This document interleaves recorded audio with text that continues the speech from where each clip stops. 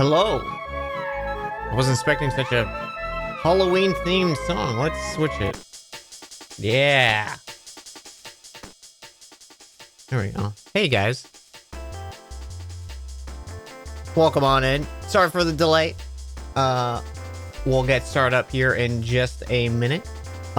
We are down a Phaley for a bit tonight. They'll probably be jumping in later in the session.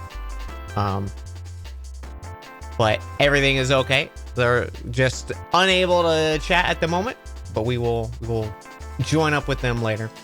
But yeah, I hope everyone is having a wonderful Wednesday evening, and I'm excited to get into it. Let's just see how our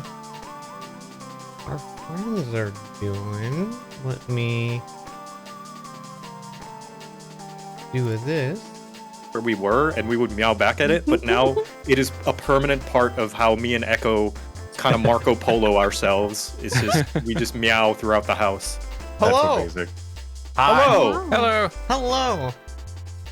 Hello. Hello. Oh, Were you talking about the thing Nicole just posted?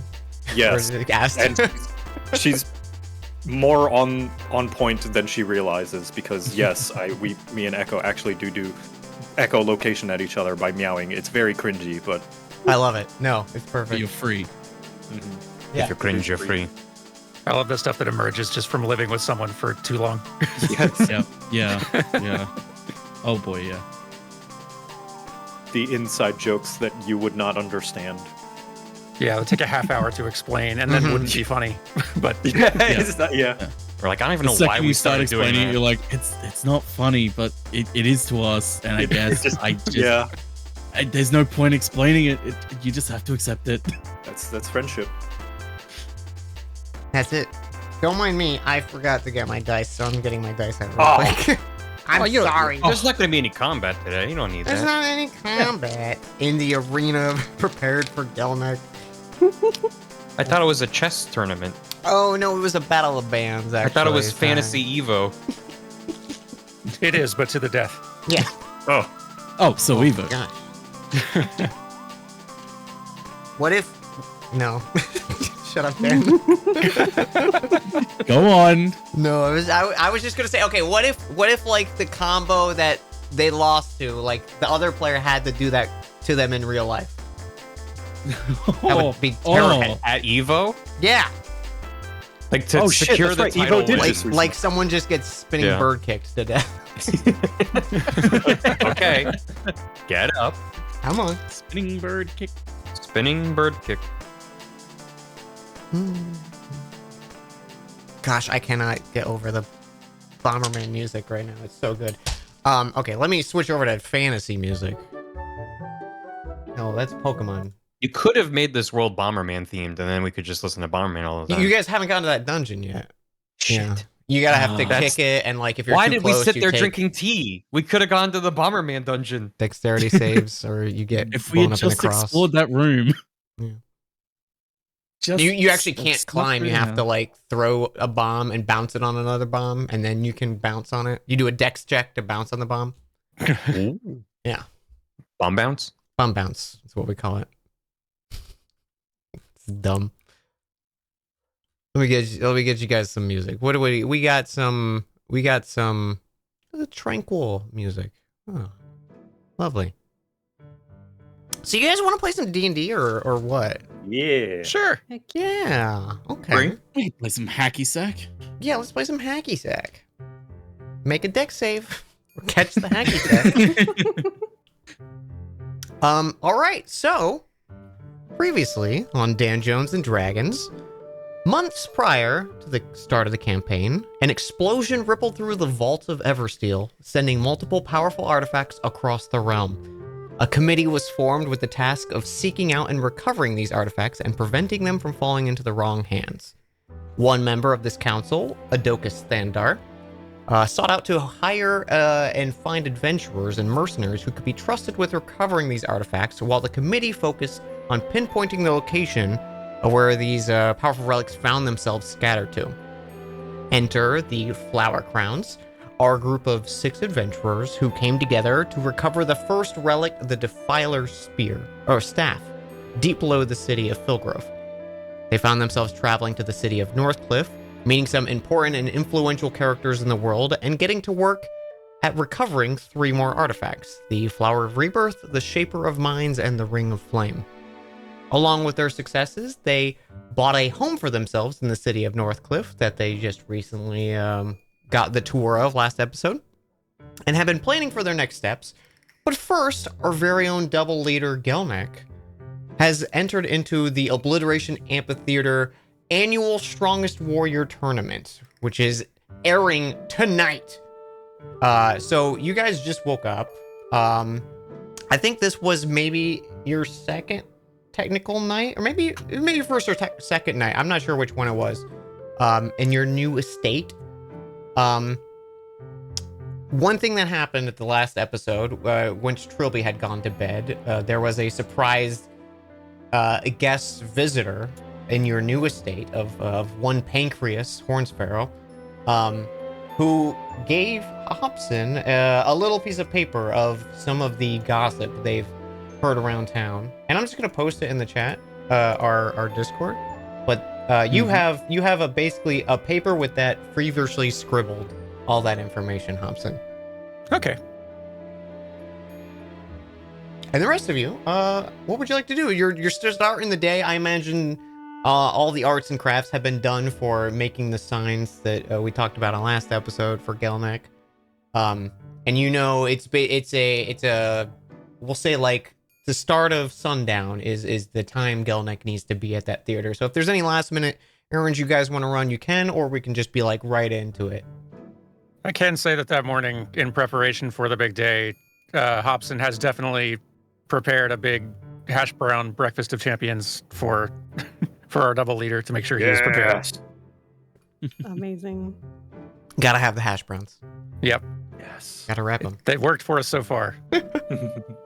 Definitely not because I couldn't think of 2 breakfast foods. And now neither can we. Yep. It's regional. And now it's canon. Oh, then Gelnek would probably wake up soon and then notice the hash browns of champions, and just be like, "Is this for Gelnek?" It is. Yeah. How you feeling this morning? Gelnek is feeling confident. He is feeling as though he has already won the tournament, Yeah. is Yeah. what Gelnek would normally say. Oh, what's the matter? Admittedly, Gelnek has not fought in front of a large audience in a very, very long time since the Ustenki, and is actually quite nervous. Oh, I see. You don't need to worry, boss. You're gonna be doing so great. What's your usual routine for preparing for a day of battle? How do you get in the zone? Well, usually we find bones of a large creature once slain before to remind us of our previous strength, that we have felled many foes before. Oh, okay. But unfortunately, Gelnek's room has procurements of creatures that Gelnek himself did not necessarily slay. Gotcha. I was gonna say, I think we have some like chicken bones from dinner yesterday in the kitchen, but I don't think that's gonna help. Maybe there's a museum in town. I guess you didn't slay those either. No, quite the predicament. But that is okay. Gelnek has broken tradition many times since banishment, so what is one more? Fair point.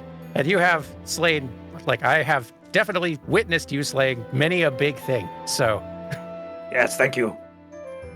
But also with Flower Crown's help, perhaps Gelnek is a little bit rusty on the solo venture of fighting style. I think it'll come back to you pretty quick. And we'll all be there. Like not, I guess, on the ground. There'd probably be some officials who get mad about that, but we'll be there and cheering you on. You'll do great. That is true. I'm sure you'll surprise yourself. Thank you. But you, Hobson, you seem anxious many times, often, almost all the time. How do you deal with such self-doubts? That's a great question. I deal with them. Mostly I just feel them and then panic, and then instinct takes over sometimes. But with time, mostly from fighting and traveling with you guys, I don't know, I don't feel the panic doesn't hit quite as hard now. I feel a little bit more confidence. So you It's been simply nice. let them pass? Yeah, I think, well, I don't know how good my instincts have been historically. I think mostly I just kind of cast a self-armoring spell probably more often than is tactically useful. But I don't know. You have so much more experience than me. I think your instincts, if you just fall into your rhythm, are going to be far, far more effective. That may be true. You, Coil, you are tall and strong and handsome and also intimidating. No. Gelnek would be very, very confused if you ever had insecurities. But have they ever crossed your mentality before? All the time. Really? Yes. But how? You are nearly invincible. I wish. But, there's all sorts of stuff you guys do that I cannot. And how do you deal with that? Not that Gelnek would know.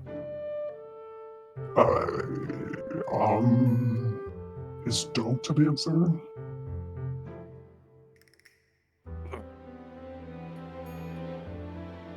Could you say that again, Coil? I couldn't quite hear. Oh, sorry. It's okay. Is I don't an answer? I suppose so. That is similar to how Hobson mentioned that he simply lets them pass by and become somewhat desensitized.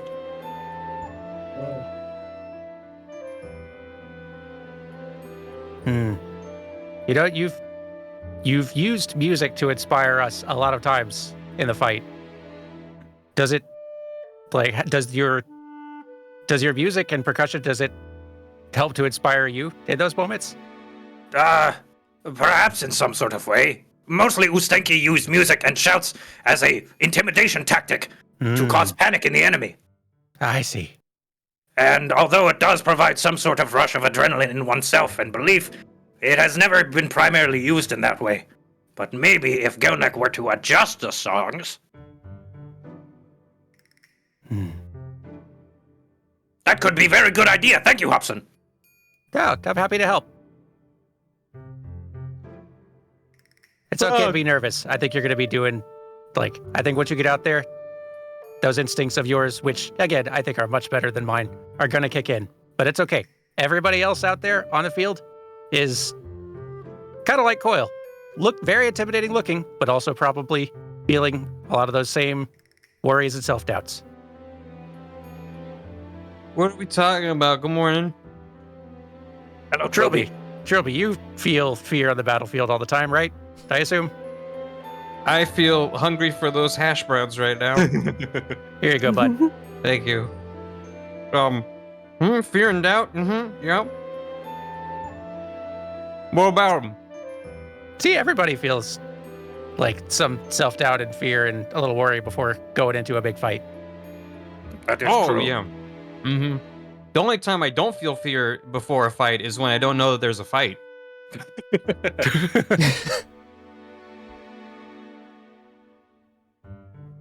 And sometimes there's just all of a sudden we're fighting and there's no time for fear. The fear comes later. What? But if you know that the fight is coming, then yeah. So ignorance. Yeah, just are you if you're feeling nervous about the fight later, Double Leader, just forget that you have the fight later. Oh, that is an interesting tactic. And Gelnek just kind of puts a mental note. You know what they Try say? sometime. Ignorance is something.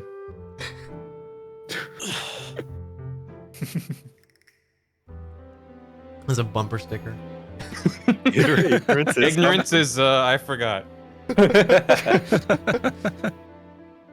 Oh, I got something, Double Leader. How about I check today's pull from the bag of many things, and what I get will be an omen for how your performance will be in the tournament.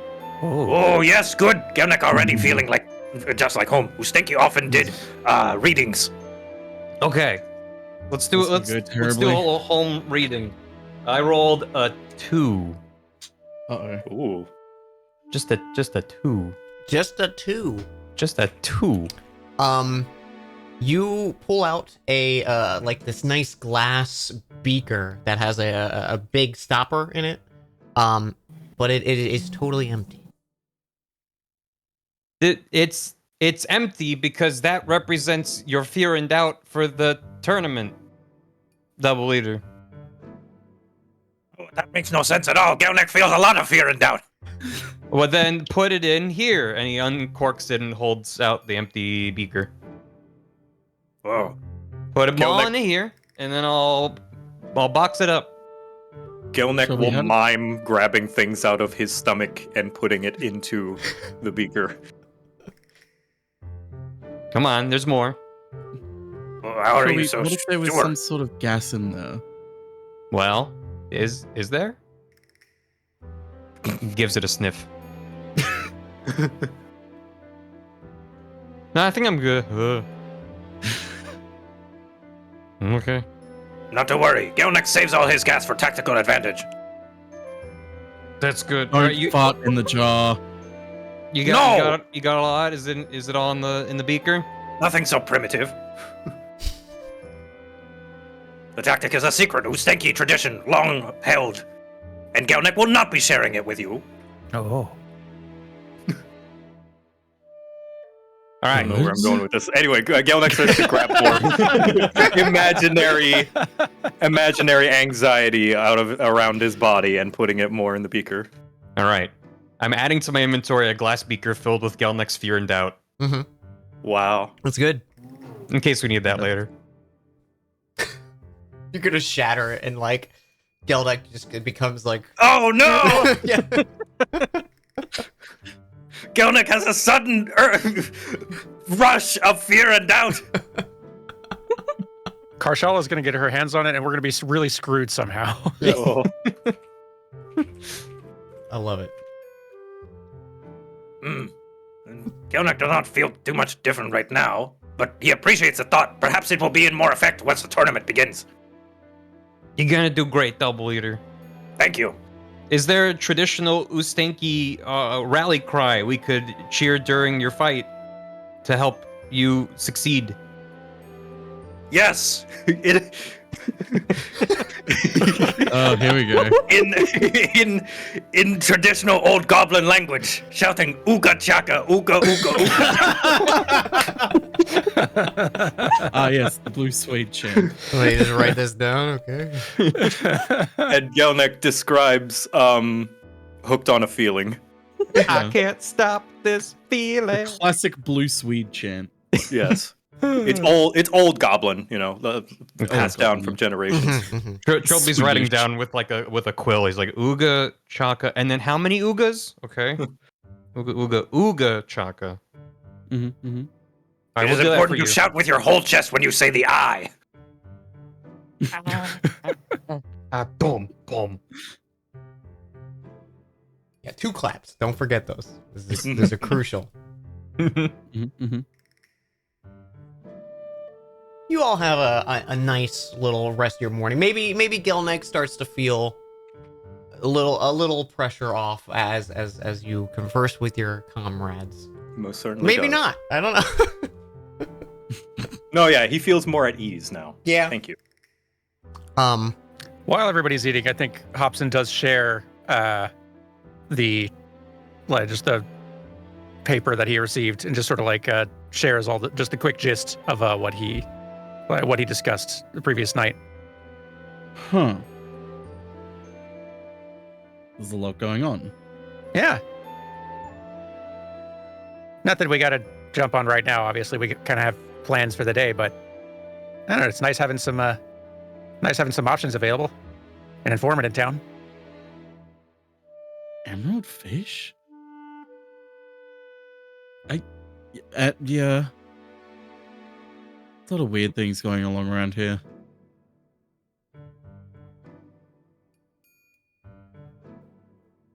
Reading the paper makes me feel like an adult. You're all just huddled around this crumpled up paper with coffee stains on it. Oh, someone already did the crossword. You did. For chat's sake, I gave them a piece of paper with a bunch of information of just gossip and rumors that Pancreas had written down and handed over to them as like a, hey, here's some gossip. I don't know if it's good for anything, but I'm being useful is essentially what it was. Yeah. I figured there's enough text here. I probably better not spend 5 minutes reading the whole thing. But yeah. It's like just lots of little 3 or 4 sentence notes about like, hey, here's a weird thing happening over here. Oh, hey, there's something interesting that could be worth looking into. Here's another thing going on over here.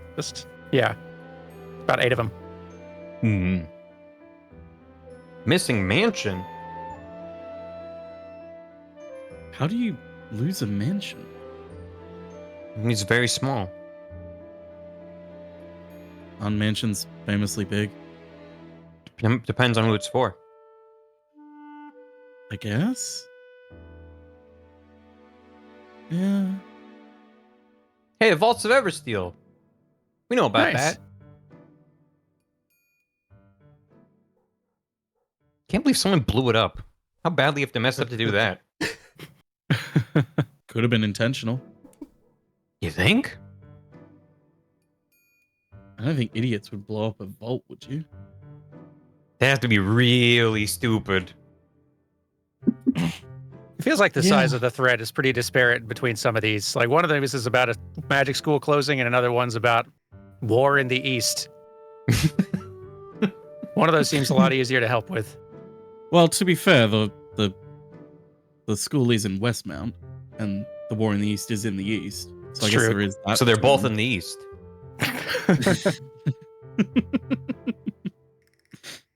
Wait, isn't that the school where we were told? Oh, Westmount.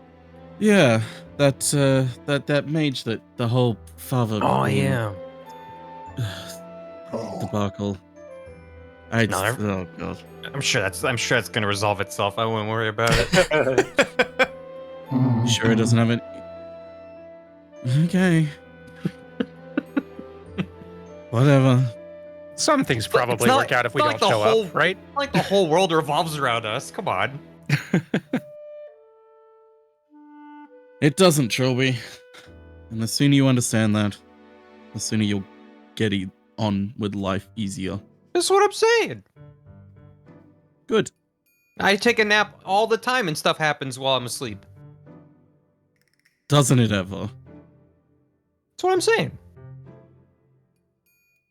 You should go to hash Doesn't it browns. ever?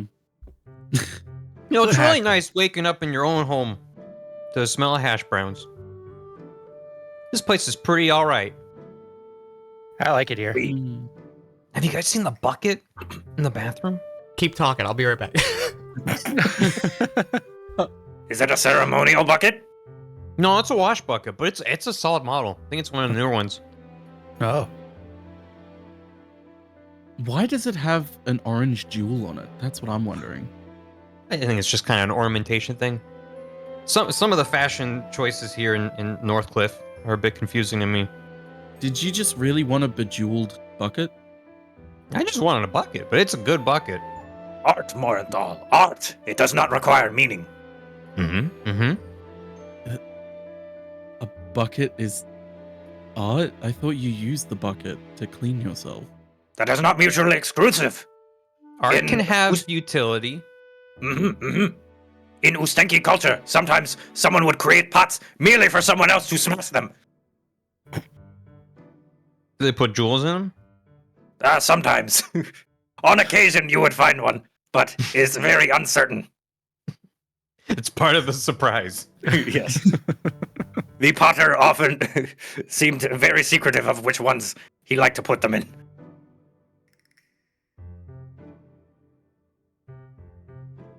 In fact, perhaps, Morenthal, now that you may have more free time, what with not having to do so much killing anymore, perhaps you could pick up a hobby.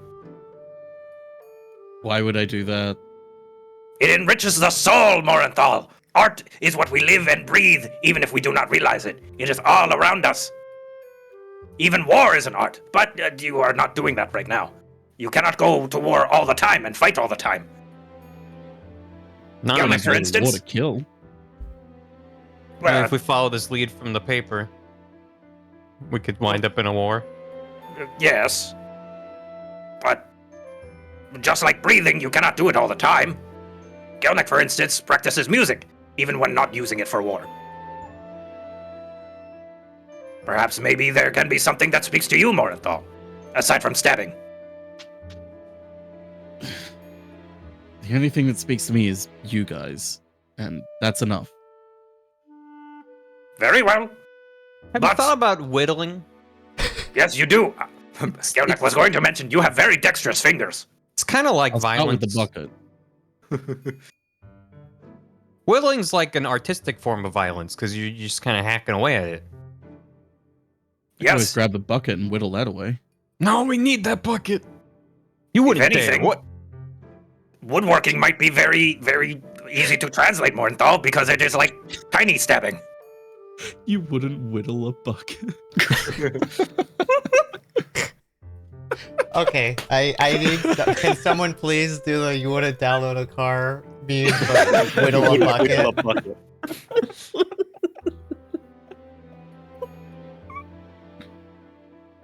Oh my god.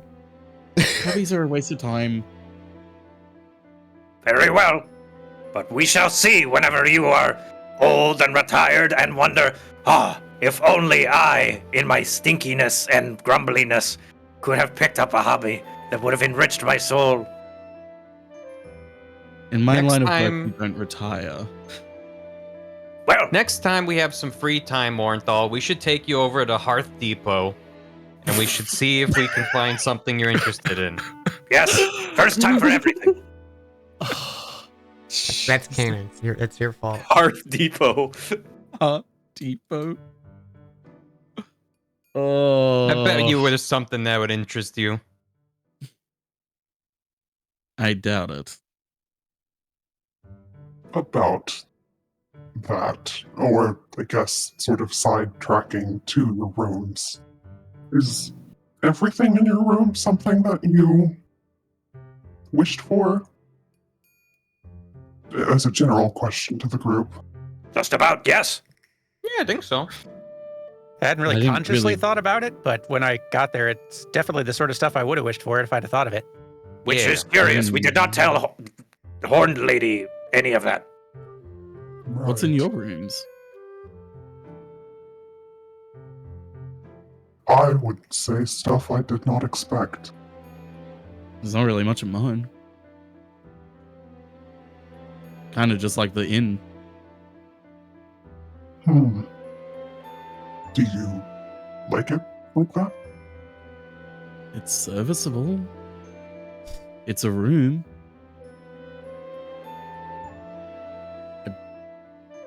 Is it meant to be more than that? That's kind of also what I thought, but mine is definitely much more than that. Oh, how so?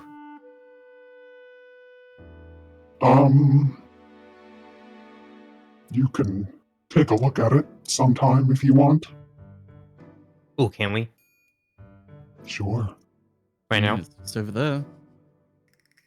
Yeah, he makes a gesture like, be my guest. Yeah, remind me what Morenthal's room looks like again. Like the starter Animal Crossing room.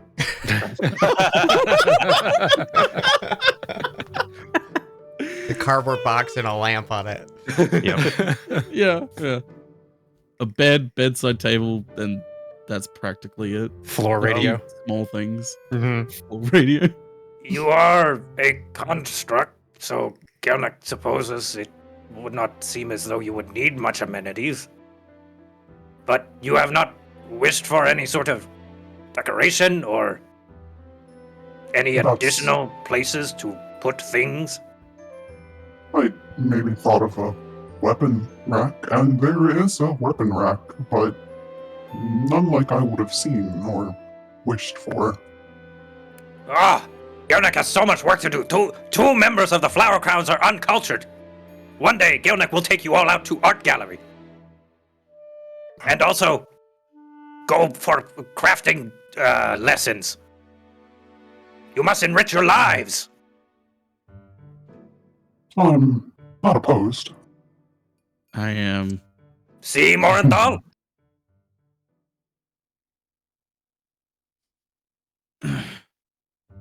Okay, fancy rooms. Got it. Hmm.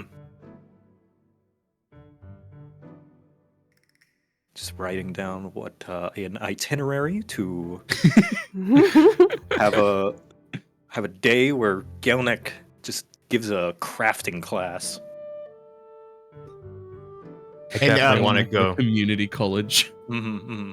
Definitely Did- want to go to an art gallery in Northcliffe. Yes.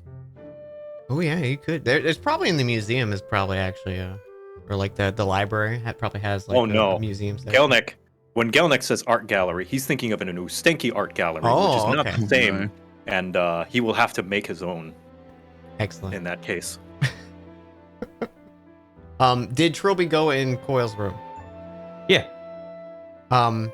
You see what Saren described last episode. It's got a lot of the Vodian accent flair throughout the room.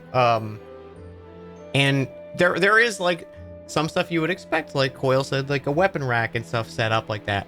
But it's definitely a lot more almost lavish than you would expect, I guess, out of Coil from the little bit you know of Coil. Yeah. And you can add or whatnot to any of that. Yeah, it's super.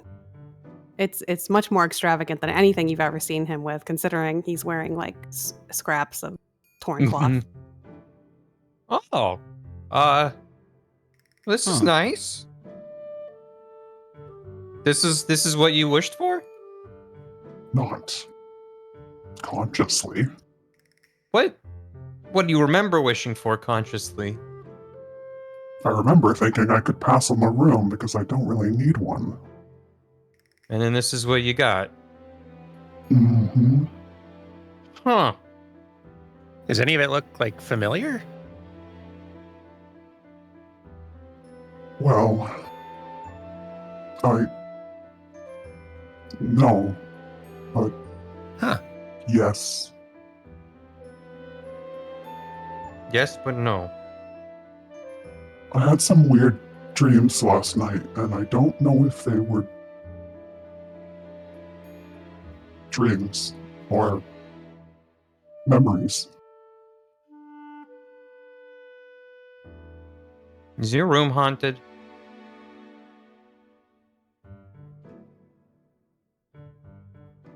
You can rest in my room if you want, Coil. Thanks. Welcome. I mean, it's nice, don't get me wrong, but I don't want Coil having bad dreams.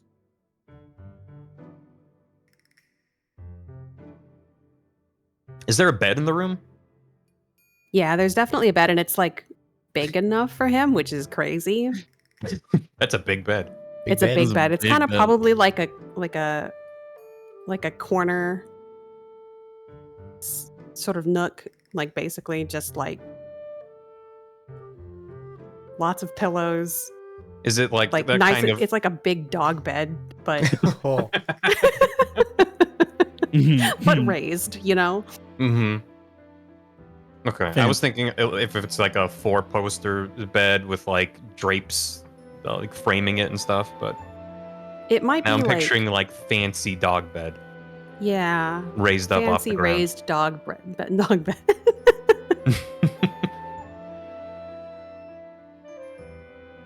Did you use the bed to sleep last night?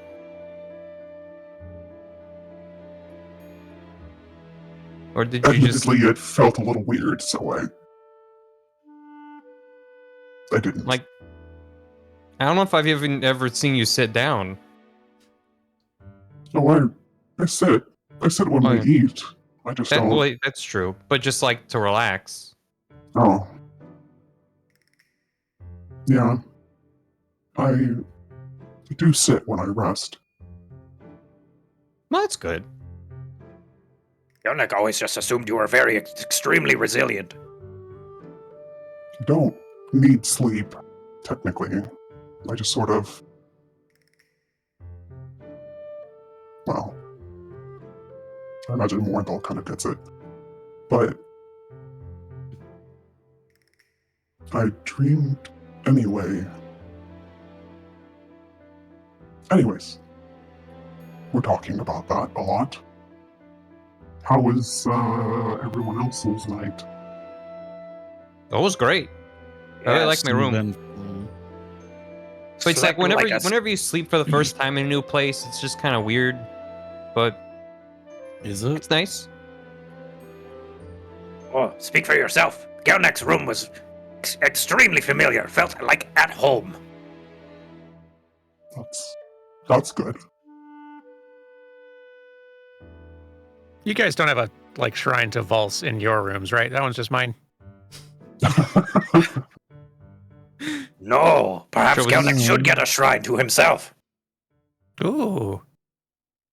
Joey just looks over silently. He snuck that one in there, didn't he? May I see it? I mean, yeah. Oh how's it boy, oh goes? boy, oh boy. Make sure the door's open so people can look in the room if they want. Is it bedroom tour time for everyone? I guess it is, yeah. I love it. We got a while to Huh. the tournament. It's true. Yeah, there is just a... Why is that in there? I've kind of just started rolling with anything Vulse related that comes my way at this point. But I don't know, he seems to like it. It's a pretty course tasteful he would. shrine, all things considered. Surprisingly, yes. I guess I should be grateful it's not the whole room. True. Remind me, what does the trilby half look like again? Or not the trilby, the Hobson half. Sorry. The Hobson half is just very cozy, sort of very homey, lots of blankets, lots of wooden furniture, nice comfy lamplight, carpets, blankets, just a very, very cozy fantasy inn type place that you might stay. Aw. That's nice.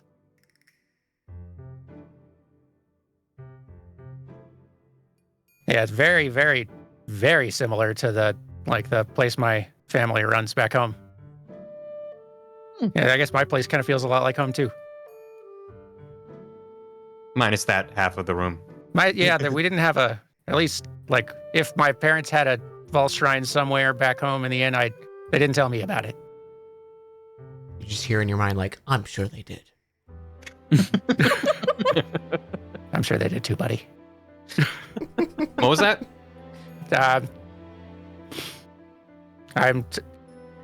It's weird. Y'all know that Vulse existed. I still feel weird having to explain Oh, when I talk, which is not your fault because it is weird. No, that's my bad. I should know by now. No, this shouldn't be normal for anybody. Yeah, it's not normal. So let's see Mornthal's room. Barry's just dropping hot memes today. I can't help it. Oh my god. The polished floor? It has a watermark. I mean, I guess. Off-white Yes. bed sheets. Oh, that's God, bone. 800 thread count. Oh my god. He even has the tag still on.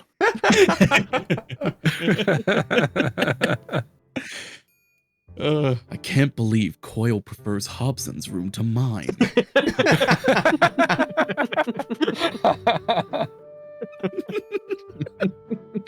Go watch American Psycho if you haven't.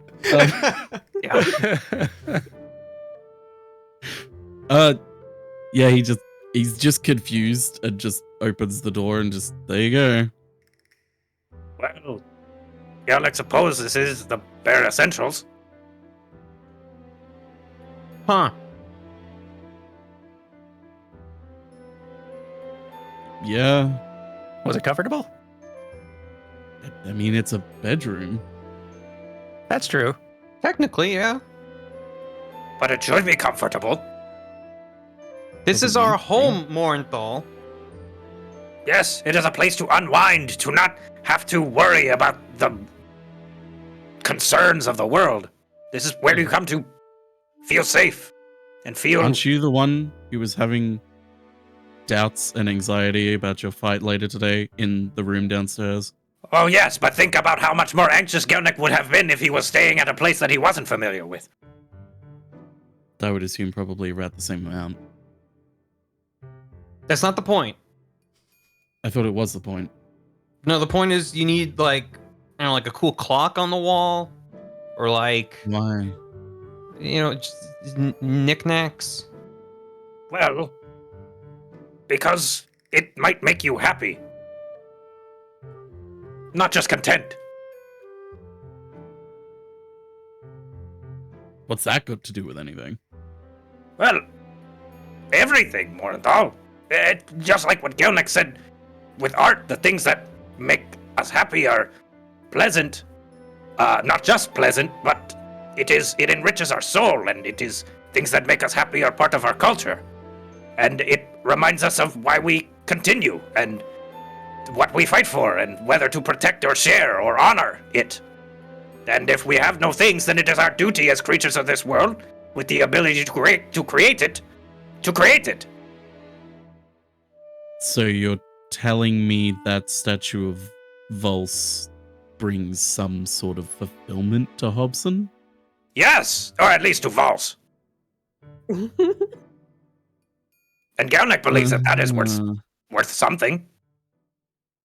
Morenthal, you kind of like take in what everyone's saying for a little brief moment, and just kind of like combing through your memory, and there's you know it as well as I do. There's not a lot of happy in there, but your eyes do glance over to your bed shelf, to the dresser that's nearby your bed, and you do see that small little terrarium and the little guy sitting there, and gives you a wave as you look into the room from the door frame as it goes back to like holding a leaf. And you just get the briefest bit of what they're saying, even though you're not really sure if that's related. But maybe. Gelnick has repeated this too many times. You'll understand it one day, hopefully. There's more to life than sleeping and stabbing. At least one or two other things. Maybe. And your bedroom is an opportunity to express that part of you.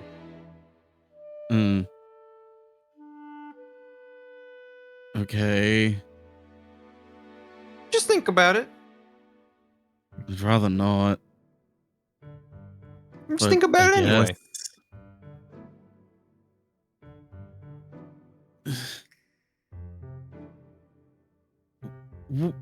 What about Gelnick's room?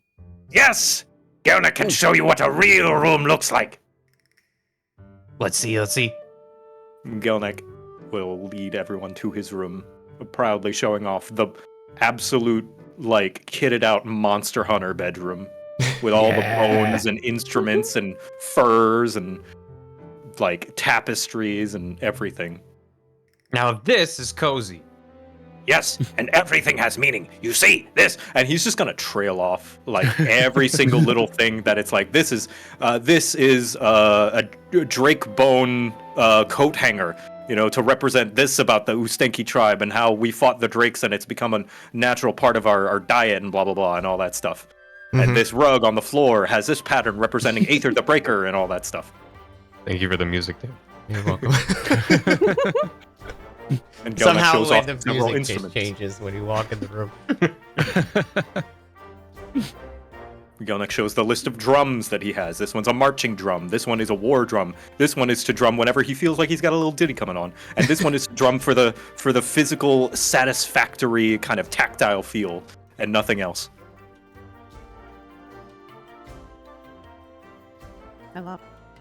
Gelnick is very proud of his room and very happy with all the amenities in it. And if he had all day just to spend in the room, he would. But most importantly, it reminds Gelnick of home. But home away from home. So that way, Ustenki and Flower Crowns gets to combine and both be home for Gelnick. Double home for double leader. Exactly. It's a lot of home. Well, there's a lot of love to be had with 2 homes. Need lots of room to store it.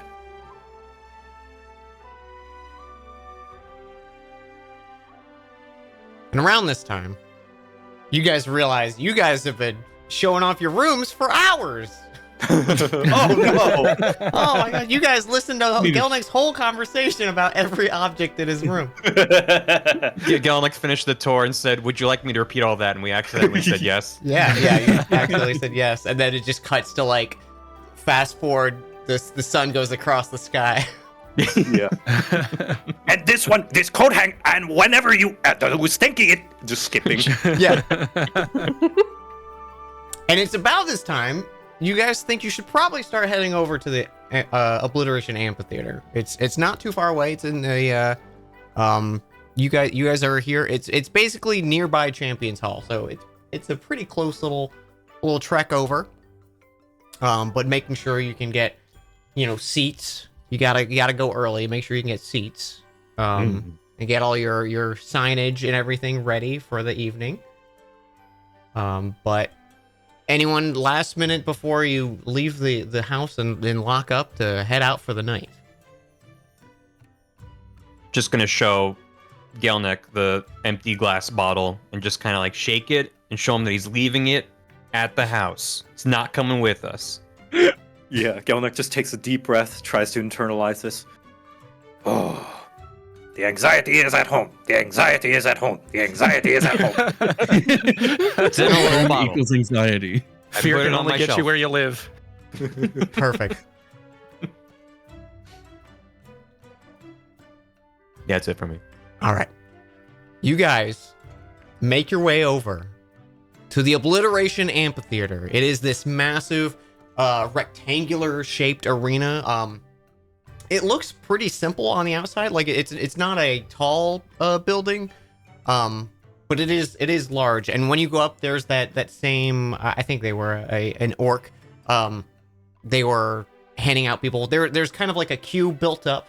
So you kind of wait for a few people. He comes up to you and goes, "Oh, Gelnick, Drum of the Flower Crowns. You can head in through the back. You no need to pay for a ticket. The rest of you guys, it's gonna be 5 silver a pop."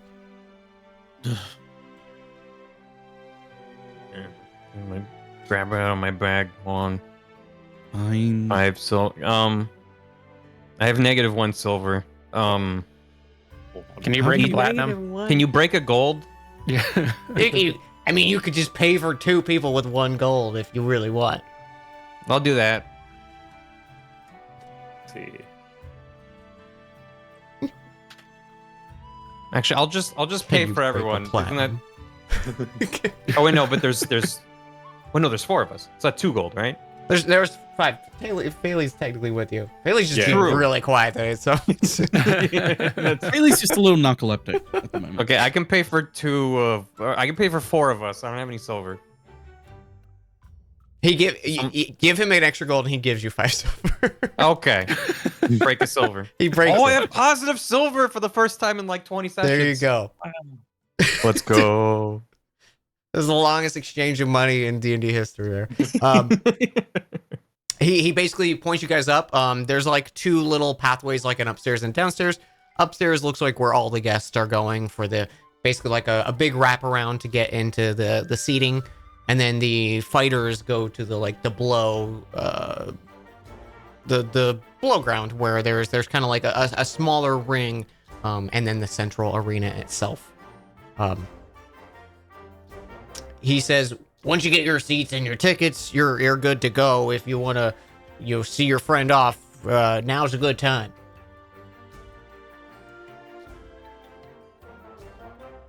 Good luck. Oh, Gelnick will not need it. Gelnick will have your Okay. cheers. Ooga chaka, ooga, ooga chaka. Yes, exactly. Remember, I with strong from the stomach. Shout from the stomach. Do not shout from the throat. Ooga, It will hurt. ooga chaka, Yes. Also good for singing. ooga chaka. He's giving it his best shot. Mm-hmm.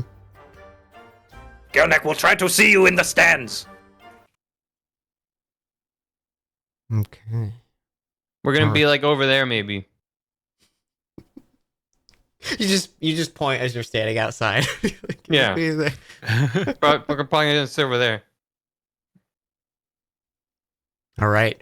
With heartfelt good lucks and determination, you guys separate as the rest of the group goes in to find your seats. We'll start with some arena music.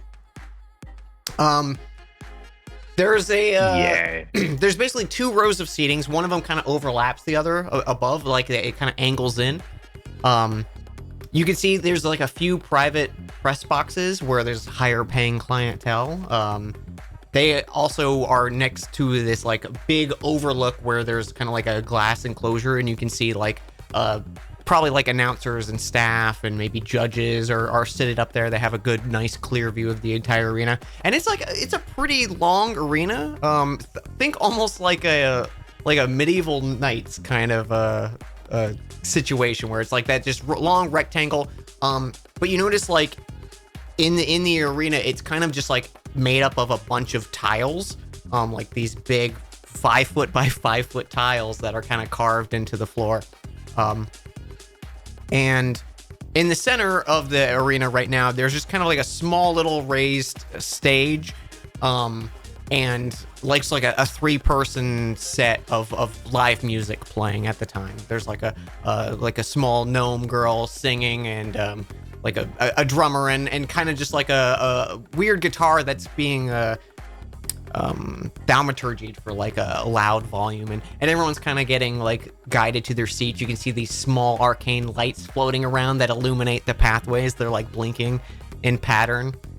All the lights are kind of focused on the arena, so it's kind of dark and you can't really like see the rest of the clientele, but it is packed when you get in there. You're having to do the like movie theater shuffle past people when you're actually finding a nice spot for the 5 of you to sit. Everyone give me a perception check except for Gelnek. Yeah. And for Kirby's Gelnek, looking out for popcorn. 6. you ooh, a 6. Wow, you guys rolling great on perception right now. For It's a Gelnek, big fading crowd. roll. I can't see.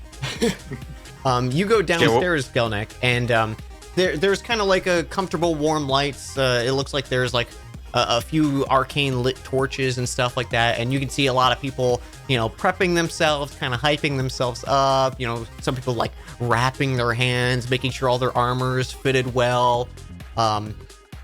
In one thing you see, there's kind of like a clearly marked like staff person kind of standing there, and he's kind of giving like talk to each of the people that come up to him, and as he sees you enter, he gives you like a little wave over.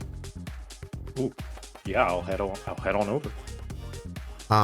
He's just like a half elf, kind of like you feel like you're almost talking just like he's a teenager, and he goes, okay, on your papers here, it looks like your Gelnek Drum of the Flower Crowns, right? Is that your stuff? That is correct, yes. Okay, so just to give you an idea of how this tournament's going to grow, it's a 64-person bracket, and it's going to start with 4 rounds of a 16-person, basically like think like an obstacle course challenge. So the 16 people are competing against each other. It's a free-for-all match, and the top 2 from each tier move on to a 4-person free-for-all fight. The top person from each of those fights go on, and then the final one competes in the final arena. It should be a good time. But we try to get all the fights in on this one night. We also don't worry about any injuries or potentially any some of our clients have abilities that they can only do once every dawn and dusk, for instance. They need 24 hours to recuperate. We have medical facilities on staff to recuperate you, to get you ready and back out there for the fight. And like I say to everyone, if any one of you or the other combatants at any point drops unconscious, you'll immediately be removed from the arena and taken care of. There's no we don't play by the loose rules of some of the more we'll say backwater arenas. You know, you'll be taken care of well here. We care about our clients and our entertainment. That is very honorable of you and puts Gelnick's concerns at ease. Thank you. Of course. Well, I'm just going through and making sure we got almost everyone here checked in. I'm just gonna give another sweep. If you need me, just wave me down. My name's Client. That's right. It's weird. My name's Client, and I'm working for clients. Anyways, just wave me down. And he kind of just continues on, and you see he immediately goes and talks to another person who's standing nearby. I'm a name so strange, just like that time Gelnick met barber named Butcher. His name definitely was Clint, and I just misread it as Client. But his name's Client. So for the four of you, or the five of you, Yeah, Gam brought up a good point that Faley should have a role. All right, I won't pull up perception. Faley sheet just because it'll pop up on screen, but I'll roll a d20 here. A 2, and I don't suspect she has higher pluses than Trilby. Don't doubt it. Not enough to do better than that. Yeah. Okay. So Trilby, you see, I'm looking for a popcorn vendor. you do actually see a few vendors. There's some glizzies. There's some what? popcorn. There's even some merch. And it's like Obliteration Amphitheater, and it's kind of like a circle, like a dome, but it's like a little like stick figure guy who's like split apart, and it's like the blood makes the circle. It's a cool logo, and a few people got it in the audience. Yeah, very violent. I mean, it's called the Obliteration Amphitheater. Yeah, that's right. One thing you do notice, and it's possibly because it's not as crowded, but you see those press boxes there that have a few higher paying customers, and some of them are pretty busy. There's like maybe like up to 10 people in some of them, and like you can see they have drinks and they're getting a little bit nicer treatment and stuff. And you can see in one box there is a lone figure, arms out at their side, like they're laying against a couch, and their arms are both propped up on the edges of the couch, and they have like a nice, like some kind of like a martini in their hand. You see a very familiar cobalt dragonborn with an elongated neck. Zoran Enketeller is there watching. You do notice he's not wearing any like armor or gear. He does not look like he is participating in this event. He's kind of brooding. Like if you wanted to give a read on him, that's kind of the impression you get. He doesn't look happy about where he is, and he's just kind of just looming. And like you see a wait staff come in, and then he just kind of like shoos him dismissively away. And he's rude to wait staff. Yeah, I know, he's the worst. But you guys find your seating. The musical guest ends, and the gnome goes, thank you. We were gnomed out. Please look us up. You know, they played their hit single, I'm Just a Gnome.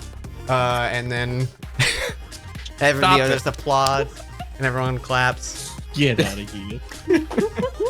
Get off the stage. And out walking on the stage is a small halfling man. He's kind of got like these nice big mutton chops and a top hat that's kind of like color-coded themed to the same logo you saw with the Obliteration Amphitheater. And he kind of taps a wand in front of him, kind of like towards his neck, and his voice booms out. And he basically gives you the same spiel of like what the event is going to be. The 4 rounds of 16 free-for-all of an obstacle course, and then it'll be 2 matches of 4 combatants free-for-alling. And then the winner from each of those goes on and competes. And he lists off like a few names of like some some people that are in the audience. He actually mentions out, we have our very own Zoran Enkenteller coming down from Dragonhold. Everyone give it up, and there's applause. And one of the things he says, 3-time reigning champ of the Obliteration Amphitheater annual Strongest Warrior Tournament. That's right. It's Skyos Meyerworm, and there's a huge applause. And you see a few people like raise up some like posters that you guys made. And there's kind of like a crudely drawn stick figure guy, but he's got like you can see there's like horns and like he's like breathing like fire, but it's blue. There's cool little drawings, and there's like a good sizable fandom of this Skyos in the audience. But he kind of, How do you spell his name? Scaios. Scaios. Got it. After the crowd kind of dies down, he says, if everyone will get to your seats and prepare for the events evening, we'll be starting the first match. The first 16 will be coming out on stage. And I hope you guys have a wonderful night. And there's a few applause and clap. And he goes, let's give it up for the first 16 contestants. And Gelnick, you're one of those first 16 contestants. What are the odds? Ooh, wow, look at that. You can see on one side of the arena opens up, and you can see these 16 combatants come out, and there you can see your friends. You see Gelnick walking amongst them, and you basically get put in these almost like 10-foot wide like arenas, and you can see as they get in place, those 5-foot tiles, you see them like stone shift meld into different patterns and arrangements, like in a ripple, where the entire arena changes.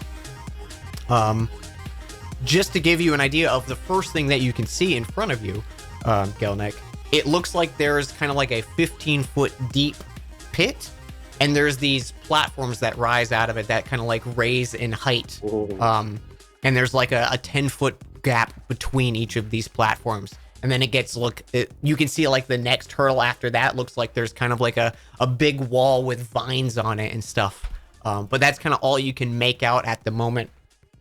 And the announcer comes on and says, like, the top two from each of these rounds will be moving on to the semifinals. The object here is they just simply need to get to the end and grab the golden button. And he holds up this button, and it's just like the logo of the Obliteration Amphitheater, and it's like it's a spinning coin, basically. I don't know why I said the word button. I was thinking like a shirt button. Yeah, I was thinking the same thing. So you basically, like, the people in the far end of the audience, you can kind of see just spinning over like a section of just flat grassland. There's these 16, or there's 16 little glowing golden buttons at the end. And it says, the first two to grab these buttons will be moving on, and then the rest, well, thanks for coming tonight.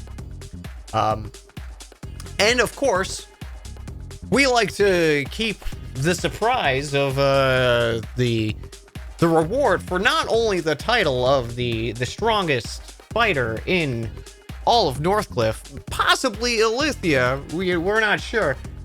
But if you win, not only will there be a 5,000 gold cash prize, but our friends over at the Forge and Forestry have promised a free enchantment of your choice. That's right, or you can take an additional 1,000 gold if you want it. he starts to like mumble the last little bit of it. But everyone kind of hushes up. The kind of atmosphere tenses for a moment. And he says, contestants, are you ready? And you see like a bunch of people give thumbs up, and applause starts to build. Do you do anything as you're getting ready here, Gelnick? You can cast stuff. You can see a few people are prepping themselves with things as well. Oh, ooh, what do I have? Yes, I have two things. One of them is more useful than the other. I don't know how useful it'll be.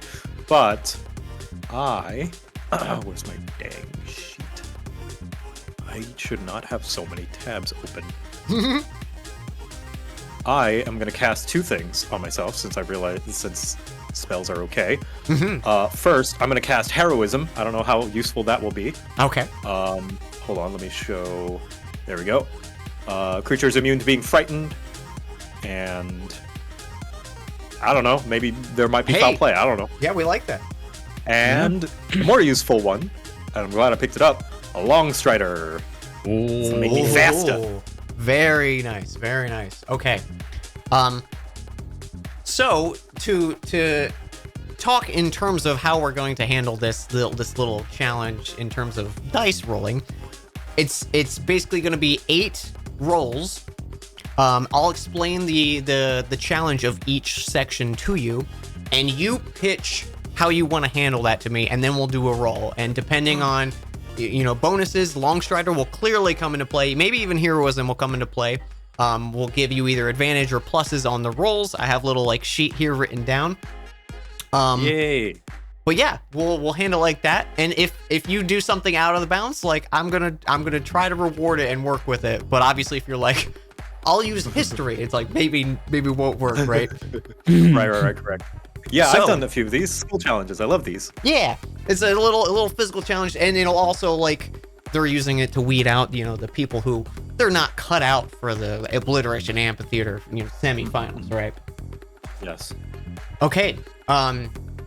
So you see up in the booth one of the announcer guy that with the halfling with the top hat kind of raises his hand, and you can see all those arcane lights turn to the arena, and they start they flash a red, a yellow, and then a green, and there's a buzzer sound, and everyone takes off. So for this first one, like I said, there's a 15-foot pit, 4 jumps between these platforms. They're 10 foot apart, so it's a 40-foot gap total to the next the next challenge. How do you want to tackle this? I want to do it the old-fashioned way. I'm going to try and use athletics to just launch myself a good distance so that I'm not struggling to reach the platform. Yeah, just that, if that's okay. Okay. I'm going to give you a +2 on this for Long Strider, just because it'll help with the speed, and I imagine some of that speed's going to transfer to jumping range. So, yeah, that'll be a 19. that is a success. So the way this will work also is a nat 20 will be a +2. A success is 1. A 10 is 0. You kind of just stay with the herd. Anything below a 10 is -1, and a 1 is -2 to your score. So I have everyone's score. I already rolled because I don't want to roll 16 times at the start. But you start first round with a 1. So if you want to describe how Gelnick leaps across these, but you do it deftly. Yeah, he leaps around like the Hulk. You know how he just launches himself in the air and throws his legs forward and does the little arm thrusty Yes. thing. Yeah, he jumps around like he's the Hulk, even though he's small. I love it. You clear that 4th jump and land, and there's kind of a small little slope down where you can see this large wall that's about 30 feet high. It's covered in ropes and vines, so it's clearly easily climbable. But you got to get up at some point. Okay. Is this another roll then? This is another roll. And All right. however What you are would the like to challenge rules? it. What are the rules on interfering with the other contestants? So you can see it's kind of like how in swimming in the Olympics, it's just there's a line dividing. Your own It's basically lane? like Okay. that. You realize when you were being talked to by the judges, there is no rules against play against other players. It is fair game. It is simply, here is your lane. You should probably stick to it because that's your lane, but you can do other stuff. Okay. All right. I'll keep that in mind for later. But for now, Feel free to argue against this, but could I potentially use performance to Cirque du Soleil my way up the rope, as Gelnek may have seen some circus performers just kind of do that sort of routine, but like try to, I don't know, pole dance his way up? I don't know, like, he's like, oh, they move so fast and fluid, maybe I could try that. You know what? I'm gonna give you a +2 to this one because you're a bard, and I feel like especially Ustenki music is a very physical thing. So I imagine some of that translates for sure. Yeah, you use your whole body. I like this. Cool. All right, here we go. Performance is going to be with a +2. +2. Excellent. That is another 18. one. That's another one. We love to see it. So, and while he's climbing as well, he's going to shout, just, Strong is the arm what swings the stick, thick is the drum that endures it. My stomps cry loud and shake the earth. Victory, my noise will secure it. I love it. Okay, I'm just giving you advantage to your next roll, no matter what. Yay! Actually, I'll save an advantage for your choice. You have inspiration there. We'll say that. Awesome. I love it. You get to the top of this cliff. You can see it's a steep slope down now, and there is a like 10-foot long pit full of thorns. After the thorns, it looks like there is just a big vat of open water.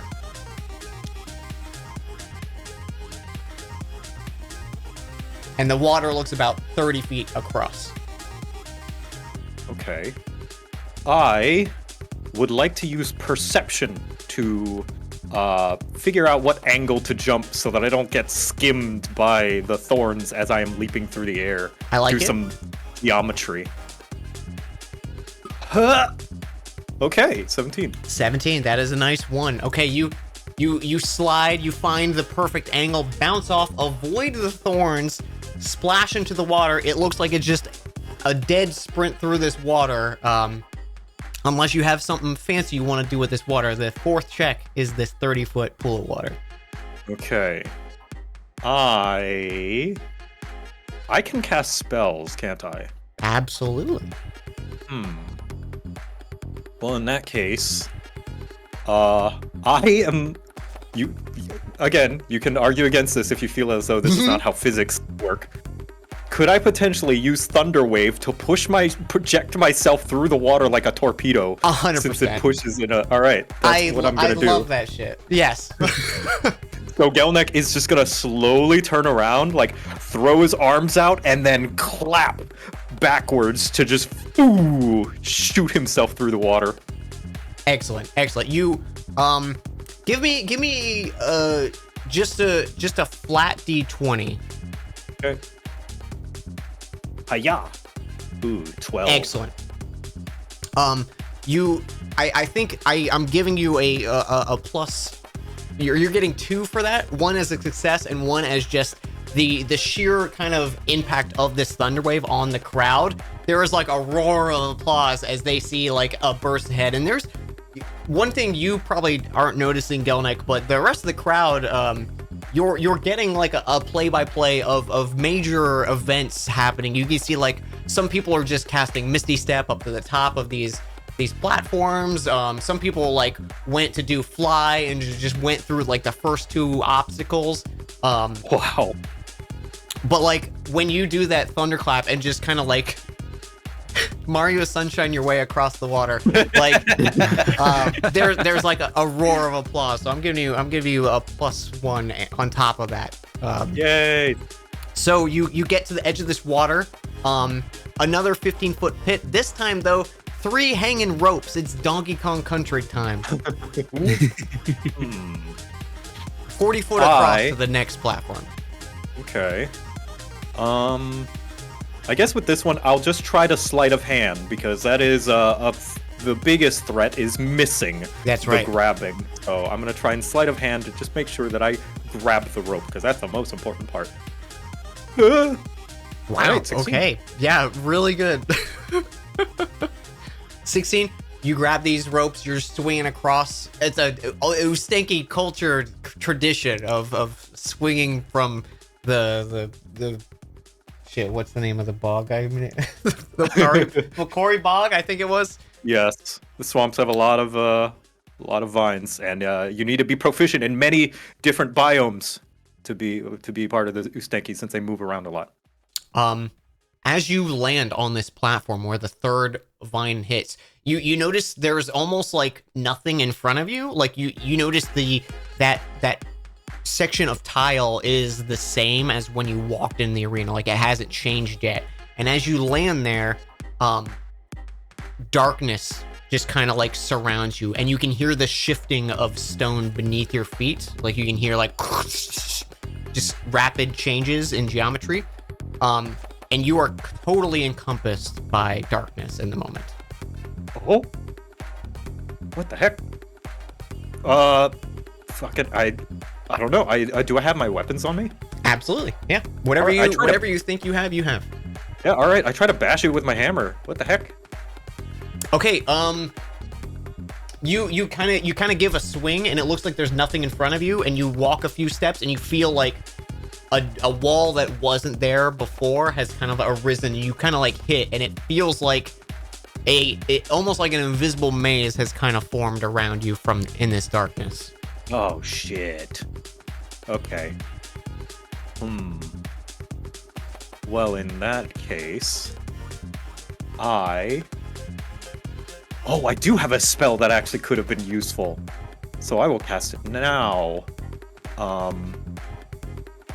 I'm going to cast Guidance on myself. Give myself a little bit of a bonus. And I guess I will use Insight. Is Insight only for like people? I'll allow it for this situation. If you give me a pitch for it, I will allow it. I'll let you choose whether this is Insight or Investigation. Just basically doing the maze method of hugging the wall. Just like trying to guide myself. I guess investigation in that aspect would probably work better. Okay, yeah, I'll do investigation and I'll roll a d4 from my guidance.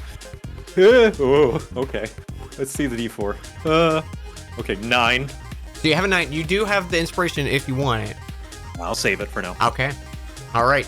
It takes you some time. You're kind of fiddling around. But you do get through the darkness. The next thing that you're greeted with is as you kind of step through the darkness and you see that almost like simple path now is like totally unobscured by darkness. But in front of you has erected a hedge maze. It looks like these walls are about 20 feet high. And it's just like this thick bramble that just looking at it doesn't look like you're gonna be able to squeeze or force your way through it. Okay.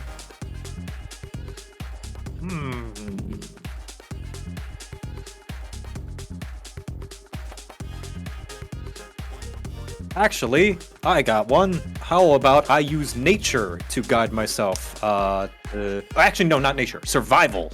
I love it. Basically, using his compass, his inner compass, and just kind of orienting himself to always be facing in the direction he has to go, and just remember, okay, no matter how many turns I take, this is the way I need to go. Perfect. And, I'm gonna give you a +1 to this one. Oh, hooray! Awesome. Oh, Hey! Oh my goodness. Galnix had to Incredible. do some tracking before. Let's go. You do the age-old keep your hand on the left wall. You don't miss a beat. You get through the maze in rapid time. Like when you get through there, you realize that line that was kind of like dividing all the players has ended, and you can just see in front of you is like a 70-foot gap between you and these 16 golden buttons. It is just like open flat plains, it's just natural grass that has been growing, even though it's just currently been created. And it's just a dash. It's just a mad dash now. You notice you're the first one out of that maze. Hey, all right. That's our double leader. And as he runs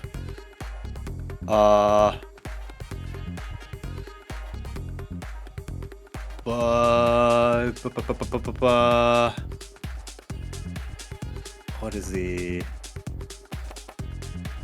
I'm sorry, I'm just trying to.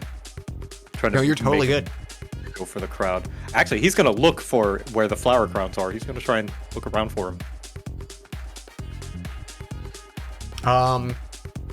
You kinda can just skim give the me crowd. like I think you kind of look through the crowd maybe a little bit, and I think you can see their signs. They made signs, so I Yay! think What it's are easy enough to. What do you guys' signs look like? I wrote it down. Let me grab it from last time. My sign says, "Go Gelnek, break their Gelnek," but not actually because that's probably a crime. Good. And the Hobson's- opposite side says "Localized Mother 3." And Hobson's sign says, well, in theory says like Gelnek wins or we riot, but just like given his height, like and the height of the people around him, basically like a little bit of Gelnek is about all the text anyone can see. Yeah. Oh no. It says Gelnek wins or. Gelnek wins or. We need to get eyes on that. Or what? Morenthal's just says win. In like really thin marker too. Yeah. He didn't even Yeah, make yeah, like yeah. bubble There's a letters or pen, anything. just like a Yeah. ballpoint pen. Really? In the Massive corner. sign, just tiny text, just win. Yeah. Perfect. What about Coil? Did he make a sign? God, I don't know. He's probably just picking Hobson up. Yay! Yay! Hobson is his sign. Good. And Gelnek will wave at them as he's taking his, I don't know, victory stride. Yeah. Unless, And you unless he have needs a to roll +2 on this check, which honestly you probably don't even need to do because you have Longstrider on. So it's just kind of like, well, just out of curiosity, because I want to see how good you do here. What role do you want to do for this? Just mad dash. Probably another athletics, if that's all right. All right. Yeah. Ooh. And a +2 on it on top of it, so you're +2, 14. okay, That's a 14. success. Okay. Oof. Okay, so. I'm worried about my luck. It's gonna run out eventually. Some good rolls. Mhm. Okay. So as you run up, you grab this button. And as you do, you can see a few other people start making their way through the hedge maze. Like you had a massive lead over them. One person you can see is this female half elf. She's got like a pixie cut blonde hair. And you can see her, she's wearing like this heavy tabard on that has the symbol of the molten hammer, Rudros, on her tabard. And she's carrying this like huge mace, and she's like, you can see she's sweating buckets as she's running in this like hefty armor she's almost got on. And she comes up and grabs the other one, and as she grabs the second button, all the other buttons kind of like vanish, and the platforms kind of just retract. And you can see the rest of the combatants like all standing just scattered around like, oh shit, we fucked up, like we didn't make it. And over a loudspeaker you can hear the first two moving on to the next semifinals. We have the drum of the Flower Crowns, and there's a huge audience applauding and everyone's clapping. And joining them, the Mace of the Forge. And then you can see this woman raises up her mace, and there's a bit of applause. And then there's like a kind of like, we'll be back with you after this intermission as we reset the like and kind of all the combatants are kind of ushered off the stage, and you can see a few people pretty like dejected and sad and like, oh, why didn't I do the thing? Just to give you an idea, your total was 8 points.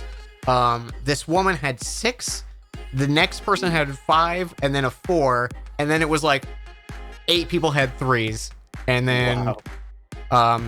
One person did have a -2, and I felt bad. For Oh, them. no. They- I poor rolled guy. like 2 crit fails on their checks, and then I failed like Oh. 4 of their checks. It was terrible. He keeps missing the Donkey Kong check. Yeah. Back. It was Like, they had a bad man. time. It's like He the was looking first for hidden level of barrels. Takeshi's Castle. Yeah. exactly. Yeah. Gelnek is gonna cross the like lines over to the half-elf woman and like Mhm. extend a hand. Well played, opponent. She's out of breath and she goes, "Not bad yourself. Pleasure to meet you. Good job out there. Name's Daphne." Daphne, likewise, good job to you too. My name is Gelnik. Well, I think we might be up against each other. I don't know how they're gonna split the 4v4 or the 4 free for all. You know, I keep saying 4 free for all, and it doesn't make sense, but that is what it is. Yes. She said that, Gelnik- and Dan said that. It's a Yes, free of course. for all. And if you Number are strong 4. enough a warrior to make it here, Gelnik is looking forward to seeing how you fight. She kind of gives you a look up and down, and she says, "I wouldn't be opposed to, you know, maybe if we are in the next arena, maybe we could keep an eye out for each other. I think I could have some potential aid thrown your way if it looks like you can maybe do the same for me." Gelnik is not familiar with the nuances of the rule set. Is that allowed? I think it's going to come down to one of us getting through, but if the other 2 people are, let's say maybe not, we don't have a good answer to them, I don't think there's anything wrong with that. Very well then.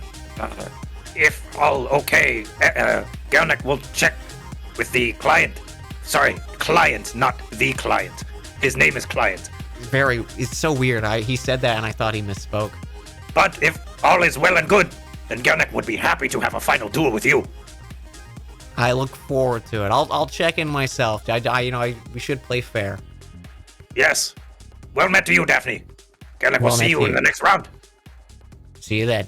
She gives you a wink, and she kind of just stands and continues to catch her breath for a bit, before the kind of the lights in the arena dim a little bit, and there's kind of like the stage lights turn on. They're like, well, intermission for 10 minutes, before the next kind of few sets of fights go out. In that time, Gelnik, you do visit. You realize you and Daphne are greeted once you exit by these clerics of the Dawn Maiden, and they give you basically like a full refresh. So all spell slots are refreshed. Hey. Anything you used is totally back.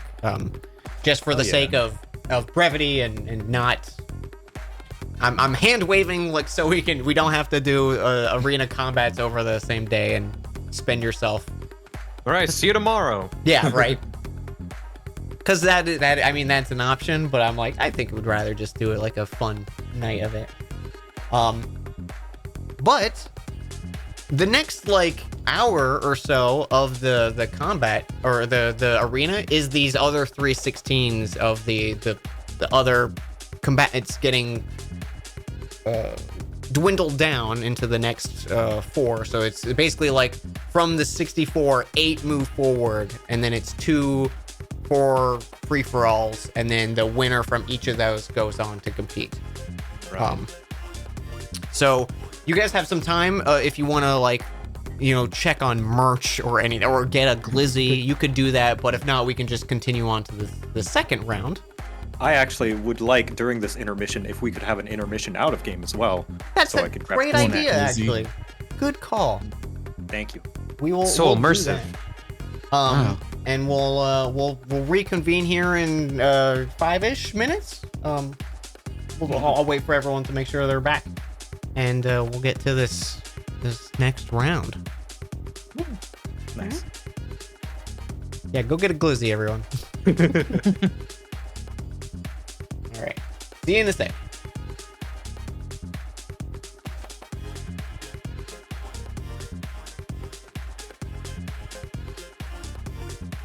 Hey, chat. How many NPCs did I need for this? That's for me to know. A few. I spent a lot of my time making Client. Yeah, he was put a lot of work into his character sheet.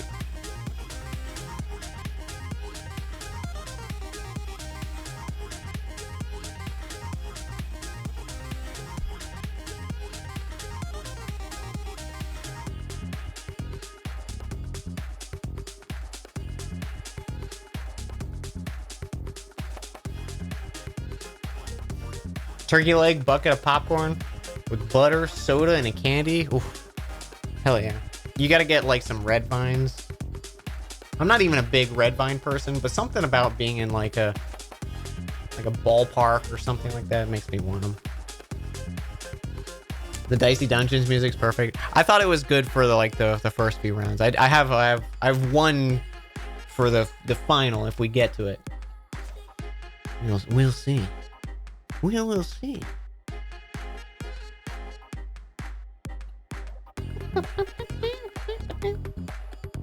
Client's the key to all of this. Listen, you gotta understand, Client, he's the key to everything. I should have given him Jar Jar's voice.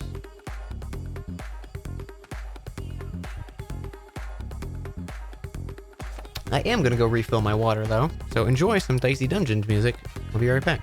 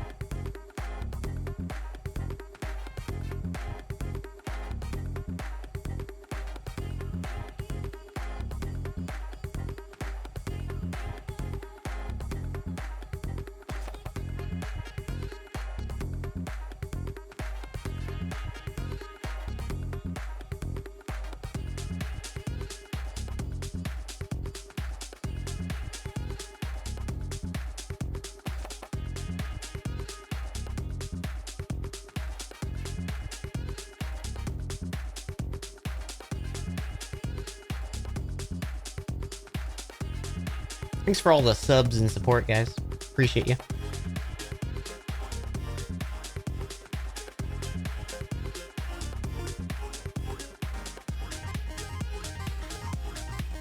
So, the AC came in today, like a few hours ago, and I was setting it up. And got everything plugged in, got it set up, in the mounted wall thing and everything, and I was like, okay, turn it on. Nothing. Didn't turn on, wasn't getting power at all. Spent like a good hour trying to like troubleshoot this thing. I was like, okay, maybe it's only activated by remote, and I like had to go find AAA batteries because I had none to get it going. The remote was working, but it wasn't powering on the unit or anything like that, and I was like, oh shit, like did something happen? Like I apparently have the worst luck with AC units. And then I checked the plug, and the plug has like one of the trip and reset toggles on it.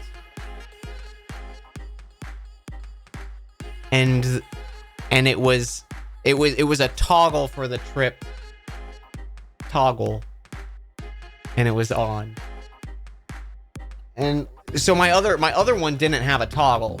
It would trip it, but it would immediately restore power. But it was a fucking toggle.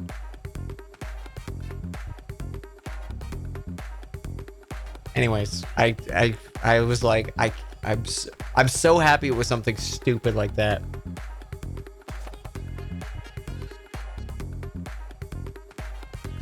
But it is very nice. It's very nice having actually cold air.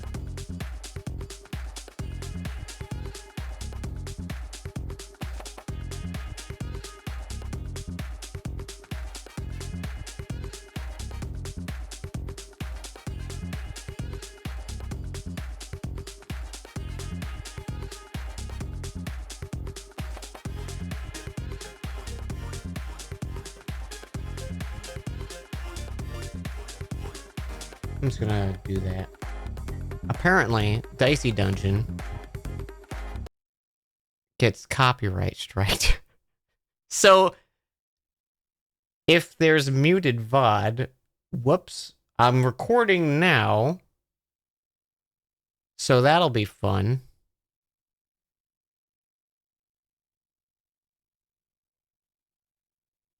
We'll just go to some like what else I got?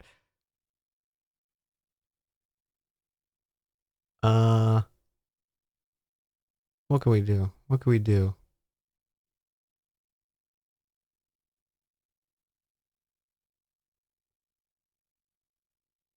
Man, that's a bummer that does that. That'll get immediately claimed. What am I doing?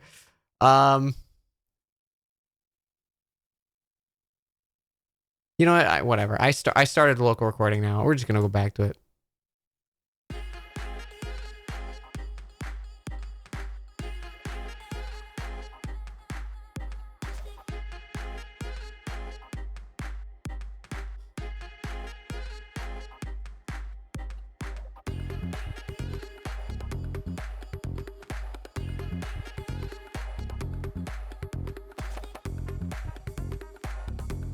Oh, hi. Oh, Hello. hi. Hello. Everything's totally fine. Yeah. Everything Yeah? is fine. Everything's totally fine. Sweet. I did start the local recording just in case. Okay. Hopefully it I won't only be an just issue. thought about But it. yeah. Fingers We'll crossed. just have to remember to everyone remind Dan at the end of stream to export the VOD immediately. Yeah. I'll Sometimes I'll be delays like, can be mods. keep the stream going until like I have the page ready to export and just click it and hope I Yeah. can get lucky. Yep. Good to know though. I wouldn't have expected Dicey Dungeon. That's a bummer. I know. Right? It's very weird to me, but Yeah. if you do get hit with a claim, you can try appealing it and see what they do. Yeah. Being this is like the only VOD I usually care about keeping. I would Right. probably be like, hey, there was other stuff going on. Is that okay? Yeah. Okay, is everyone good and back? Got your new drinks, bathrooms, Yes. all that? Yeah. New bathrooms. Mm. New bathrooms. New buckets. Shout So out yeah, to- so does anyone want to do anything in the brief interlude, but while the other combatants are going on? If not, Joey's I definitely see. gonna wait in the merch line. oh yeah, what merch again? Oh, he doesn't even know. He just saw a big line. Yeah, what merch is available? It's truly British. There's foam fingers, but they're like instead of like just a finger, it's like a beholder eye, like, and Oh, the no, thank eye you. has the logo in it. Too soon for beholders. Oh yeah, Oh. maybe you're a little scared of it. Yeah.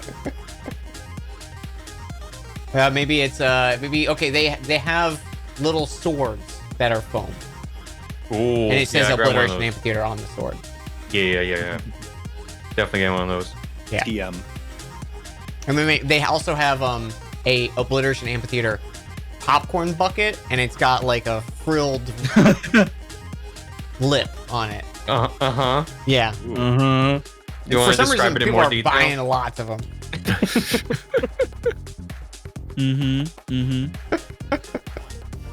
There's also Yeah. you can see the Gnome Doubt has a small setup. And they have their They've got a stuff. t-shirt Yeah, they got their stuff. and going. like table set off the side. This is a lead singer getting prepared to go off on a solo career. Yeah. It's You can the, tell there's tension in the band. it's Gwen Stefani, but it's Gnome Stefani. A-E. Oh, here it comes. Here it It's- comes. with apostrophe. Like, it's fantasy Stefani. Stephanie. There you go. Gwen Stefani. It's just Gwen Oh, Stefani. it's but, yeah, Gwen. without the oh, E's, that's it's apostrophes. incredible. I love it. But yeah, they have a few little merch things and food and stuff, and maybe they have like nachos and some drinks. They've got some ale and wine. Yeah, Nothing Hobson too definitely crazy. grabbed like an overpriced stadium ale. Oh yeah, it was like a platinum. Whoa! Jeez. It's in like a plastic cup, and you can see they do the thing where it like the bottom actually goes up, so there's actually less. Oh my god. So It's predatory. extortion. Brutal. Yeah.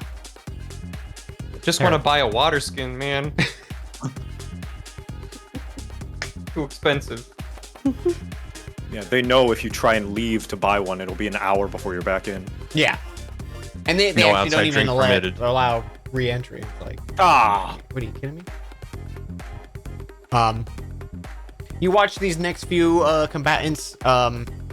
You can see one of the winners of the second round is this this guy that when they announce kind of like the each person's kind of like signature call. He's called the Beast from Beyond. He looks like an elf that's kind of like he's jacked. He looks like Nathan Explosion from Metalocalypse, but an elf. Like that's kind of the vibes he's giving off. He's got like heavy scarred. His hair's kind of like messily hanging in front of his face, and it's kind of like down to maybe like past his shoulders. It's black hair. His skin is kind of like pale and grayish. You can see one of the other people that wins with it is a Leonin, the like lion people. Ooh. In the one of the third rounds, you can see this person that's announced the Corporal of Pain comes through. He's kind of like he looks like he's a late, like maybe in his 50s, maybe his 60s. Like gray stubbled, hair is kind of pulled back and like salt and pepper gray. You notice he's actually wearing like symbols of the Crown's Guard on him. And there's like a few other people of note. Of course, you do see announced the Boreal Blade, Skyos Mireworm. You can hear the people clap as soon as he comes out. He looks to be human, maybe like 6'5". He's pretty tall, well-toned, athletic. He has white, massive horns coming off the side of his head, and you can see the kind of like white and almost like a bluish tint to these white scales kind of cascade down parts of his face and like continue down like half of his arms. And you can see kind of whipping behind him is this scaled white tail. He's kind of got dark brown hair that's pulled back into like a messy low ponytail that's kind of like tucked behind some armor. But like as soon as the people come out, there's like a bunch of people with shirts standing up cheering, and he like blows ahead of the competition. But eventually it comes down to the second round, the semifinals, and we cut to Gelnick. You are approached by the staff, and because you actually had the highest score out of the people rolled, you get to choose which quadrant you would like. So basically, like, imagine northwest, northeast, southwest, southeast. Which quadrant would you like to start in? Oh, is that all the information I get? Basically, yes. Okay. Well then, he will choose northwest because that's where... No, northeast, Oh. because it was in the northeast region that he first met the Flower Crowns. Oh, shucks. Hmm. All right, so let's. You walk out on this stage, and the kind of arena almost like shifts in a way where you can see the central kind of square pops up, and these are just a visual representation. Don't worry. Basically, all of it looks like just plain stone right now. But you can see there's these kind of like arcane runes inscribed on each of the floors. And when they kind of like the stones first shift into these like patchwork tiles. There's kind of like a round of applause. And the announcer comes on and goes, "It's everyone's favorite, the shifting arena. Here we are joined by 4 combatants. We have, in the northeast corner, the drum of the Flower Crowns." And there's a bunch of applause. Is there any Ooga Chagas happening? Oh, you better believe it. Can I have a little I'll sample start of Ooga Chagas? Ooga chaka, Chaka, ooga, ooga, chaka. ooga. Oh, you guys really selling it. I cannot stop this feeling deep inside of Gelnek.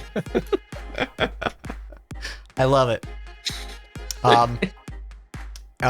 The other combatants you are joined by are the Corporal of Pain, the Beast from Beyond, and a familiar face, the Mace of the Forge. You can see down in this corner is Daphne. And you can see this is the Corporal of Pain over here in the northwest.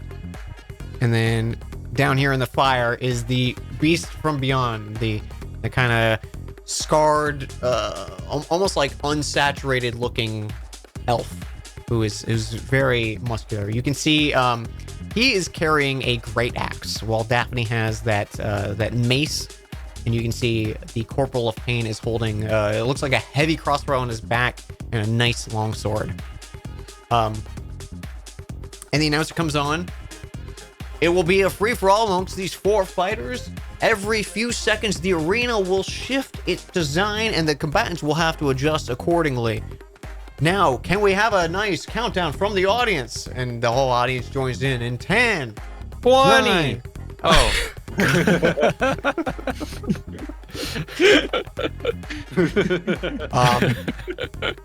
And let me get you a nice initiative going, because hey, Hooray. we got some initiative. Let me make sure that's clear, just in case. Which one is Daphne again? It's this. Daphne is the Bottom that left. crown. Yeah. Okay, cool. You know what? I'll actually make the Kill her first. I'll just leave it as the crown because the other 2 are kind of purplish. All right, so let me add everyone in, and you can roll initiative. And Okay. I gotta lower this first so I can see excited. there. Okay. Where's all my stats? I am unable to. Wait, here's what I'll do. I know what to do. Oh, yeah, there we go. I'll change that to the first one that I rolled. Wow. Okay.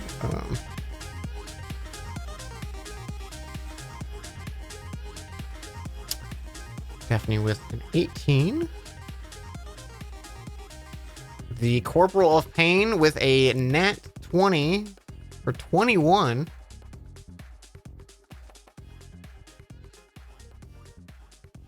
And the Beast from Beyond with a nat 1 for 3. Didn't get beyond the die.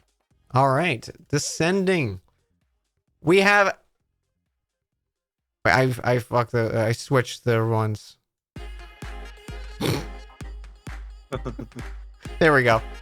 Okay, so the skull is the Beast from Beyond. So Corporal of Pain is up. What is he gonna do? He's actually, he's probably going to charge you, Gelnek. 1, 2, 3, 4, 5, 6. Okay. You gonna do that? He as he starts running, you can see he swishes over to that heavy crossbow, and just like mad dashing to you is gonna take one shot. A 19 to hit. Yeah, that'll do it.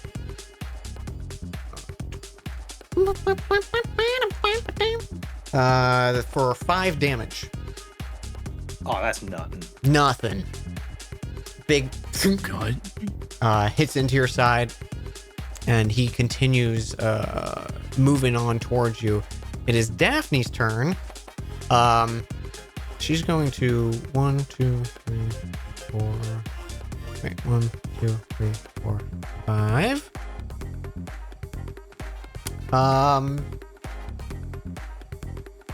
And she You can see she raises her mace, looks over at you, gives a wink. And you can see the mace like starts to like ignite, and it looks like almost like a fire got struck, and it's like a lantern almost design, like a light got struck inside of it, and these kind of embers shoot out the side. And she's going to cast Hold Person on the Corporal of Pain. Hey. He has +0 to Wisdom. Let's go. He fails. You can see this kind of like these red kind of like bindings of chains kind of like surround him and like solidify like they were just created fresh out of the forge. And they're kind of just slowly wrapping around him. And he is held for the time being. That is her turn. You are up, Gelnick. You have a paralyzed Corporal of Pain in front of you. Oh, easy money. Then he's gonna run on up, and he is going to strike him with his little. Wait, what is it? Hold on. He's going to strike him with Marak Star, the now newly imbued hammer of which Trilby enchanted for him. Let's go. So, where is? Now it explodes a little bit. Yeah, it does.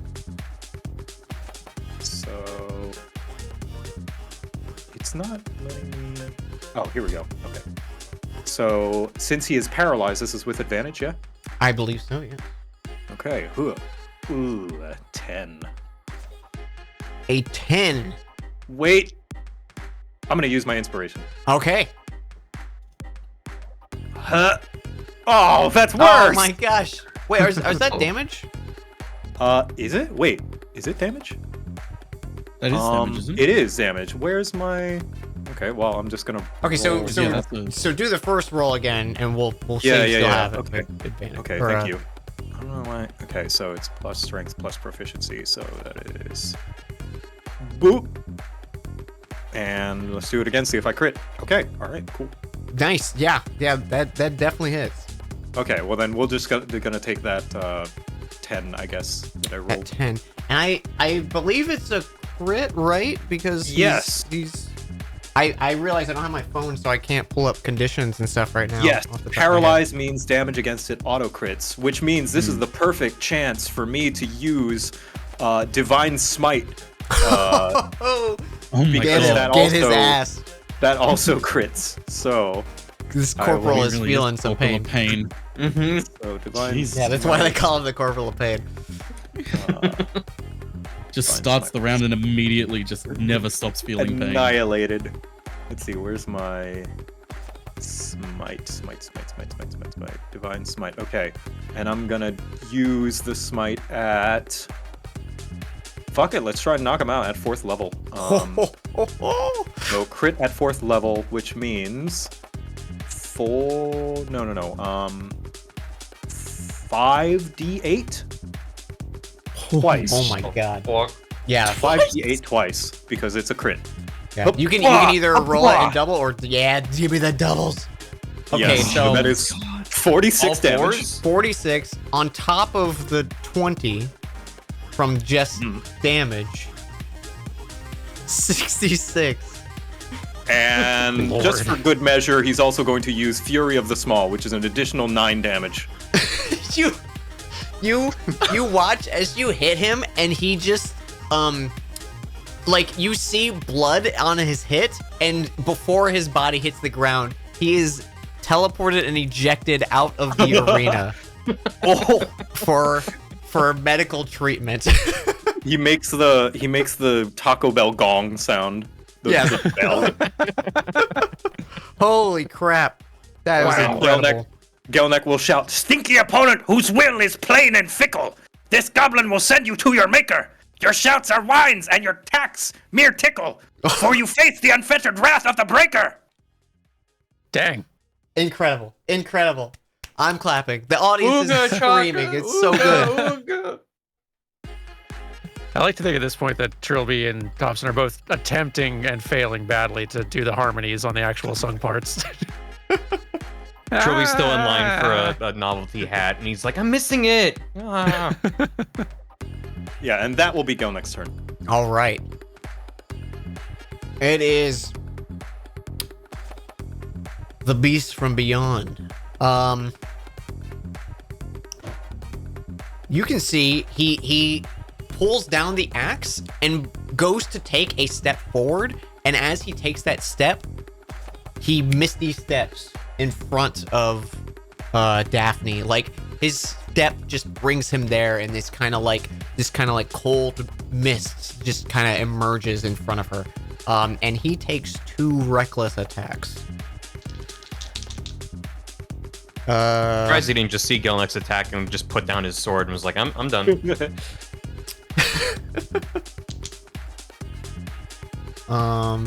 It's +5. Okay, so first one hits, second one hits.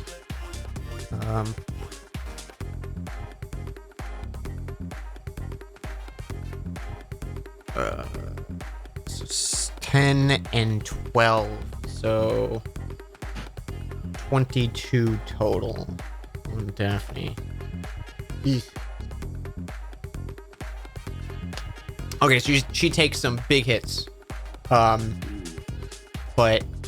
he just you see him start chewing in, and like he's just kind of screaming with rage as he starts. It is Daphne's turn, and she's going to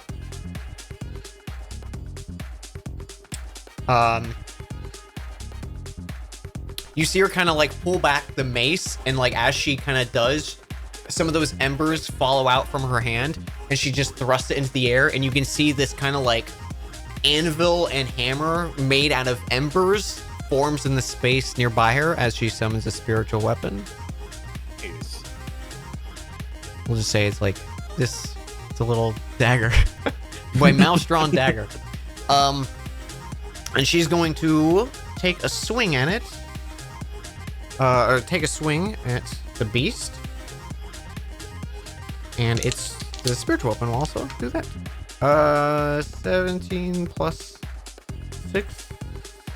Yeah, 23 is a hit. Oh, he also reckless, so that's actually advantage on both swings. Okay. Spiritual weapon hits though this time. Okay.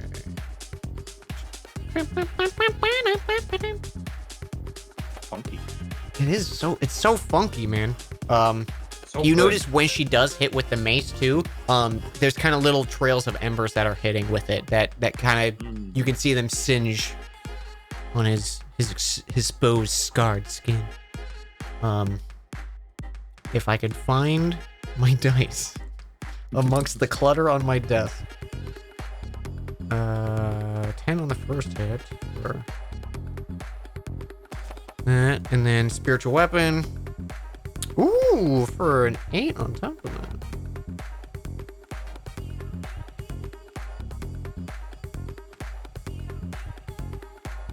Okay. She's not gonna move. Okay. That is her turn. You are up, Gelnick. I'm gonna return the favor. I'm gonna cast Hold Person on the beast. Ho ho!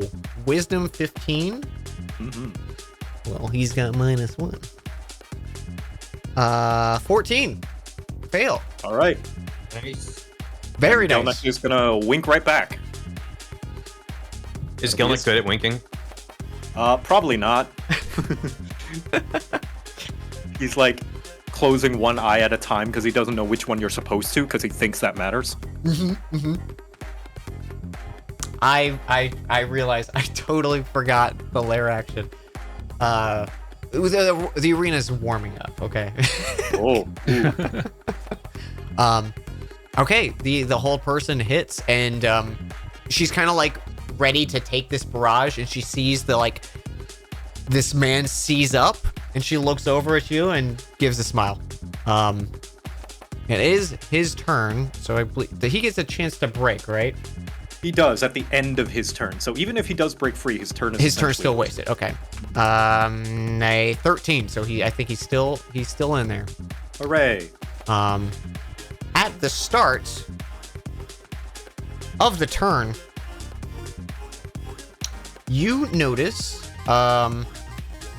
the floor in these kind of like 4 quadrants where those arcane symbols are kind of carved in. You know the Pokemon stage in Smash Brothers where the like arena changes? All of a sudden, out of the floor kind of come these like jagged the points of ice kind of shooting up out of the arena, and the entire arena is covered in ice, and the platform has changed, and the temperature rapidly drops. And I need you and the 2 others to make a Constitution save as like the biting cold just starts to get to all of you. Now, Gelnick is barefoot, so he immediately starts like hot foot dancing. Ooh, whoa, whoa. Oh yeah. So this will be +2, 18. Excellent. You shrug off the kind of like frigid effects of this winter wonderland that's appeared before you, and it looks like your 2 combatants have also not been affected by this, though. It's one of those like just staying here, you can see like frost kind of like building at like the edge of hair and stuff like that, and like some of the like furred armors are kind of like stiffening up. It's like a rapid decline in temperature, but you are good, and Daphne is going to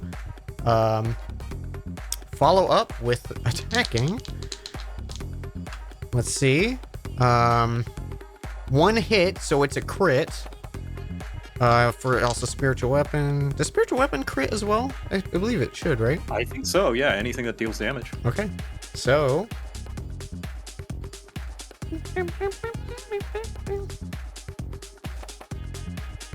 minor side tangent / rant. Next iteration of D&D, rogue sneak attack can't crit anymore, and everyone's very upset about it. what? Whoa. What do you mean?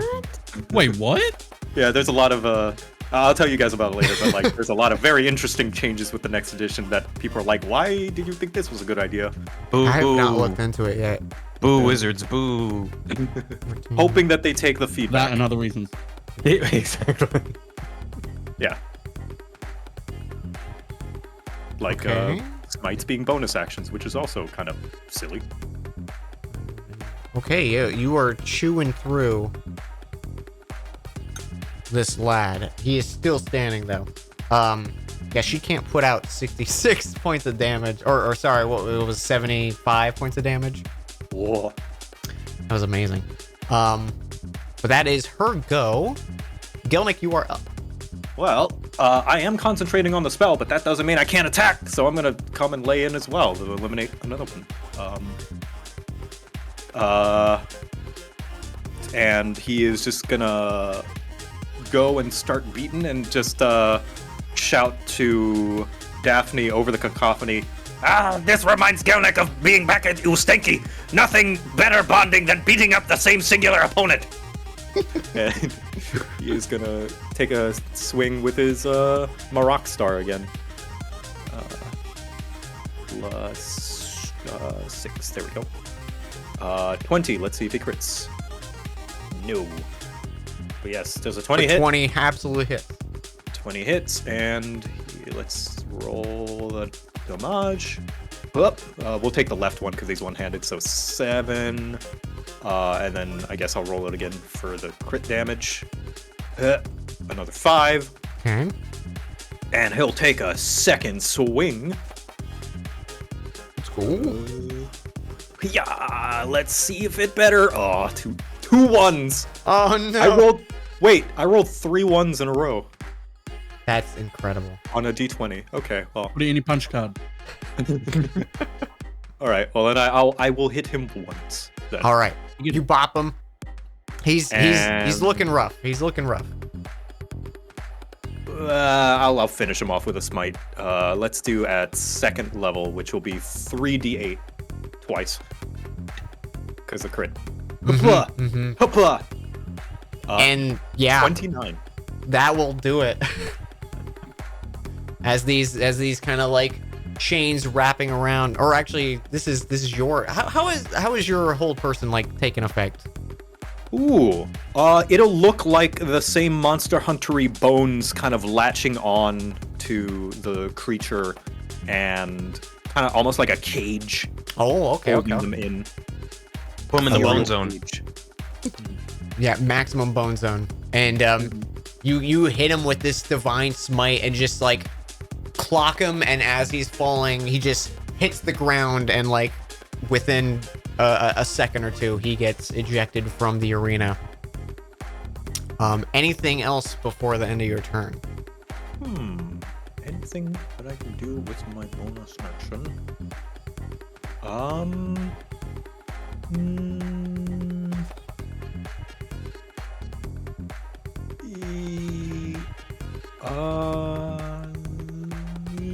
No.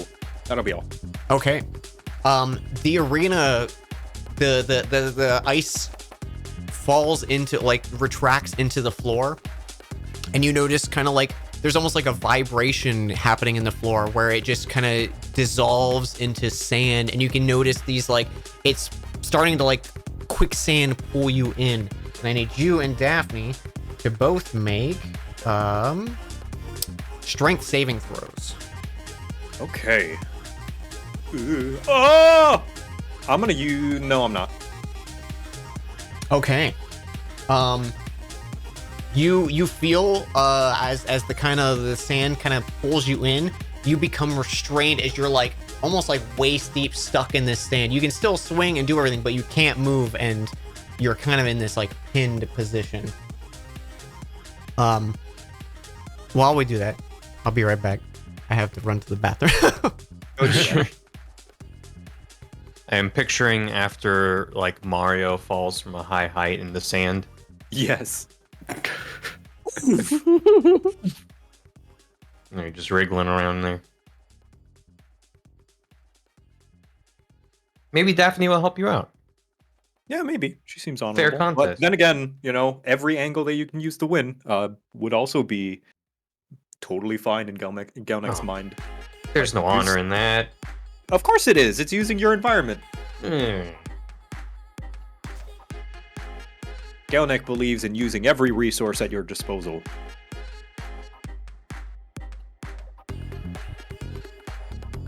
She'll definitely get some heat from the crowd, though. Boo! Or at least 4 or 5 seats in specific.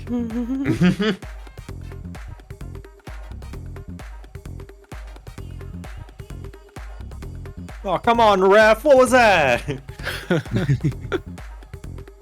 He's in line for a glizzy.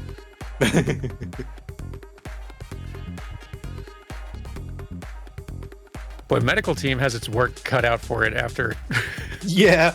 that round. Holy crap. Also, makes me wonder, like, what money they're bringing in that they're able to cast a long rest the spell.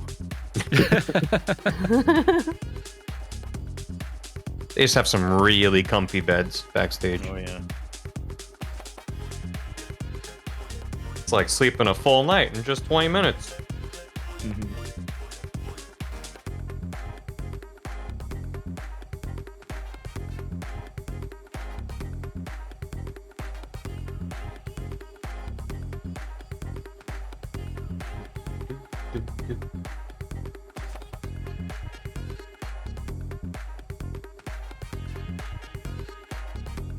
I like to imagine, of course, this is at Dan's discretion, so it doesn't have to be canon this way. I like to imagine that, like, for a few seconds before they're teleported in, they, like, ragdoll, like video game ragdoll.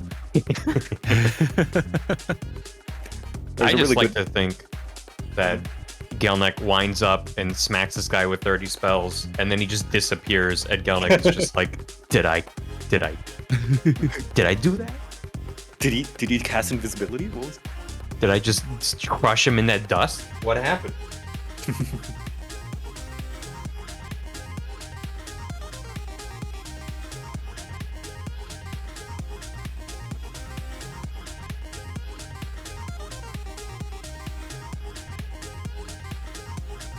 I am mad that Dan made the Smash Bros. Pokemon stage in D&D.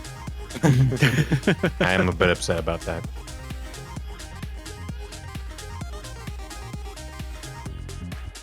I hope think there's it's just great. like a random Clefairy in the background dancing.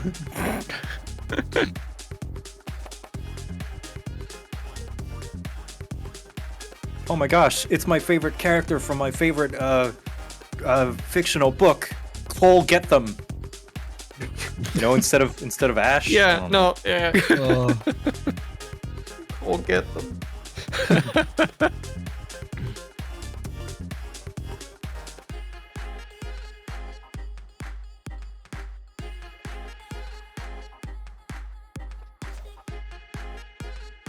He's my favorite, except he doesn't pick the creatures that I would pick. Who throws a flump into a battle with a mind flare? It makes no sense.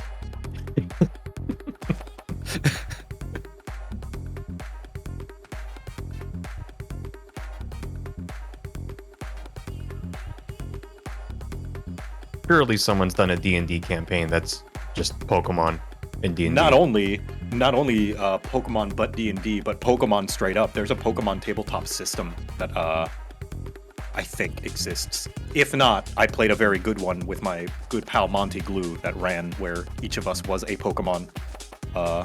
Ooh.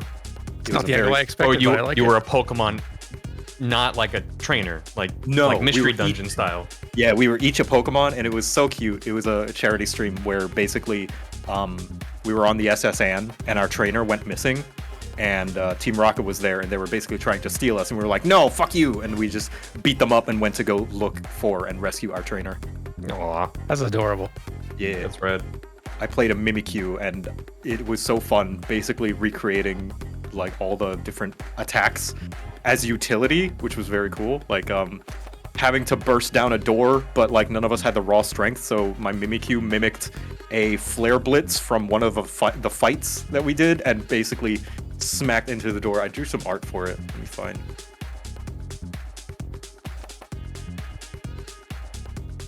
That sounds rad. Yeah. Yeah, it's kind of nice. It's like a way to play Pokemon, but use the moves as creatively as like you would see in the Yes. anime or elsewhere. That's really nice. Yes. Here we go. Oh yeah, I was a Mimikyu that looked like a Pachirisu, and this was the aftermath of using the flare blitz.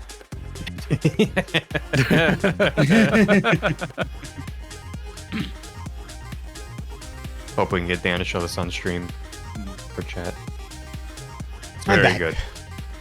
Hey, welcome back. Welcome. Sorry about that. You alright? I had spicy ramen earlier, and it was a mistake. Oh no! Oh no! Can you show chat the thing that Joe just posted in the Discord for context for a thing we were talking about? Oh my god. I played a tabletop Pokemon game run by Monty Glue, and I was a Pachirisu themed Mimikyu that used Flare Blitz with by using Mimic. Incredible. I love it. That's very good. Man, I feel like a Pokemon tabletop would be so fun. Yeah. Okay, what was happening? Where are we? What year? Gelnick won, and you were like, "Here's all the gold." Oh, sick. Yeah. Okay, cool. And he met a very, very attractive ogre woman as well. Ooh. And they got married, and Oh, well now I want that to Adopted. happen. they adopted 7 Cobalt children. Oh, that's Aw. so sweet. Anyways, back to the real world, am I right? Yeah. Yeah, like was sinking in the sand. Yes. Okay. So yeah, you are just restrained. So you still have your action and everything. You just Mhm. can't move for this turn. Yep. So it is your turn at this, or actually, no, at the start, it's No. Daphne. Yeah, it would be Yeah. Daphne's because I already did my turn smacking the guy. And she kind of sees you sinking in there, kind of gives her mace a twirl, and she says, "Well, it's just us two now. May the best win." I intend to. But he gives a smile. And she walks up and just maces you across the face. I intend to. Ah! Oh! Ah! She rolled 14 to hit. Nope. Okay, wow, with advantage she missed. Blocked but it with your face. Yes, Gelnick blocked it bold with strategy. his face. spiritual weapon though coming in the side with a nat 20. That's what I'm talking Ooh. about. Okay. Gelnek Okay. just like Go ahead. Sorry. he eats it with his face. Have you had enough yet? 2 damage. I rolled a 1. Oh, okay. Crit, Right. so good job. Wow. That is her turn.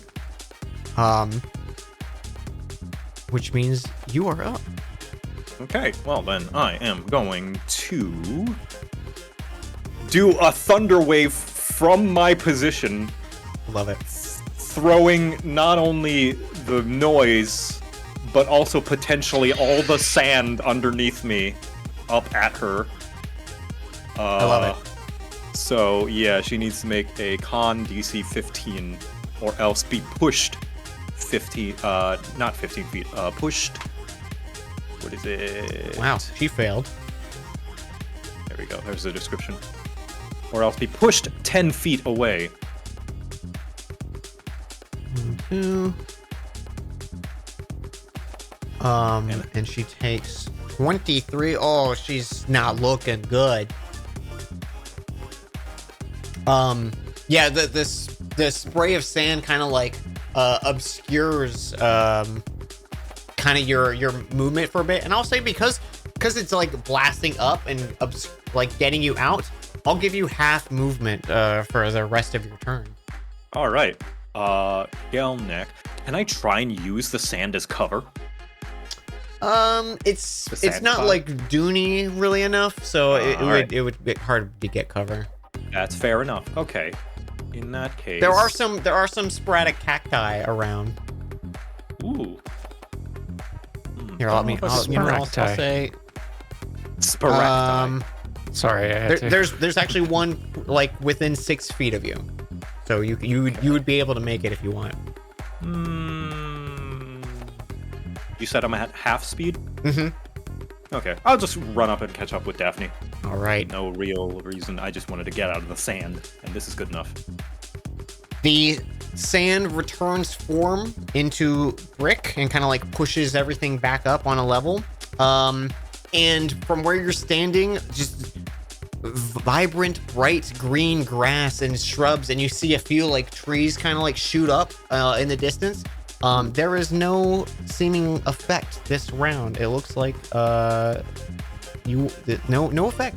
Nice and safe. It is Daphne's turn though. And the old spiritual weapon's gonna come back in. They're gonna both swing. Ooh, that one though, 19 on both. So Yep. 19 to hit. Are you resistant to fire, Will? I am not resistant to anything. Excellent. So 8.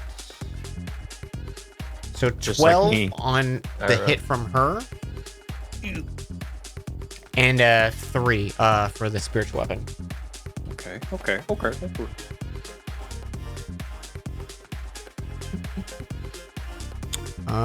Yeah, she probably should have done something different there, but that's okay.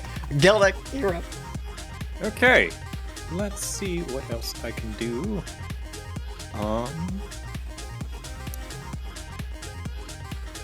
I'm gonna do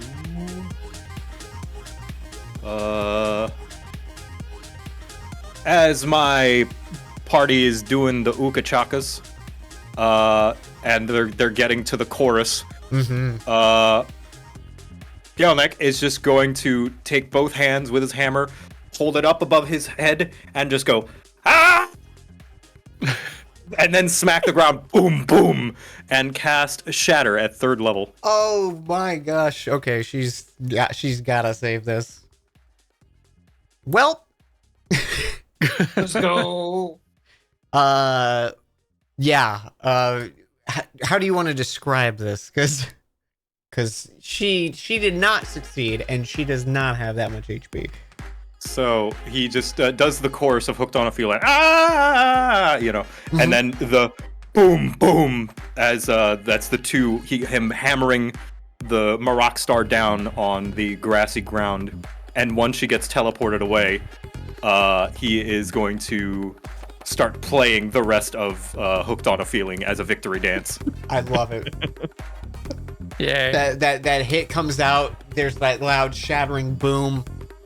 You see Daphne fall back, gets teleported out of the arena, and the crowd just is going wild. The announcer comes on. The winner of the semifinal round, bracket 1, is the drum of the Flower Crowns. And woo, everyone's clapping. The lights do a cool little strobe thing. And you can see like spell it like in drone lights, it spells out Drum of the Flower Crown above the arena. Nice. These little arcane lights. And as the kind of like grassland recedes back into the floor, the arena reverts to its natural state. And again, the announcer comes on. Please, momentary intermission while we prepare for the next match or whatever. And there's kind of like only like a 5-minute turnaround before the next arena starts. But you're ushered down back below where the fighters are kept. And you're going to the finals, Gelnek. Hey! Incredible! Yay! Incredible! The rest of you watch this fight, and it's pretty clear from the get-go who's gonna win.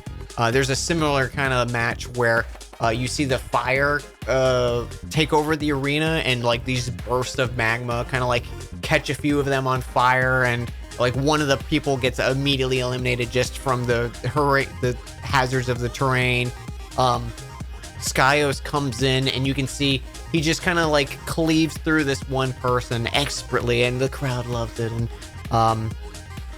you can see the Leonin is there. And they're actually having like a good standoff for the end, and then Skyos kind of just barely gets the victory. I did actually roll for combat for some of these off battle ones because I was like, I want to know who's gonna win, and Skyos came through. And Good there's for him. there you can hear the applause above you, Gelnek, as you're kind of recovering. You get your spell slots back, full health. Basically everything except items that you like use, like if you used a potion or anything like that. Okay, cool. And after they're preparing the final arena, and you can see a few of the people coming in from this last bat. You can see Skyos starts to walk down and makes his way towards you. And he goes, "Oi, Drum of the Flower Crowns, was it, yes? Yes, Gelnek. Listen, I'm a bit of a staple here in this arena, and I was curious. Just, you can turn it down and we can have a good old-fashioned 1v1, but I've heard rumor that the Flower Crowns are more than just a solo act, and you have some companions, yes? Yes, indeed, a true tribe to the end. Well, I have a few myself. I don't know if as many as you, but would you be interested on a 3v3 if you invite 2 of your friends and I invite 2 of mine? Oh, is that allowed in the rules? I will make it allowed in the rules. And you can see like one of the staff is like next to him just starts writing down feverishly like, Oh, well then it would be a great honor if Gelnek could include any of his companions. Yes. of course, yeah, just grab 2 of your friends, meet back down here in a few minutes once they're ready to go, and we'll have ourselves a good final fight. Yes, thank you for the inclusion. I'm sure they will be very excited. I am as well. And great work out there. It was lovely watching you work. Of course, thank you. And he gives you a nice polite bow, and starts walking back. You can see a few people actually like sneak down with fan clubs, and like they're like, can we have your autograph on these scrolls? And they're like paintings of him on these pieces of parchment. Big deal, this guy. And yeah, there's a little bit of downtime as they set up the final kind of match, and once he leaves and that the client walks up to him and goes, yeah, if you want to go speak with your friends upstairs, totally feel free. Just be back down here within 10 minutes. Yes, indeed. Thank you. And Gelnick will scurry off to go find his friends. And you scurry off. It's not easy to, it's not hard to find him as Coil is still probably holding up Hobson from time to time. Call out, Tribe! Tribe! Tribe! Double leader! You're doing so good. Thank you! And Gelnick will do even better, because there's been an offer to allow 3 versus 3. Gelnick will be allowed 2 people to assist him in the fight. Oh. And he has come to ask if anyone would wish to participate. Well, I mean, I think we're all behind you. I think it's up to you. Well, Gelnick would not want to make anyone take any involuntary participation. Strategically, who would benefit you most? That's definitely true.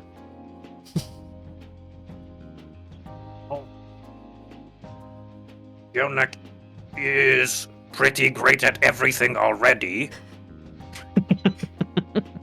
But a little bit of more assistance in the casting department would not go awry. Trilby! Would you like to participate in the final? Me? Yes. If you think it's best, sure. Of course, your knowledge in the arcane and invention is unparamount. You Or are unparalleled. Common words are still confusing. You honor me, but now I wish I bottled up some of my fear and doubt back at home. That is okay. Gelnick realizes now that that was merely survival instinct. Let's go. He's now standing very awkwardly and stiffly. Now then, since Gelnick can be on the front lines, and Trilby can be good off to the side using support-ish spells, perhaps we have someone who can take advantage of other targets being distractions. Morenthal! Noticed. Yeah. What? Slowly turns his head to Morenthal. He's like genuinely not really paying attention. Just what? You have used fighting as a career. Perhaps you can try fighting as a hobby.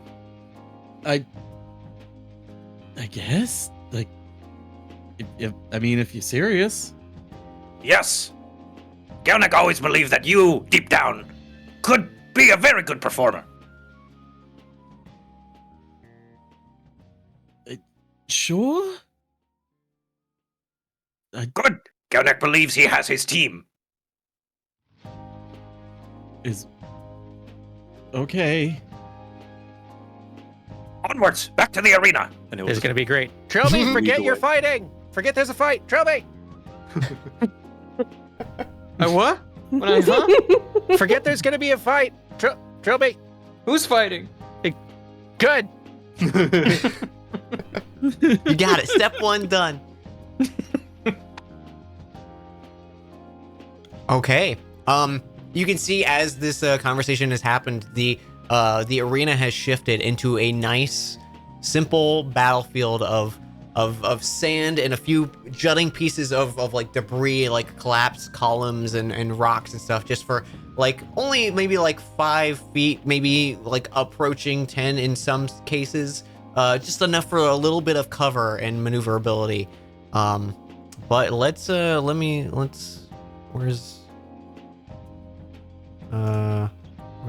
a good one where you guys are? Oh, airship would be good. I'll do you two.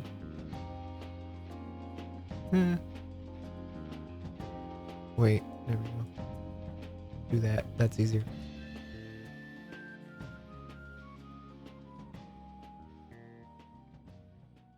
Nice. All right. Yippee. Strolling Um, into the cave. Yeah. And you the three of you are ushered out into this arena, and behind you, like as you exit, this kind of like stone door seals you off, and there's like a massive stone ring encompassing the arena. And here you see Skyos and his three companions, and they are a unique bunch, we will say. You see Skyos, the human white horns, scales kind of scattered through his body, the dragon-like tail. He has a long sword and a short sword in each hand. You guys watched him fight too. One thing you did catch is he can occasionally breathe not fire, but it's like a bluish whitish flame. Good. Next to him, the red symbol over here, you can see a kind of squat Aarakocra. They have these red, vibrant feathers through their entire body and a red beak, but it's kind of contrasting with the kind of like black surrounding their face. It's like a cardinal pattern. They have kind of in their hands, just kind of draped across their chest, this massive two-handed, what looks like a firearm, Trilby, that you maybe haven't seen this make or model, but it definitely reeks of firearm potential. And the skull over here is a large figure, a little taller than Skyos. They have a kind of buff humanoid body, but at the top it is a snake head. And they're kind of like emerald turquoise scales continue down into their shoulder and arms. But they're holding a scimitar in one hand, and you can see a bow is strapped to their back. And those are the three combatants.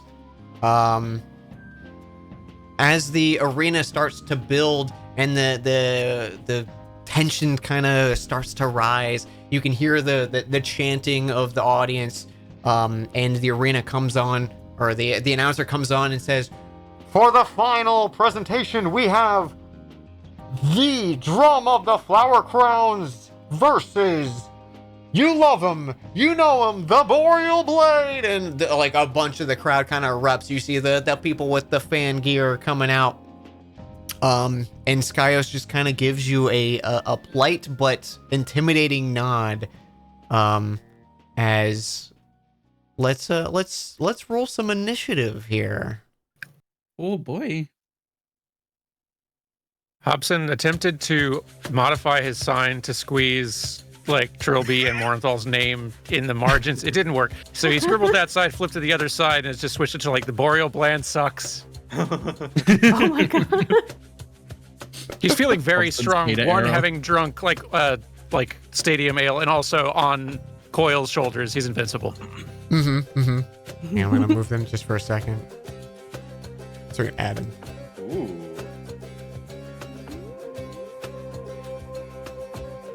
I added them multiple times.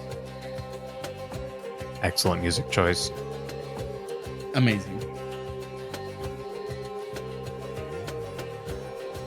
Why did it do that?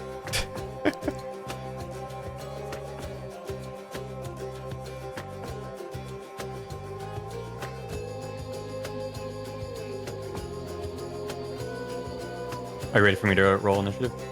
Yes. Yeah, you guys Okay, can roll. alright. Yeah. Cool. I was just bad, not having bad. issue rolling theirs.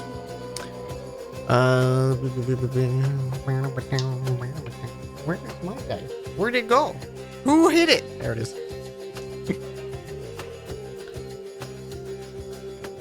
God, that possum emote in chat is amazing. I know, right? Rebs emotes are great.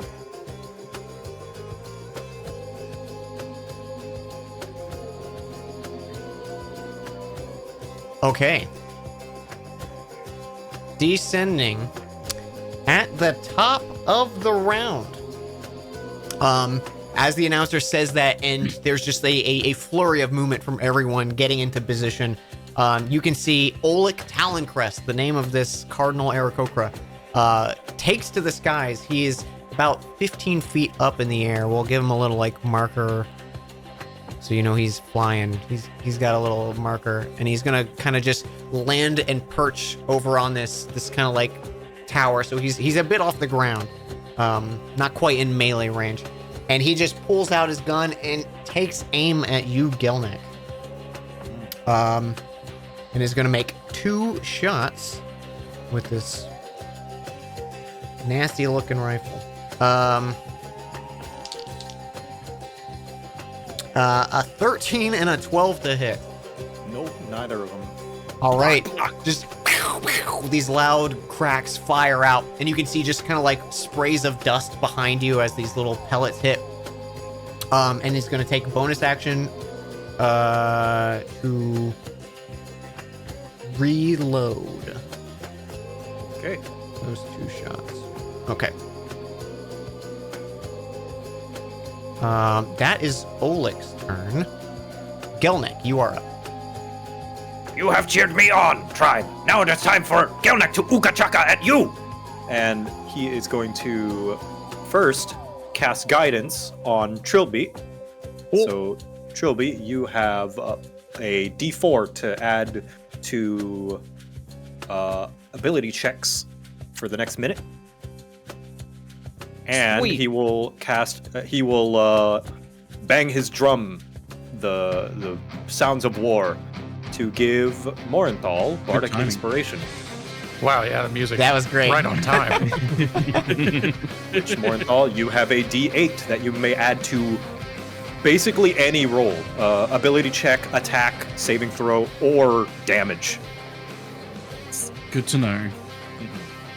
Thank you. And he is going to spend the rest of his movement running up towards the melee boys. Okay. Or the other boys, rather. That'll be his turn. Trilby, you are up. I'm gonna start by summoning Scrubbins. Grab it. Let's try D20. Oh, let's go. We got some poop. Ooh. Let me add it to my tracker there. Okay. Scrubbins is here in Force Ballista mode. Okay.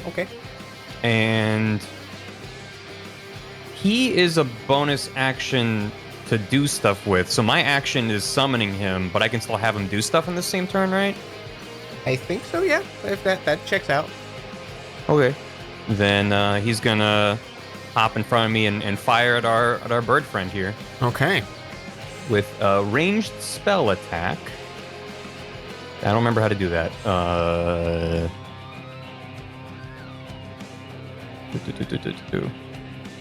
I guess should I try just using my crossbow and we just replace the damage? We could do that. Yeah, unless he has Does a that different work? plus for it. It just says ranged spell attack.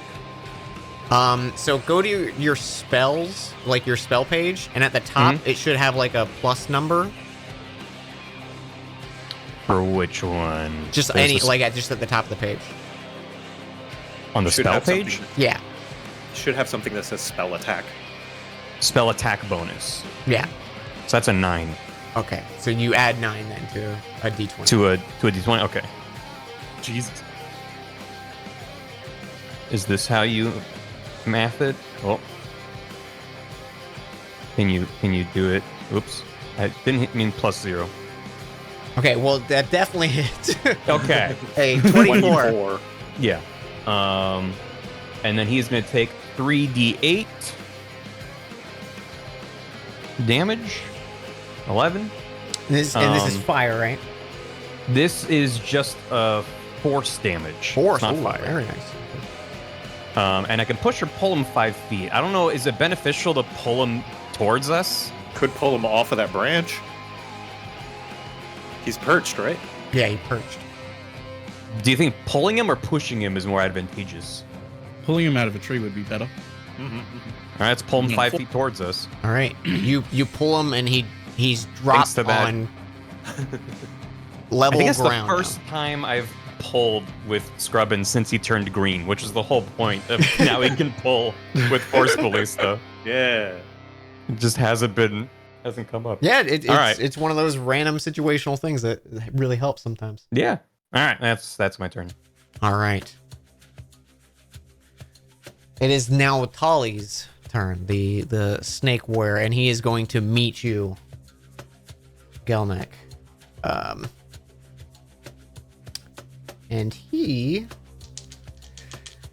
yeah, he's just gonna take 2 swings. He just kind of like starts to spin with this scimitar and like does the 2 kind of like elegant, like, just because it's on the top of my head, like Elden Ring like combo attacks with this scimitar in a row on top of you. A 14 and a 21 to hit. 21 will hit. All right.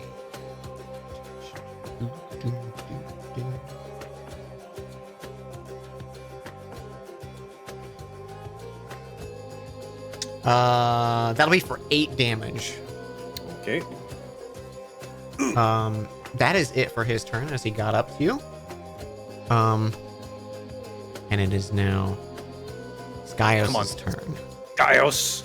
Spire worm. More like is a worm. Ooh, you know, and he's going for the flank. Oh no. He's going for the flank, and he makes 3 attacks. 2 with the long sword, 1 with the short. I think you pissed him off. Do that? Well, he rolled like shit. Let's go. A 18 to hit, and then yep, the other that'll- 2 are definitely misses. It was a 1 and a 2 I rolled on my other 2.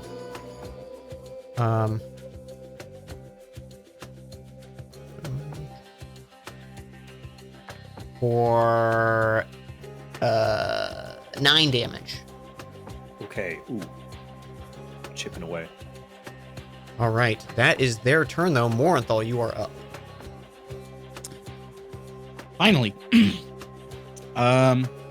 I guess seeing the flank, I'm gonna run right up. Actually, you know what? I'll just go behind him and do the same to him. Let's go. Dagger number 1. Check boxes. Does a 20 hit down. A 20 will hit. Nice. Sweet. For 30 damage. No, yes, 30 damage. Just a nice casual 30. Casual 30.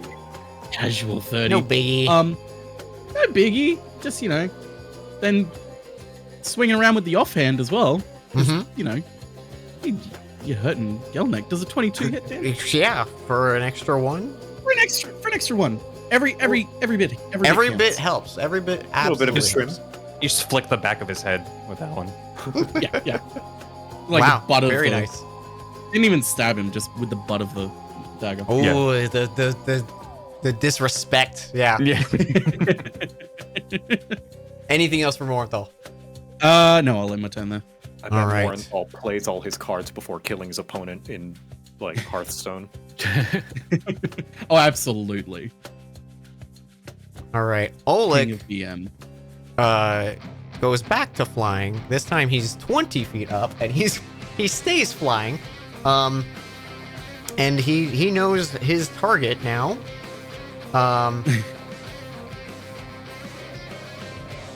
He will, however, with the bonus action, give a little like little tweet.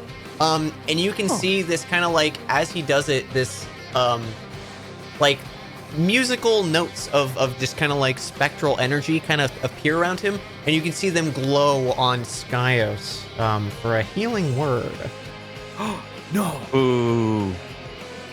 For 6. And then he's going to take his 2 shots at you, Trilby. Oh, he could try. I was almost like, he's going to change ammo. No, just like just to shoot at Trilby. Ooh, those are nice though. 23 and 20 to hit Trilby. Those are both gonna hit. Yeah. Oh, Trilby. Oh, Trilby. Oh, Trilby. How am I doing? Ooh. 6 on Oh the my God. first one, and 17 on the second. What the fuck? That All was a big roll. Jesus. He can try. Ow. Okay. He's down to 2. Okay. That is Oleg's turn. Gelnick. I am going to cast Hold Person on all 3 of them, which is at 4th level. Oh, Jesus. Shit. The higher, this the is higher level big. spell slots. Yeah, the higher level spell slots means I can select more targets. Yep. So he is going to take both his drum shield and his Marok Star and slam them into the ground. So they need to make wisdom saves. 15. Okay. Skyos with a nat 20. Damn. And 15's what I need to beat. Yep. You need to meet. Oh! Both now Tully and Oleg fail and are paralyzed. Nice. They are both held. Is he still in the air, the bird? I don't know how. I'm just gonna say he goes to the ground because that removes mental He's 20 problem. feet up in the air, isn't he? You know what? Fall damage? Let's That's do a some fall big damage. fall, That's isn't it? 2d6, yeah. For 10. Nice. 4 extra damage there. Let's go. Every little bit counts. So you Yeah. the kind of the bone spurs in him like lock up his wings and he falls to the ground. And kind of now Tali is just kind of standing there and the rocks from the side, the bones kind of spear through him and like out of the rock and holding him in place. 'Cause you hold me in your arms so tight. Oh my god. You let me know everything's all right. And he's going to give a bardic inspiration to Trilby. Oh, Oh, I feel like Jill, really you're so inspired. amazing. I love it so much. Oh, Now, sure. I will say that is a new concentration, so your guidance is gone, Trilby. Okay, But- gotcha. Yeah, but That's both of you have better. a bardic I'll take it. inspiration. Oh my And god. that will be Gelneck's turn. Okay. Oh my god, Joe. Let's hold on both. Slowed. Okay. They both got that. And Trilby, you are up, and I'll give you a little concentration. All right. Okay. So first of all,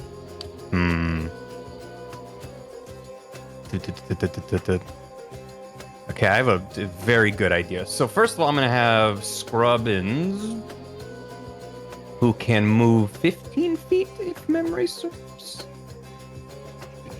Yes, he can move 15 feet. So I'm gonna move him. Where's a good? He can go like way. Will this? Okay, question.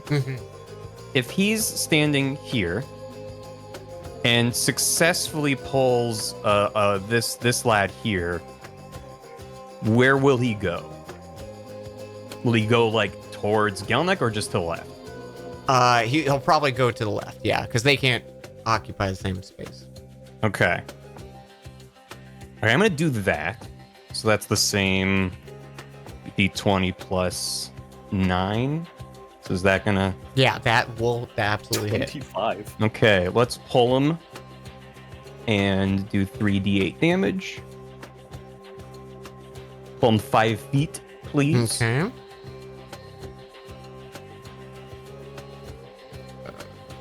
How much damage was it? Sorry.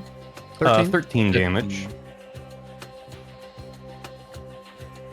And he scooches. So flanking is broken. And now, theoretically, if I was gonna do a damage within a 20-foot sphere, could I have that avoid Gelneck while hitting the 3 of them? Not from any position, not from Scrubbins. Oh, from any position? Yes. How tall? They're tall, aren't they? Oh, like do it a little. You could probably get Oleg and Nautali, but probably not Okay. Skyos with it. Let's do that then. So like somewhere over here-ish or something. Okay, yeah. Yeah, because Okay. you could be like here and Yeah. Uh, So just somewhere off in that distance, so it clips the two of them. Excellent. But Trilby's gonna grab his arcane firearm, Proper Porridge, the little teddy bear, Mhm. and then he's gonna make Proper Porridge point out his little stuffed finger and cast Fireball on that spot. Oh, a little bit of fireball action, I see. Okay, and they're stunned, so they automatically failed dex saves, though, right? Let me I- make sure. I- 5e paralyzed. I think. It's either that or I I disadvantage, believe right? so. Yeah, they automatically fail strength and dex saves. That's incredible. Yeah, so they'll take both max damage from that. And Like, also another a amazing 1d8. timing with the music. Yeah, how does Darren Core from 7 years ago know how to do drops exactly How does right he for this do it? campaign? How it does, he do it. An additional 3 damage for each of them. Okay, Yeah. so 29 total. Yes. And maybe they're lightly on fire, I don't They're definitely singed. know. Yeah. Yeah, the whole area is just kind of this scorched crater. Yeah, I was looking at the description for Fireball, and it says a bright streak flashes from your pointing finger to a point you choose. And I was like, well, if I'm using Arcane Firearm, it's probably the teddy bear pointing. That's fantastic. Yeah. Just raise the arms slightly. Yeah, exactly. And then Oh, that was such a good combo of the whole person with the fireball, and like, oh my god, it's beautiful. I was hoping I could pull him so I could get the 3 of them into like a cluster, but Yeah, the, Yeah, the, it the, was- the trigonometry didn't quite work out. yeah. It's that's my a turn. tough pattern to get. Anything else for Trilby? No, that's my turn. All right. Now Tolly. Jesus, I can speak. His turn passes, but he gets a save at the end. 14 again. So I think still fail, right? Yeah, it was 15, I think, wasn't it? All right. Yeah, 15 for old person. Skyos is not looking happy. He's going to turn around though. I bet he is. Yeah. And he's Agree going with that. to. Trilby.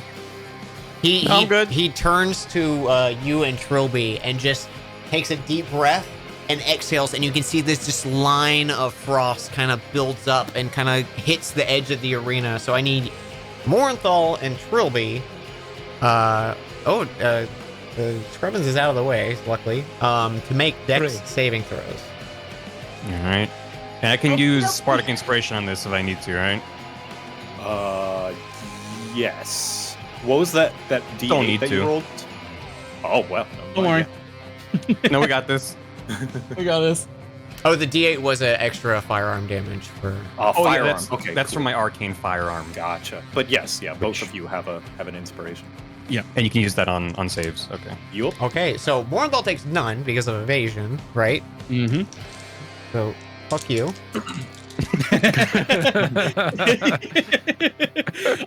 I was going to be like, Dan, would you say that this is like an ancient Red Dragon's Fiery Breath or an Ice Storm spell, perhaps? Yeah, enjoy it. I will. And because he's so close, that does in turn with him, that does appear as like him just nimbly sort of ducking and twisting his shoulders away. I rolled Nice. pretty high damage. 'Cause he's right in front of him. Like, of course he's gonna miss. Yeah. Damage for what? I got a nat 20. I'm fine. Yeah, you still take half, buddy. You're no No. rogue. Ah, poo.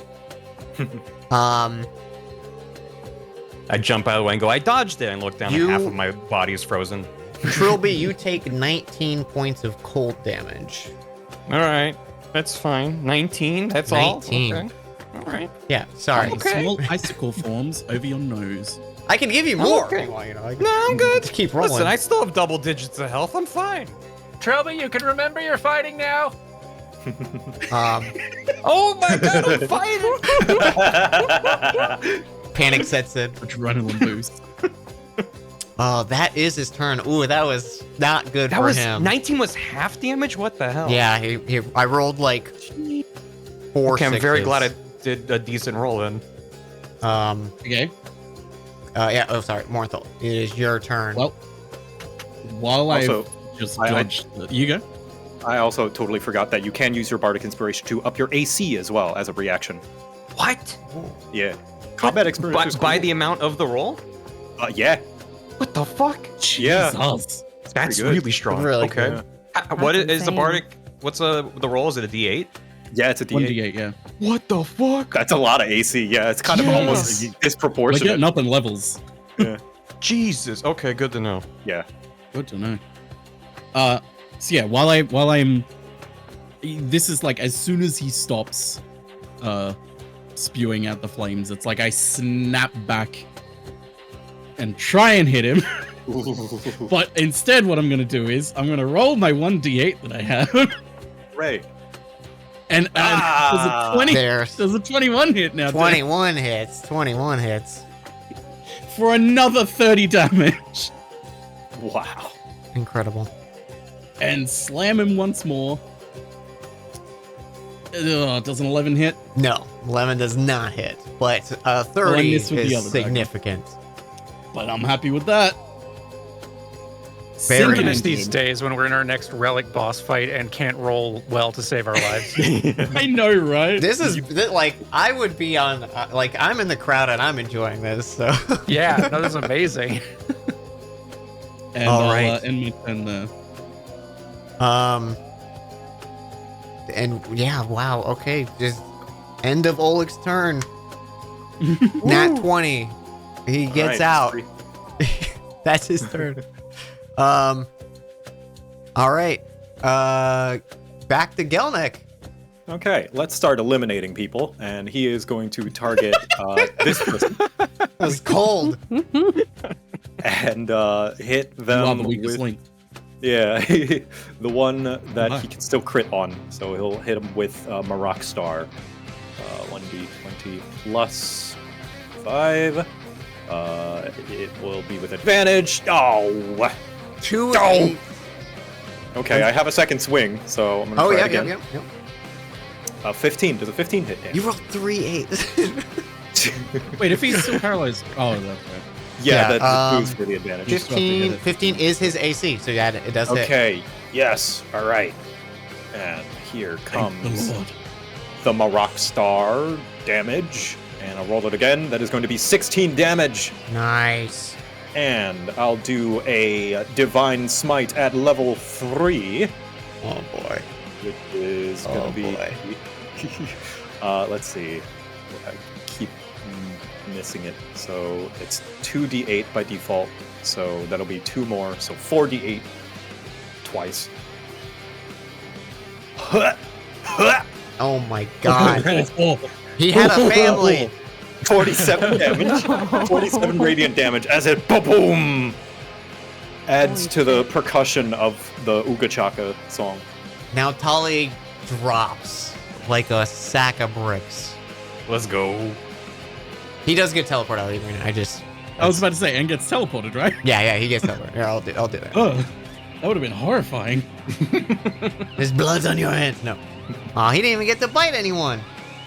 Good. And and with his bonus action, because Smite, Divine Smite is not an action Mm-hmm. or anything, he is going to cast a healing word at 2nd level for Trilby. Thank you. So that'll be a whopping 8 health. I'll take it. And that will be a Gelneck's turn. All right. Trilby. All right.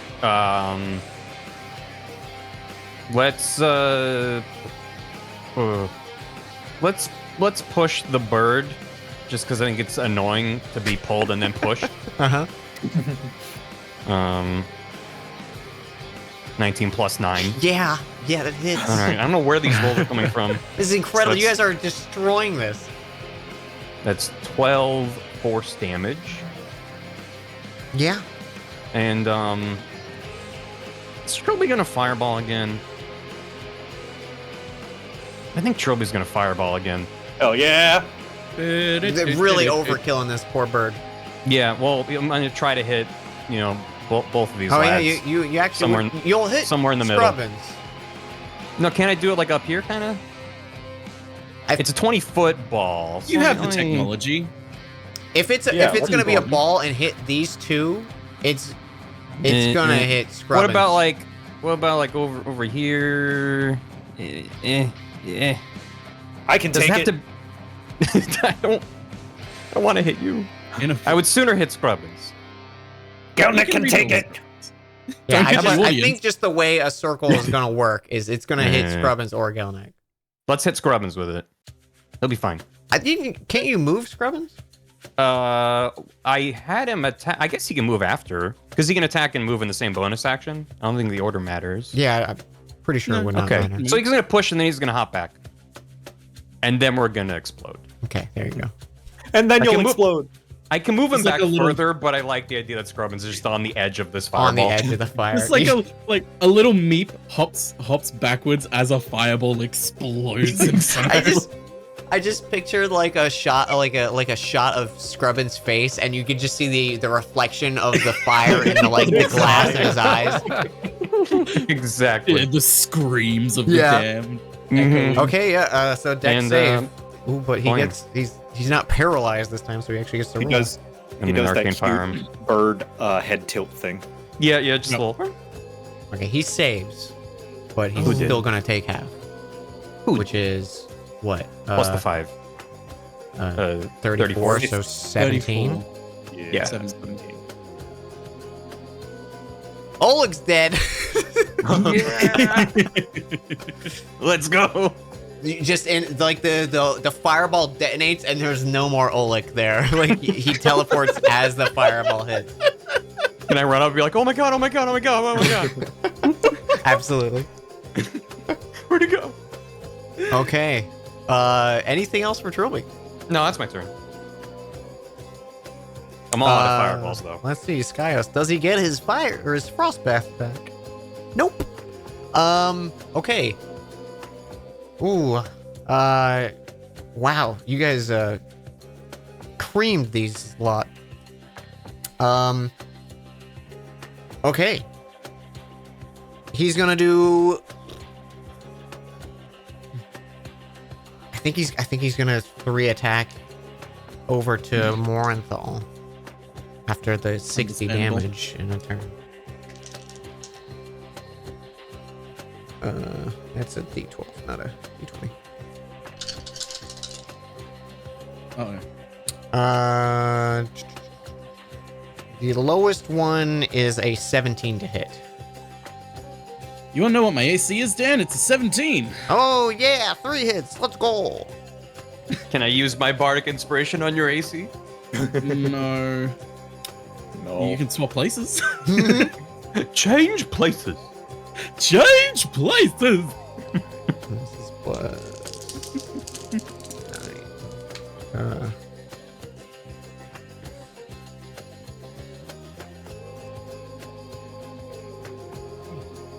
24 damage total on the 3 swings. So he just longsword, and then spins around and it clips you with the short sword. That's all he's got? That's all he's got. He didn't get an assassinate and fireball combo crit. That was incredible. That was such a good play of the whole person with multiple. It was so good. Good combo. I'm not even We gonna should do that uncanny more often. dodge that. Oh, you.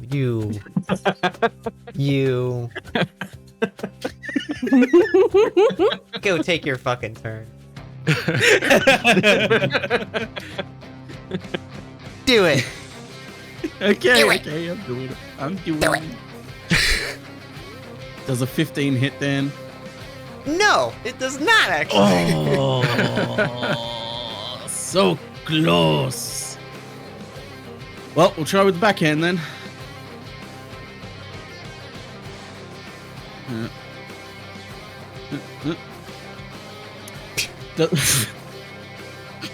Fuck you. Just fuck you. Wow. It's incredible. You know what? No, this is deserved for Morinthal after all the like ones on lock picks and everything. This is Oh my earned. god. Does a 29 hit, Dan?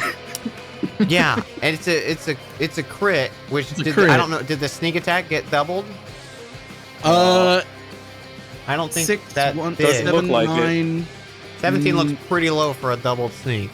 No, it Uh, hasn't been doubled. Yeah, It's the roll same that, roll roll that bad calculation. boy again. 5d6. 5d6. I'll give you a hint from. Okay, he's dead. Hey. Another 17. Wow. Yeah, and it's Wow. fairly similar mix. He had 5 HP. Oh, that's all you needed was 5 ones. Was all you needed. Gelnick could have kicked him. Yep. Wow. Goodness. With Yeah, a it's 100% decisive the combo. blow, the Flower Crowns, and by proxy, the Drum of the Flower Crown is the winner of this year's Obliteration Amphitheater Strongest Warrior Tournament. And as he's teleported away, Gelnek will thrust both arms in the air triumphantly and shout, And when the dust has settled, a mountain will be built to a size where bodies are a speck. Great Goblin of Ustenki, whose drum rings worldwide. Triumphant will be I, Gelnek. Yeah. And the crowd is just going wild. Like people are taking off their Skyo shirts and like making artificial, like temporarily Gelnek shirts and Drum of the Flower Yeah. Crowns, all about it. Question: Yep. Was there someone in the stand in like a red hoodie wearing a Gelnek sign the whole time? Probably, yeah. A little red I shade. think even you start to notice the rest of the audience has joined in on the Ooga Chaga. And there is Incredible.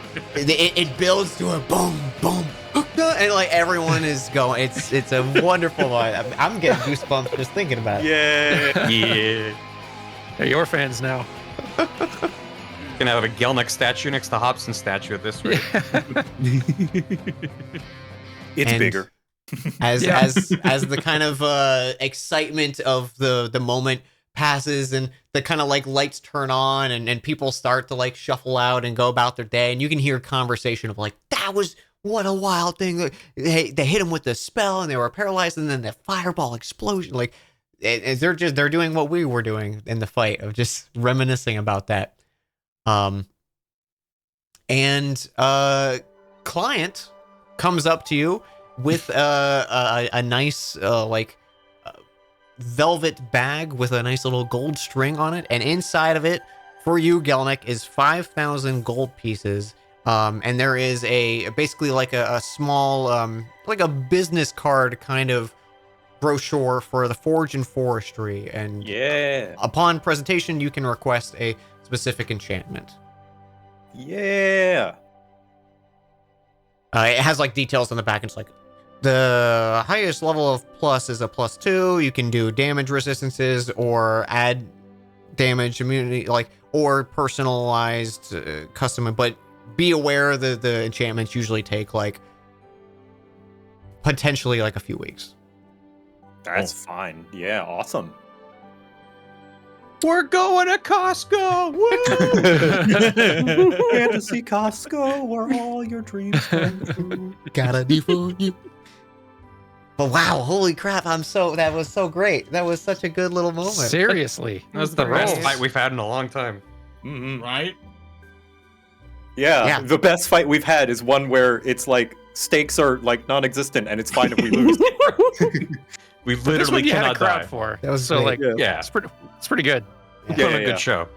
Yeah, so like now Tully had, if he bit you, he could do poison and then give you poison condition, which is just like flat out like disadvantage on all Oh. the stuff.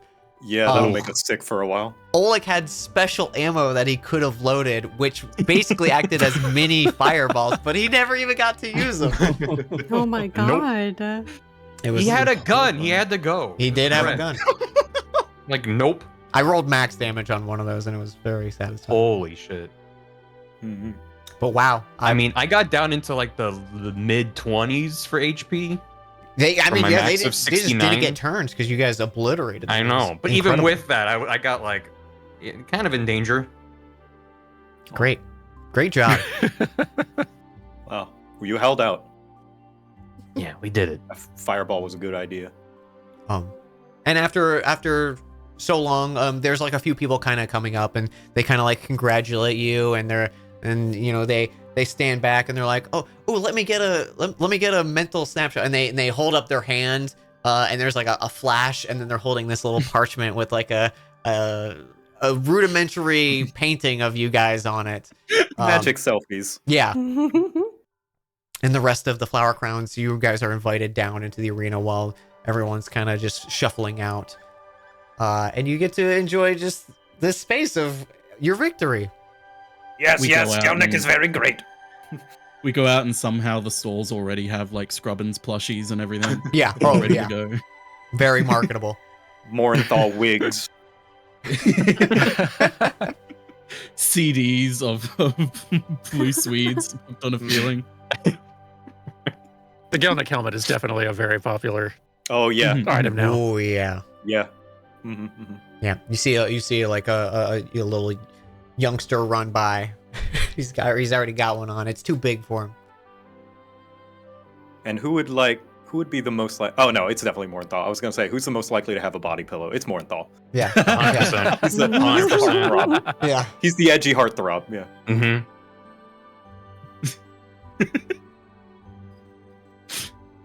He's And- angry and on of both course- sides. Tapes of Trilby's solo singing career. Can I borrow a feeling? I was thinking it's Morenthal on one side of the body pillow, on the other side it's Morenthal, but he's wearing more clothes. You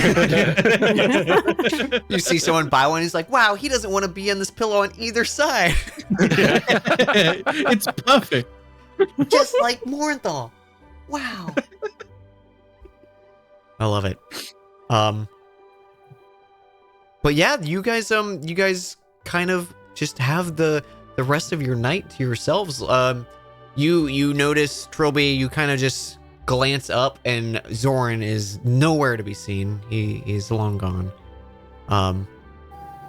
But I would have at after- some point called him out to the rest of the group, by the way. I didn't just keep that to myself. Well, you did. You kept it.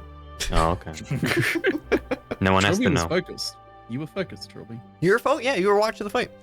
I was looking for popcorn. I imagine you probably pointed out to be, and he, if anything, just looked frustrated. And then I think when you won, you like if one of you were watching, he left. Mhm. But after like some time, and most of the people have been shuffled out, you guys are like pushed out of the arena as they start to close up for the day. And you have your winnings. The sun is down. It's like the latest you've ever been up, Trilby. Oh my god. The adrenaline. And yeah, what would you like to do? Do you guys Crash. want to just go home? Do you want to hit the bars? Probably We go should home. Celebrate. Mhm. Oh yeah, Um, celebrate. What do you think? I mean, what can we do? To in the this city? Shattered Shield Inn. you could go to True. the inn. You also do know you have there were a few casks of ale and multiple bottles of wine back at your home, if you wanted to. That's true. You might have a lot of people, like a lot of fans, just tagging along at this point if you're That just is going to true. public places. Ooh, the awkward no, you can't come. Mm, Well, first, Gelnick's Ooh, gonna divvy up the sorry. winnings for everyone except himself, just because it's like a nice even amount. What is it? 5,000? it was 5,000. 5,000. So What? 1,000 each to every single person. What? Aw. You're at least keeping the coupon, right? Yeah, the coupon. is mine. Okay. Sheesh. But thank Gelnick is you. like, Gelnick need not this amount of coin, partly because Gelnick still has plenty, but also, Gelnick feels as though the adoration and admiration of many and cheering on is already enough, and also too much. Gelnick, feeling a bit overwhelmed by the crowd. Never been these many adoring fans before. Well, you Aw. deserve it, Double Eater, and thank you. Gelnick used to think so as well, but now that he is in spotlight, Gelnick is do not know what to do with such attention.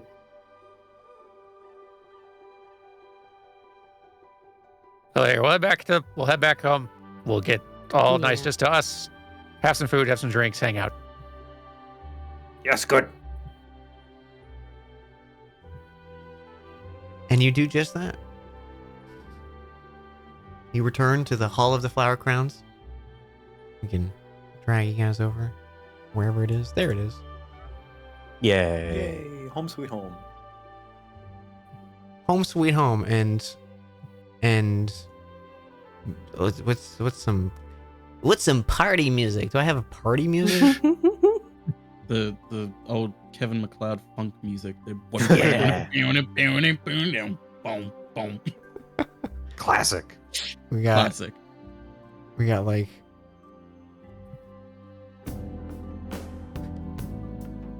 like late night wind down. night party music. Yeah. Yeah, winding down. Where's the first? This song? is the There it music you play when you want people to leave the party. You know, now Wind down, I gotta guys. change it because that's exactly what it is.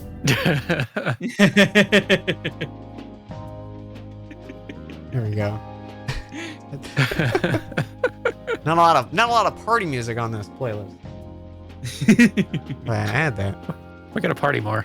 Yeah. Gelnick never want to write his name on so many papers ever again. If ever bureaucracy happens, someone else please handle it. Not it. Yeah, I'll do it. Thank you. Gelnick may be warrior on the field, but you are warrior in the office.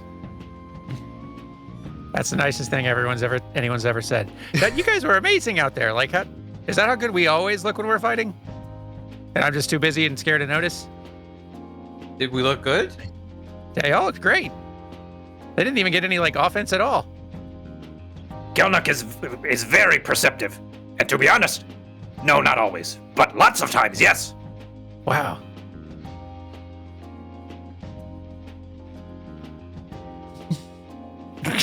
I like the night ending on that. Wow. Wow. You guys maybe Cool. stay up and chat a little. Maybe you guys break into some wine and stuff like that. Before long, you start to head to your quarters, or stay up and drinking, whatever you may do. Does anyone want to do anything for this night of celebration? I don't think so. Nothing in particular. Just enjoying ourselves and just recounting how cool we were. Yeah. I imagine that is just replaying the events is what most of the night is. Yeah, probably have a conversation of So what was Skyos? Gelnick, not to, hopefully not being any sort of offensive. Gelnick respect all culture, but he is unsure what to pinpoint what they are.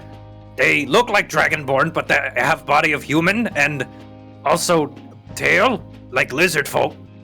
Perhaps a mixed child, but not sure. Very interested, but scared to ask.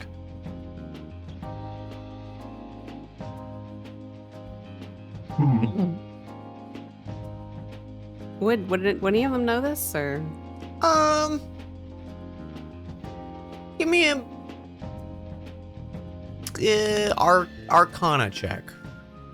Boy, my bestest stat. I want to give myself disadvantage because Trilby is half asleep. Absolutely. Yeah, Trilby has disadvantage. What the? It doesn't matter. Doesn't matter. Good gracious. He studies in his sleep. Trilby just half on the way falling down to the ground just says exactly what it is. Are you sleeping in a Ventures Brothers bed? What happened? Why am I wasting all my good rolls?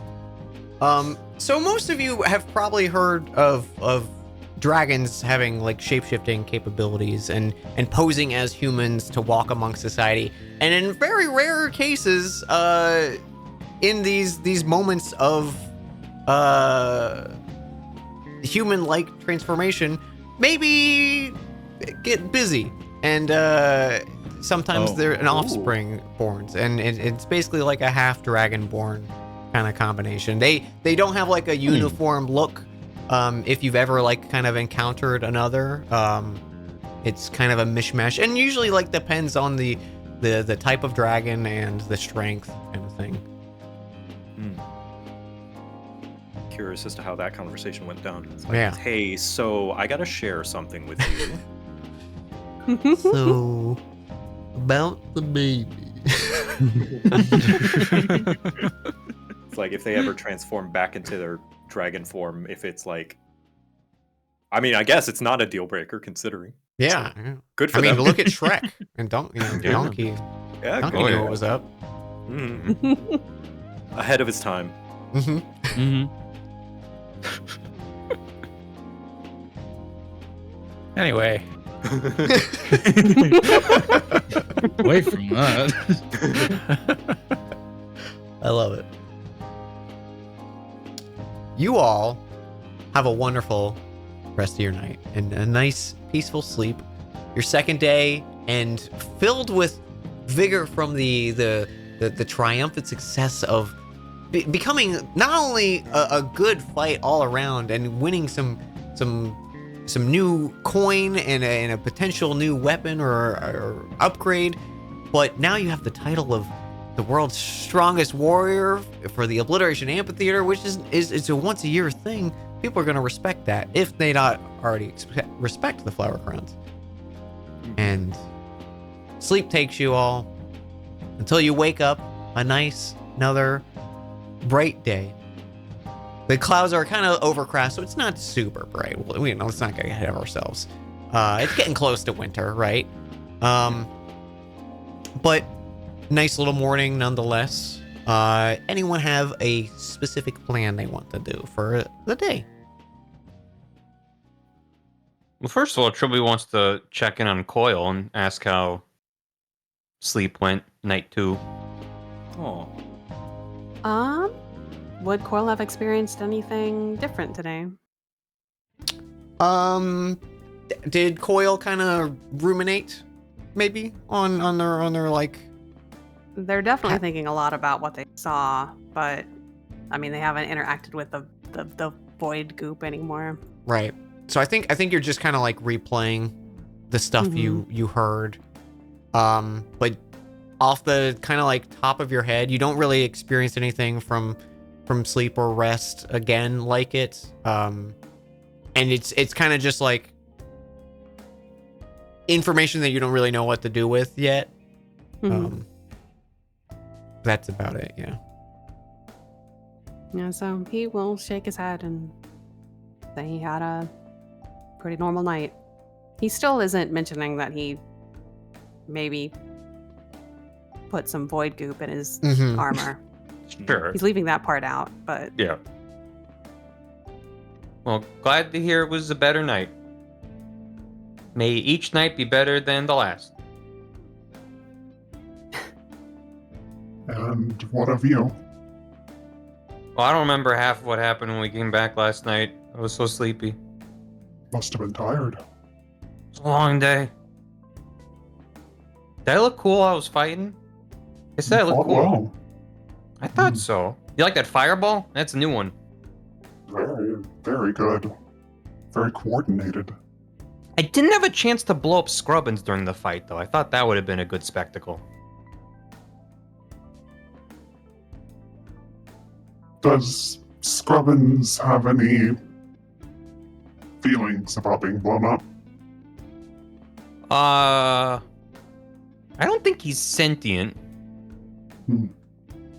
But I could ask. he sort of looks around. Is Scrubbins around? I think Scrubbins is back in Trilby's room. Okay. Scrubbin just stares into the middle distance.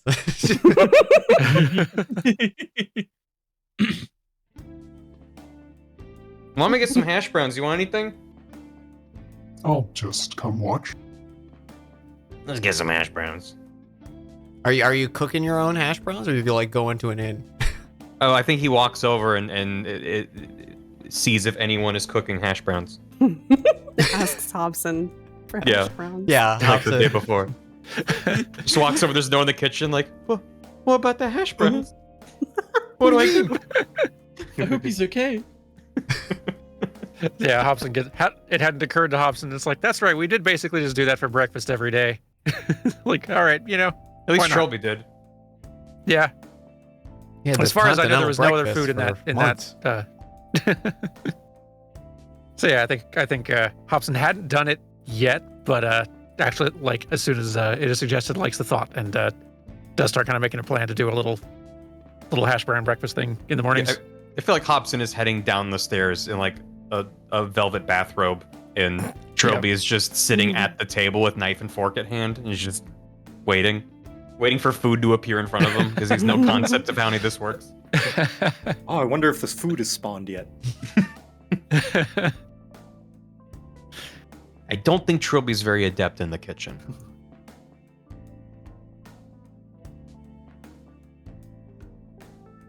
But yeah. While that's happening, it's about time. It's about that time of the day for Gelnick to annoy Morenthal. So he's probably gonna go and just like, where would Morenthal be? Probably just in his room or what? If it's in the morning, he's.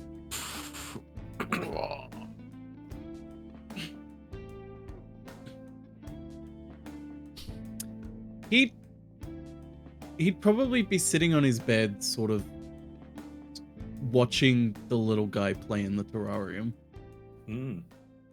Just like watching him go around. Then he would hear a muffled like, Morenthal! Morenthal! Yes. Gelnick think he know what art you may be good at, or enjoy, or participate in. Yeah.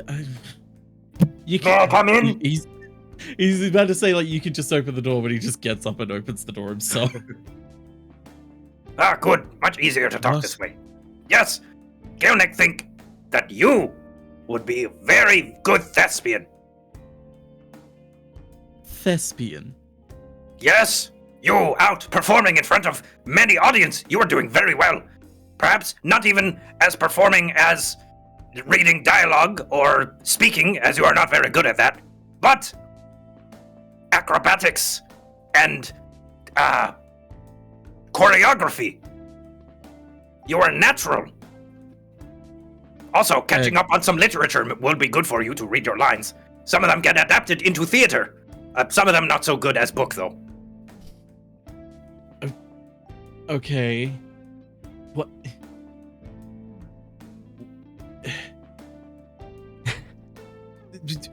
Thespian? Yes! I don't even. You think I can do that? Of course. You move very well. You are very athletic and also very agile. You are fast on your feet. You would be very good as some sort of, not sure, action actor. Action actor. Yes, stuntman. Mm. Theater always needing extras to take hard falls or make cool action scenes. You good at those? Thank you. He's just like you've just told me I'm good at falling over. It's like thanks, I guess.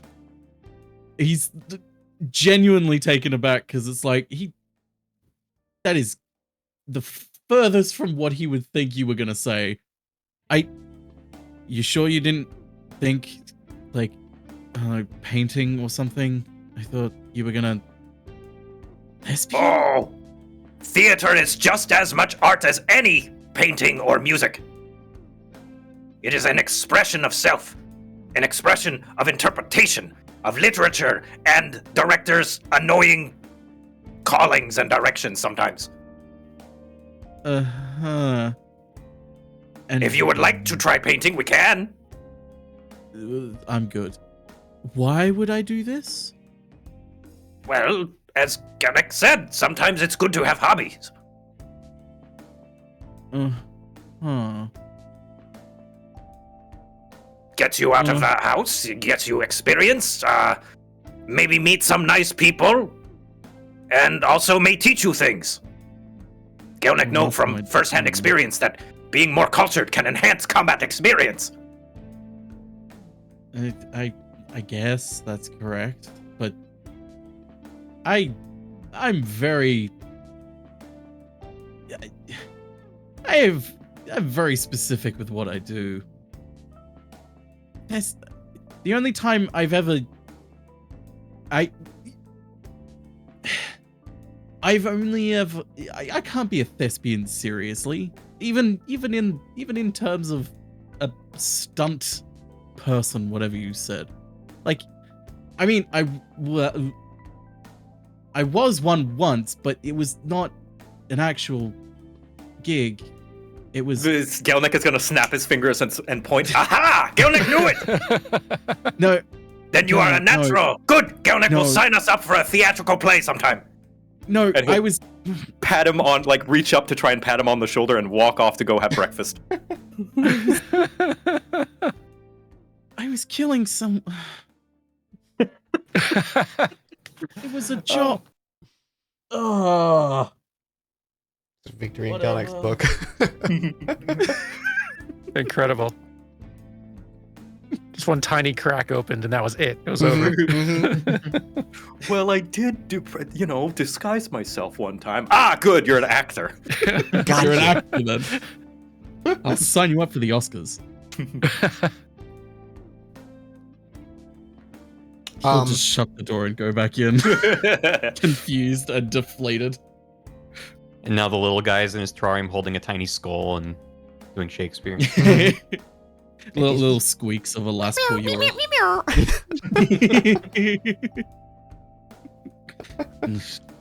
Don't you start.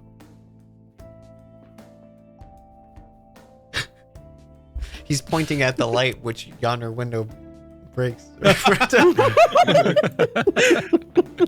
Pantomiming an entire soliloquy. Yeah. Dude's got skills.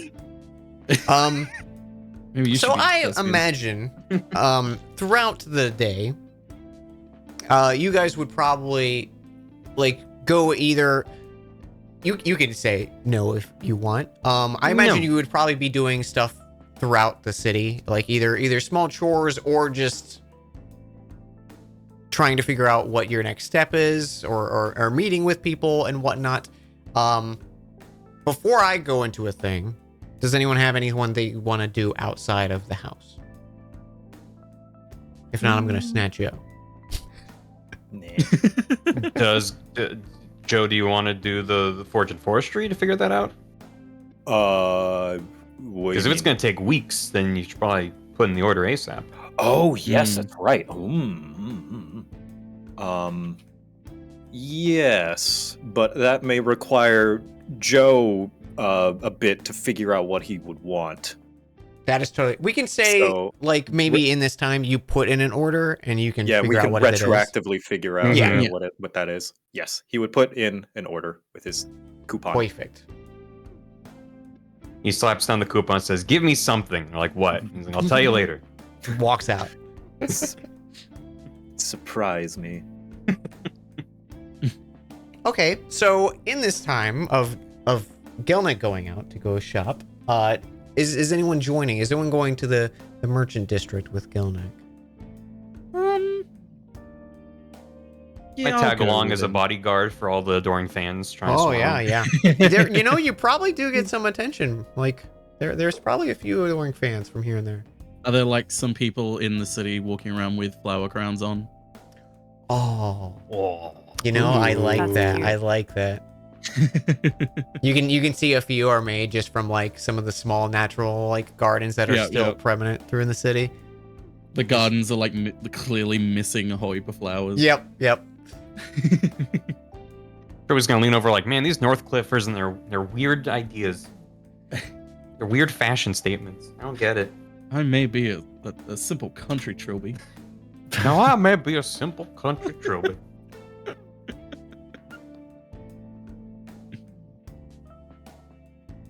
Yeah, I'm good. You're good? Okay.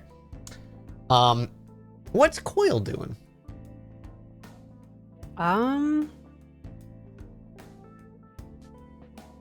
imagine. How long did Esteban say? Like how many days ago was it that he left? It was it's been like 2 days, I think. So Okay, so not really long. enough for probably them to probably really need to figure give something more out. time. Yeah. Yeah. So he'd probably not be doing that. I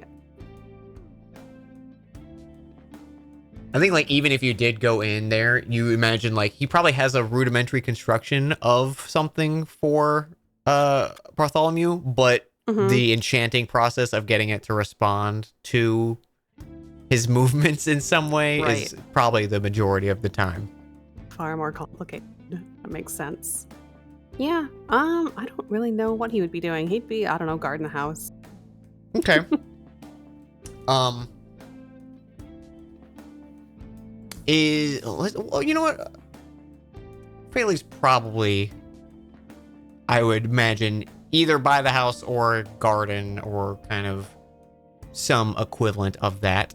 Mhm. Hobson and Morenthal, what are you guys up to? Hobson is in the library reading the rest of that book on the Fae that he found, that he and Volsa kind of discussed a night or two before. Okay. Trying to get as much information out of it as he can. Also trying to see if there's like Law 101 for dummies or something like that, just to try to figure out I don't know if Sealy Court works in any way similar to legal courts here, but I should learn some basics. I think you do find some kind of book for the legal process for Ilithia, and you're going through, and as you do, you just in the back of your mind, Vol's like, oh, that's not gonna fly. Nope, not that. That doesn't even make sense to me. I don't even know why you would do that. Just it's kind of just contradicting any of the actual evidence you could find in this world. But you do spend some time with the Fae book and kind of glean a little bit more, and it looks like a lot of what you've learned in the time with Vols is, they're very fickle. They're kind of motivated by the moment and self-interest and almost just kind of greed sometimes driven. Mm-hmm. Is it seeming still our conclusion we'd reached in that, when we talked about it before, was that our best bet was just if we can get Vols in physical form again in some way, right? Yeah, you think because Vols hasn't returned to physical form is probably why it hasn't been you guys haven't received a penalty, or haven't come to be collected. But that's definitely the first step of figuring out how to get out of it is having an actual entity to get to the Fae and bargain maybe with the Fae once that has happened. All right, yeah. I think he resolves, it's not a thing we have to do now, but I think Hobson does resolve that he wants to try to then next tactic in kind of free time is start finding just some whoever the highest authorities on magic are in Northcliff, start trying to find them and consult them to try to get ideas for how to go about trying to get to figure out that Vols in Bracer, can we get him out of the Bracer somehow situation. Okay. Yeah. You spend some time looking into it, and it's a lot of questions, but you're putting in the time to at least research to it. Okay. And Morenthal, what is Morenthal doing? He'll be tagging along with Gelnek, mainly to go to the market district. I guess to look for any any plants or something that anything that catches his eye that he think the little guy would probably want. Well, you're in luck because Hearth Depot has a whole gardening and decor section. What a great place to go. I saw somebody mentioning its competing store Drows. That's good. That's good. And Troba, you were tagging along for the market adventure, right, as well? Yeah. Okay. Nothing in particular. I did have the thought that that at some point over the next day or whenever there's time, he's gonna send another letter back home, but not with money this time, because last time she was like, "Stop! This is too much." Yeah. So he's just gonna check in on how everyone's doing, get them caught up on their adventures since last letter, and be like, if you need any money, let me know. I got a bunch. We just got a bunch of gold from winning the tournament. The tournament arc went well. Aw. Okay, I will note you send a letter at some point in this time. Around like midday, folks are mulling about. Hobson's kind of deep in the books. Faley's kind of tending to the garden inside the house right now, which I imagine she probably spends a lot of time there as well. And Coil, are you kind of like, in terms of guarding the house, do you think like you kind of like walk perimeter kind of thing, or are you like sitting on the patio with the sun hat on? Like, what's the kind of guarding vibes you have? I do think he would walk the perimeter, at least for a little while, and Okay. At some point, like midday-ish, you notice this young girl, like she maybe like not a teenager yet. She has pointed ears, so maybe half elf. She's crying and she's holding like a small like stuffed animal, and she just kind of like runs out into the street and is like loudly sobbing and kind of just looking around, making a scene. baby. Mm. I think he wouldn't know what to do at first, but eventually would like cautiously wander over because he knows that he's like huge and probably scary looking, so he doesn't want to scare her. Mm-hmm. But he will approach. Okay, I'm gonna.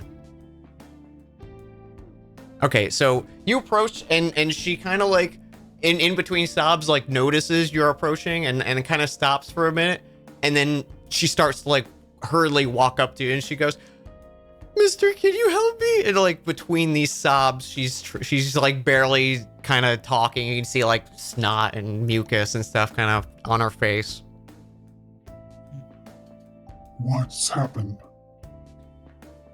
There was a man and he came in my house and he hurt my mom, and I ran outside and I couldn't find anyone to get, and I think he's still there and my mom's not okay.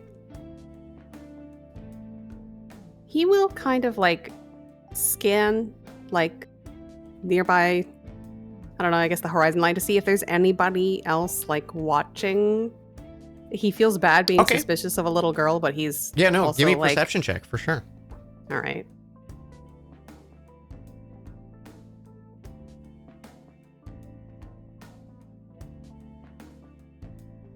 $17. It honestly, the streets are pretty clean right now. The entertainment district usually gets a heavier traffic towards like night. So a lot of the people are either at work or in the trade district kind of thing. So it's pretty barren. You don't see anyone kind of like sulking in the shadows or anything like that. Okay. He will sort of kneel down and look to her. Can you take me there? And she just nods and she's yeah, and she kind of just grabs on like the edge of like your cape and like starts to tug you in a direction. And he will follow. And it's a short little walk. It kind of goes north, like away from the kind of more higher quality houses that like your little neighborhood is in. But it's not too far away. And she walks up to this small little house. It's like a 1-story cottage. It's still like pretty well and nice. And it's like, you know, it's been okayly maintained. Like the yard is not in a great state, but it still looks pleasant. And she just points into the house. And he goes, "You ran in there, and I ran out the back door, and I don't know what happened." Okay. Do you know how to get to the Crown's Guard have a station here, right? I'm not Yeah, making they that have up. like barracks Okay. and towers kind of throughout the entire city. Do you know how to get to the Crown's Guard? And she just kind of nods her head and she's, I was walking there before I found you. Okay. Go there. Okay. And she lets go of your cape and like takes a step back. So she's like kind of on like the edge of the like picket fence where you're like closer to the building still. He still feels a little uneasy about this, but maybe it is hubris, but he's like, whatever, I can handle it, so he will go in. Mm-hmm. You can give me an insight check if you'd like. Okay.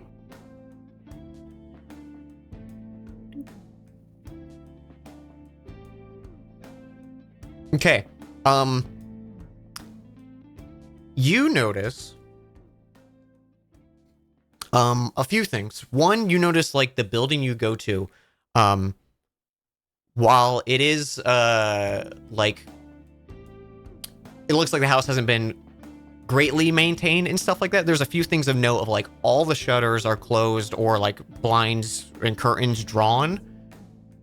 There doesn't seem to be any light coming on, which, you know, could be just no one's home, but you know they were just home. And you notice a few pieces of like jewelry on the little girl that are just kind of seem odd. Like why would this little girl have like jewelry of some sort? Mm-hmm. Or at least on, you know, and not like play or something like that. Gotcha. Mm. He will like also kind of watch the direction she's going and Mhm. see if she's actually going toward like where he remembers a Crown's Guard barracks Yeah, to be. she lingers by the fence like as you approach, and like until you like look back at her, and then she like starts to walk in the direction she was going. Squants.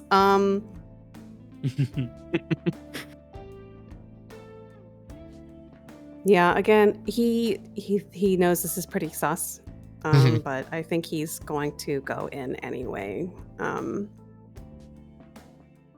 Yeah. He's Okay. just gonna push his way in the front door. It does look like it's been busted in. So it's just kind of like a freely pushed open door. And here, let me. I don't know why, but I want to play this song. It doesn't really fit the mood, but maybe it does. Maybe it does. You step in and all the there's no lights. It's a simple small little house. And you can see to like in front of you and to the left there's a hallway, and you can see it's clearly a bedroom door, and you can see like a trail of probably blood or something dark into that room. He will head that direction. He'll follow it. Okay. Give me a perception check. Okay. You hear a very quick but very silent pitter patter of feet coming up from behind you. And you have danger sense, right? I believe I do. I sure do. In this moment, you know something's not right. And catching that and turning, you see from the head of the stuffed animal a sharp blade as this young girl goes to jump at you as you get the drop. Let's do a quick little Hmm. here. Okay, question for the rest of the group. I'm gonna copy you guys real quick and then delete you. Can you guys still see?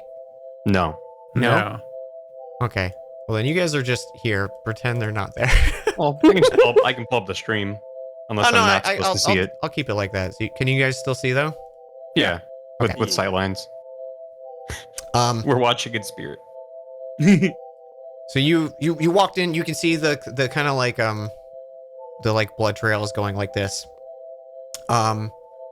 And we'll do just because you got you did not get surprised.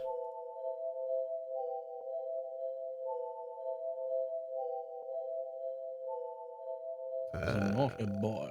Okay. Initiative, if you would be so kind. All right. Quail gets a fight too this session.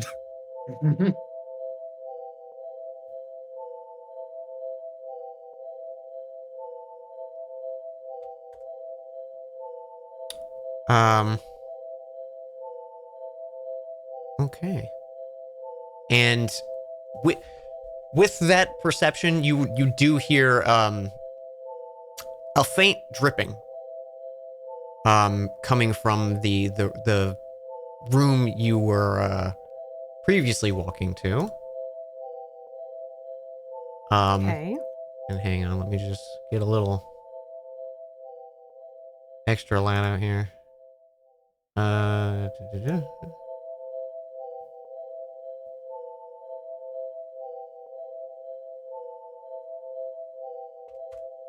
They rolled an 8. You notice a hand, a scaled, lanky golden hand that is dripping with blood, kind of watching. Like, you can see they're just barely watching you through the like edge of the door frame, and you can just make out their arm, and you can see a drip of blood hitting the floor, and it catches your attention. Before this little pitter patter of feet rushed up to you, and this girl's going to attack. Wonderful. Yeah, everything's great. Everything's fantastic. Everything's really fun. Let's do like unrelated music title. Unrelated. Totally unrelated. Okay. Let's let me just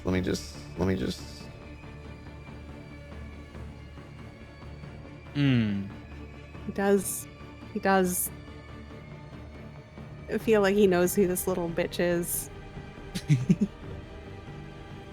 Give him the old 1-2. Oh, damn.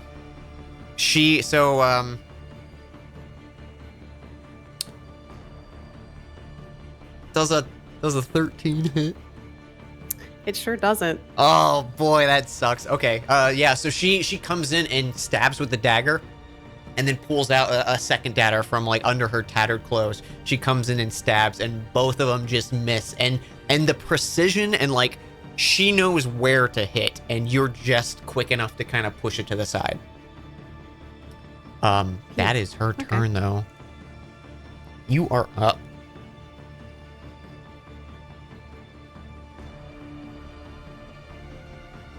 Can he, instead of making attack, can he just try to grab for her throat?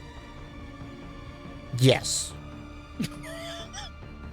Let's just do like a melee attack for it, and we'll say it's a grapple.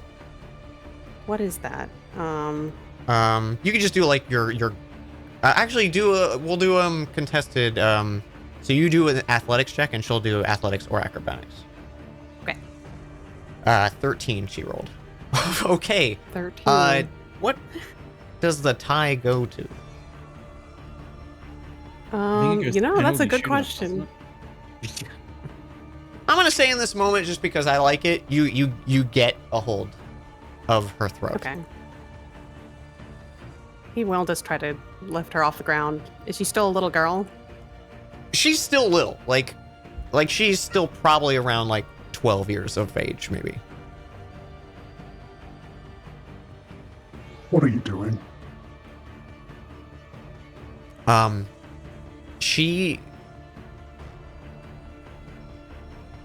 The expression on her face has changed so dramatically from when you were just speaking with her to like in a heartbreaking way, she looks like Morinthal. Oh no. His heart breaks a little bit. And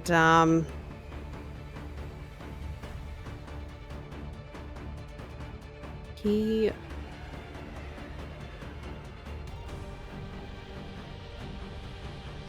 can he try to disarm her with his other hand? Sure. She does have 2 daggers. Okay. Can he at least take away one? Yeah. We'll do another contested here. I think right. there's specific rulings for this, but I don't want to look up stuff right now. That's fair. A strength? Yeah. Okay, she got an 18 on her resist. Oh, that's pretty good. Oh, okay. Oh, well, that's a save. What's your strength plus, like a 4? Oh yeah, it's a 4. Okay, so you still succeed. So you yank out one of the daggers. It's a nice dagger, and when you pull it from her hand, you notice there's this kind of like dark green ichor dripping from it. Hmm.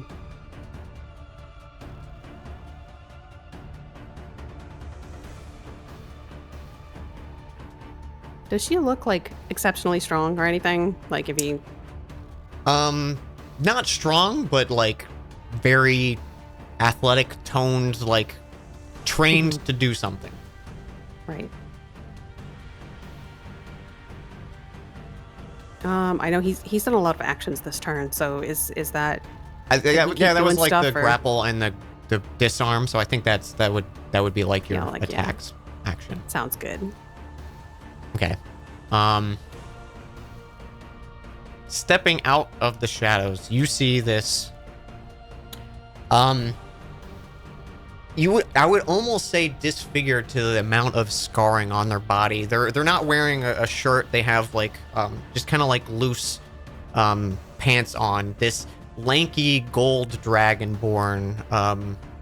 You recall seeing this figure on the wanted poster from Naomi, that Mhm. renegade blood mage, and you can see these infernal markings carved on his body, and he's holding out his palm with like there's a clear like big slit across the palm, and there is just a floating arrow, and it's pointing at you.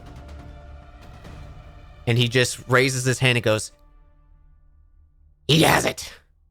And just with his other hand, this like gout of blood shoots out, and he's going to what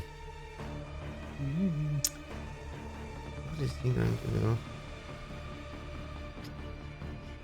You see these just like 3 like bursts of blood come out, and like as they travel through the air, they almost like crystallize. That is cool. Is that what Coil says? He's thinking it. 2 11s, which I think miss, and a 24. 24 does hit. Okay. I'm just trying to think if I could like swipe my tail at that, but I don't think I'm not raging. Oh, I can do that. Oh no, what did I just do? I think I just hit back on my roll 20, so it reloaded the whole site. Oh no. It's fine. It's fine. Nothing was happening, right?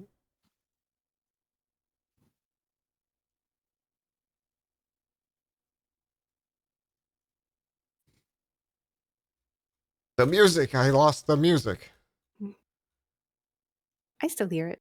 Okay. Sorry, I had to restart it. Oh, you're good.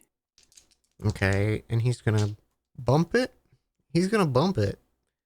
Louder? Louder.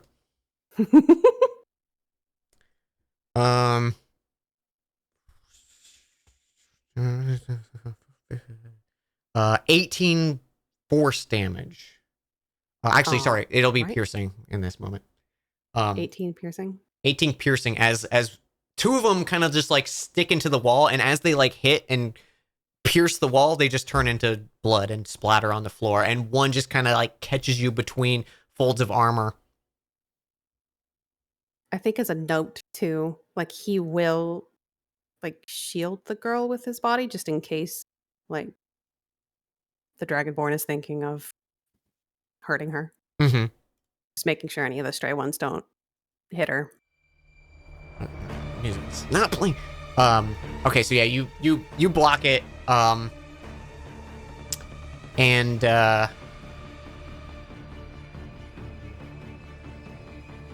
yeah, okay, that'll be his turn. It is her turn at the start. She is still grappled by you, but she still does have one dagger and is going to try and hit you with it. All right.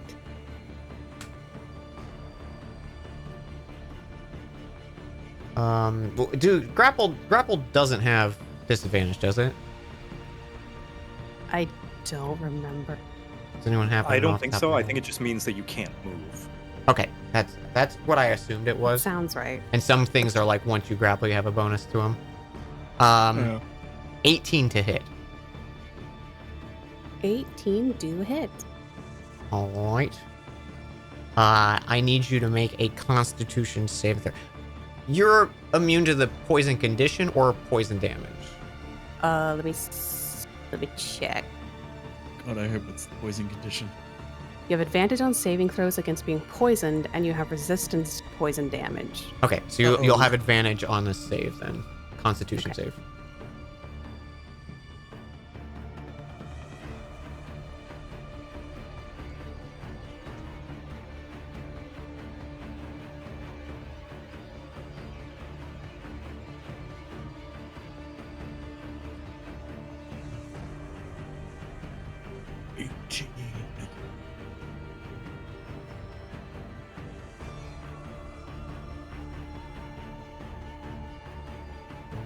Okay, and you save, so you take half, which means you take a quarter.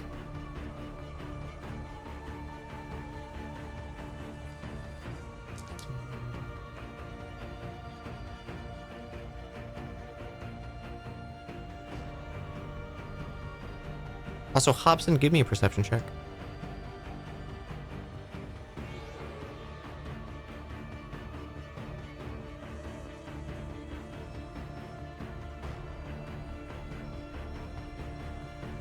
He might be AFK. Oh, He might. that is all good. He can't perceive shit.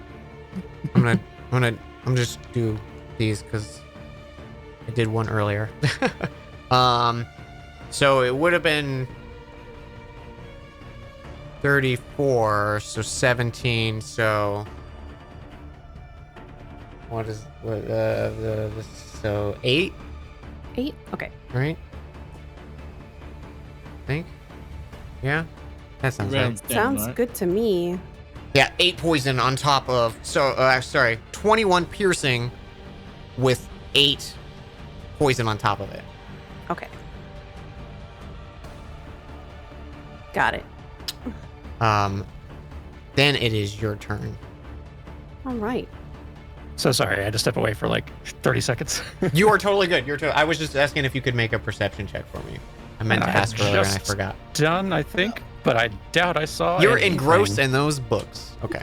Yeah, just like somewhere cut to Hobson, like taking a nice cozy sip of tea, reading a book. Fantastic. It's his turn, right? Yeah, it's Quill's turn. Okay. We are going to rage now, Okay. and the bonus Rawr. action. We will rage, if nothing else, for the resistances. And well, actually, well, no,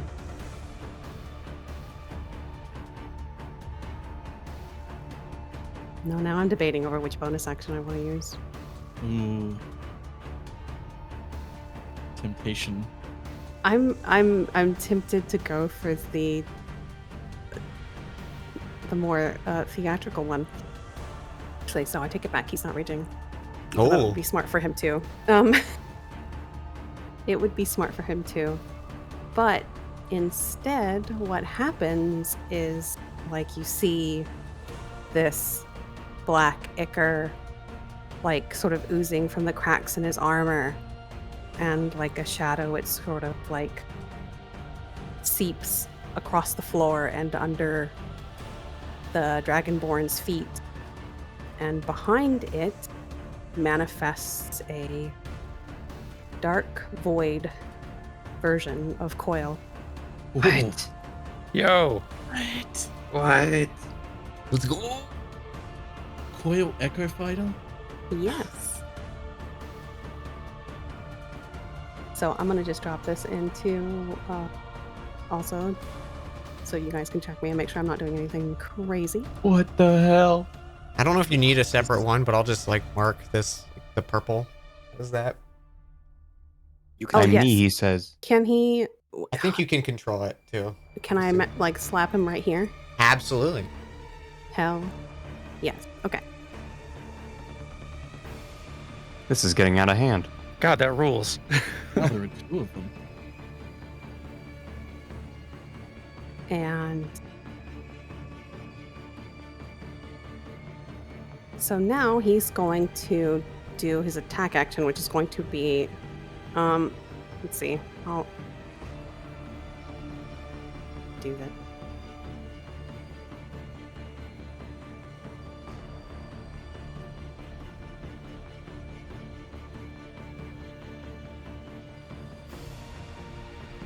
Can he use his attack action to try and disarm the other dagger from this girl? And still use this? You take that action, making one additional attack. I would imagine yes. Let me. Because disarming's like uses an attack action, doesn't it? That's what I thought, but I'm not positive.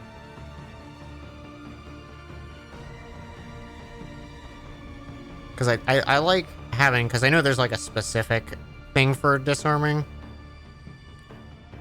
I'm sorry, I keep bringing this up. No, you're totally good.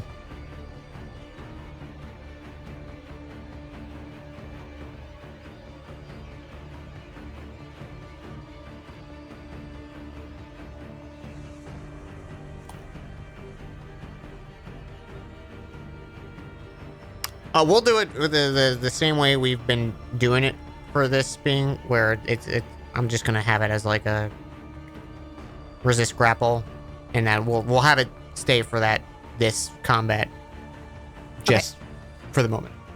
Okay. So we strength. Mm-hmm.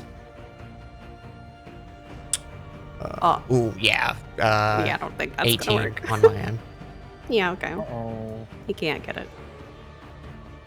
Very But the Unleash Incarnation is going to work everywhere. Anyway, so the Echo will make a melee attack against the dragon. Okay.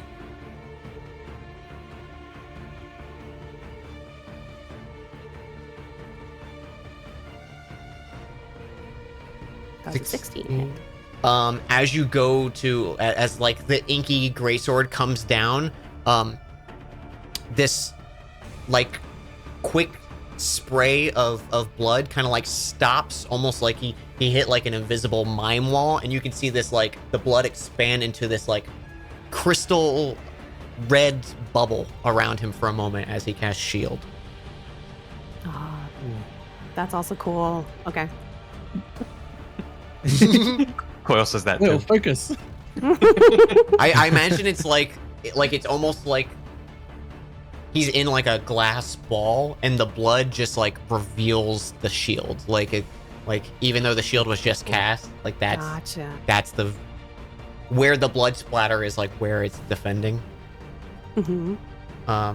He is hurting himself doing this, so that's good.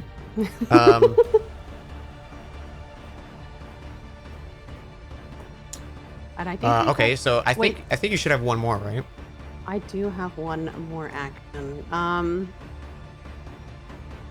So he is going to, unfortunately, because he's single-mindedness, he's just going to try and rip the dagger out of her again. Let's go. 17. Oh, 19. okay. Ooh. All right. You in the moment, your coil just rips that other one from their hand, and they're small enough, and just kind of like you still have them in this grapple. They haven't tried to escape. You wrench that out of their hands and just I'm assuming you just throw it on the ground, or are you like pocketing Yeah, it he's or anything? probably. I think for now he's throwing them into the ground, like blade down, like Mhm. as hard as he can, so they. There's would some be a force to little- pull them back. Yeah. Okay. So yeah, you get the dagger from her. Okay. I believe. That is his turn. Okay. Finch takes like not actually leaving the space, but takes a step back as like the Echo Knight appears. This voidy, like inky copy of Coil just looming over him. And he goes, I said bring one. Fine. And he just like you can see like he has this small knife that like it's not even a dagger, it's just like this tiny knife, and he just like jabs it into like almost like his elbow on his other hand and pulls down like to the top of his hand. And then with his hand it just sprays on the floor, and as it sprays on the floor you realize like the blood kind of like pools in a way where it is a summoning circle. Oh. It like the blood splatters, and it's almost like hydrophobic where it like forms into this thing, and you can see they flare with this red glow, and a boiling blood creature kind of emerges from it. This massive, like maybe 6-foot creature with arms like tree trunks just pushed at the side, almost like a gorilla-like stature, as this Balgura is summoned from the pits of hell Oh my god. and enters into the combat.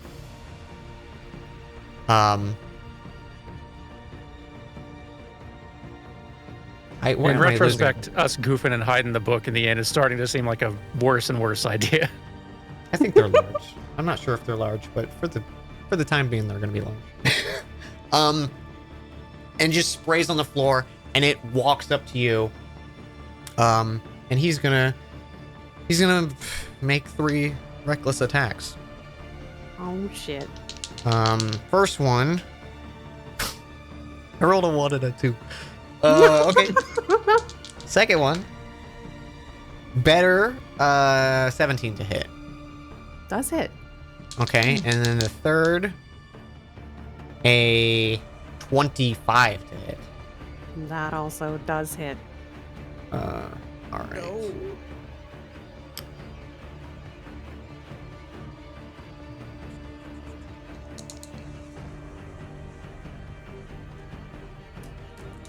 Look. Well, wait. You're not raging, right? No. No. So 9 on the first and 12 on the second.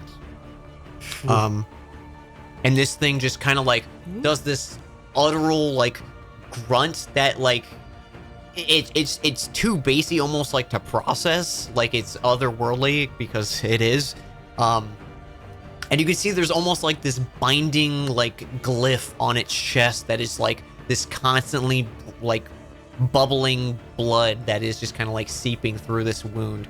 And you just hear from behind you, what the fuck? And you see Phaley standing in the doorway. And that is where we're going to end it for the evening. Incredible. And we'll pick it up there, where this very fun little moment. Amazing. Damn, that was so much cool stuff in one session. There's- God. Dude, the arena was so much fun. I can't believe how well that went. I was so excited That because was amazing. I was like, when I was standing out these guys, I'm like, this is gonna be rough. Like, this is gonna be spicy. And you guys crushed it. We got all of our good rolls out of the way for the rest You of the really campaign. did. Yeah, next Mhm. next session we're gonna be absolute garbage. Can't wait. Yeah. That's what I want. That's what I'm excited for. I have to cut back and forth between this horrible, hellish fight and then us all shopping. Yeah. Yep. Meanwhile, Morenthal picks up a plant. Like, no, puts it back down. do you have any? Do you have any like more richer soils? Yeah. I'm gonna. What do you use for fertilizer? Yeah, what do you use for? Do you use like blood in your fertilizer? Cut back. More blood magic. So God. Thank you so much, Dan. man, that was a treat. That was so fun. Man, shout outs to Gelnick for the Yeah. amazing fights in the arena. That was so good, and Seriously. I'm so proud of all of you. Was all me. It was I had my friend like freaking My the friends are fireball my combo. power. My friends Yeah. are my power. Mhm. Oh, it was Yes. beautiful. It was like a perfect fight. It was so good. Oh, But we'll pick it up there with this little adventure. Yeah, I was rewatching the episode. I remembered Coil had the book, and I was like, "Oh, thank God!" He sure does. I was like, hey, it's a This is smart gonna- idea giving the book to someone who doesn't have blood, right, guys? Yeah. Right? Yeah. Right? Yeah. unfortunately, Please. Finch does have blood. That's the problem Yeah, with the that- blood. that's the moons. They downside. have blood. Coil doesn't have blood, but everyone else does. Yeah. Yeah, this'll be good. I'm very excited. Very excited. But yeah, I just want to gush about D&D. It's good I to love get it. back into it. It's so much fun. Yeah. Mm. All right, we'll have to plan a quick one. Yep. Yes. Mhm. Yes.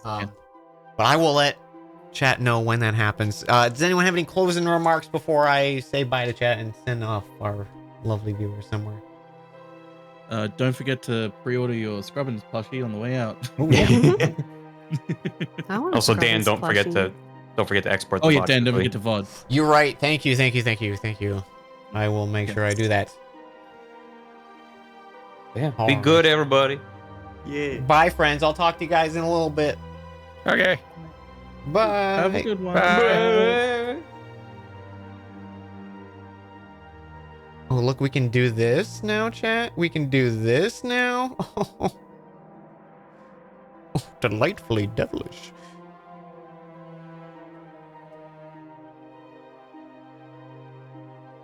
Oh man, that was great. That was great.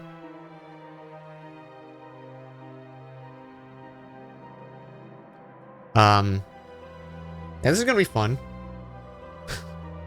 A little blood mage and an assassin. A blood mage, assassin, and a demon walked into a bar. I'm gonna just be thanking people, and then I'm gonna send you guys to whoever we see is on. So thank you very much if you stuck around and you watched. I really appreciate it. This is one of the things that I spend a lot of my time on, and I hope it shows. Because there's still so much that I planned for this episode that we either didn't get to or just went in a different direction. So always exciting for me. But thank you everyone so much. Random tidbit that just happened earlier today. So my birthday is August 11th. It's coming up on a like 2-ish weeks from now. It'll be on a Sunday, but on that Sunday, your boy's gonna be on the front page of Twitch. I actually got a slot. I finally got a slot. I've applied so many times for a slot. I don't know. We'll probably honestly just be doing like an Ocarina and Majora rando or something like that. Because I was like, something I can just put on and just do for fun. So that should be a fun time. But yeah, it'll be interesting. We'll see how it is. They were like, I can't talk about, you know, a few maps in particular that may be phallic. I won't be able to talk about those because has to be safe. Has to be not explicit. That'll be fun. But I'm just going to thank people now before I keep forgetting. Lizzie, thank you so much for 31 months. Also, if you have any questions about D&D, I can answer a few tonight about random things because I like doing that and I feel like that's fun while I read. If you have a question. Ed, thank you for the 25 bits. Thank you for the follows, y'all. Wiremouse and Ed, thank you also for the 25 bits. Ed, 2 more 25 bits, thank you. Chroma, thank you so much for 14 months. Kitty Foo, thank you for 7 months. Anonymous with the 5 gifted subs. That's weird how it separated them like that. Thank you very much. I recently changed my alert. What did I change it to? Hang on. It won't play because I have stuff muted right now, but I'm just curious.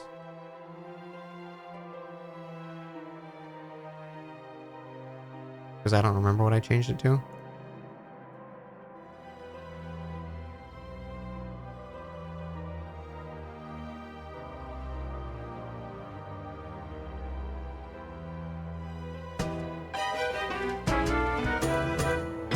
There it is. It's a tulip alert. New gift sub alert. Ed, thank you for the gifted sub. Anonymous, thank you for the gifted sub. Probable Futures, thank you for 64 bits. Ginger, Joy, thank you for 100 bits. Probable Futures, thank you for 100 bits. Lauren, thank you for 21. Naru, thank you for 25. Anonymous, thank you for the gifted sub to Jax. Aw, thank you so much. Node Sandwich, thank you for 25 bits. Probable Futures, thank you for 26 months. Thank you so much. Xanry, thank you for 25 bits. Node, thank you for 5 months. You started listening to all the Dungeons & Dragons VODs a few weeks ago and just finished catching up. They're absolutely amazing, and I'm very excited to be here for one, even just a little bit. Well, thank you very much. I appreciate that so much.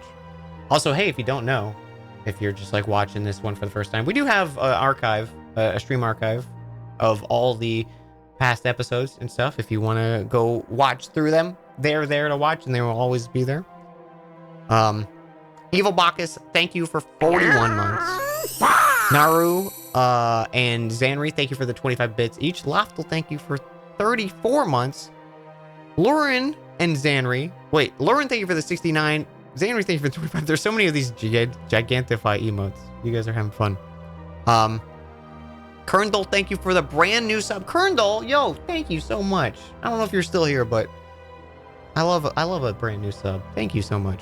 Crispy Croco, thank you for 30 months. Barry, 68 months. Barry's so close. So close to Venom.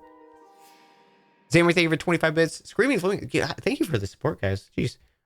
Screaming Flamingo, thank you for 14 months. Xanry, thank you for 14 months. 2 14s in a row.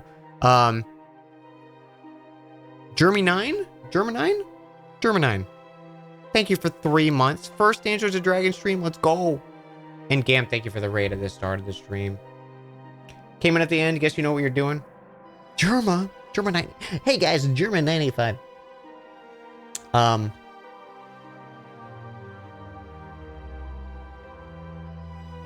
Yeah. That was great. Thank you guys so much for joining me. Have I said what level the party is? I think they're like 9 or 10 maybe. Let's see. I'll look at one of their sheets.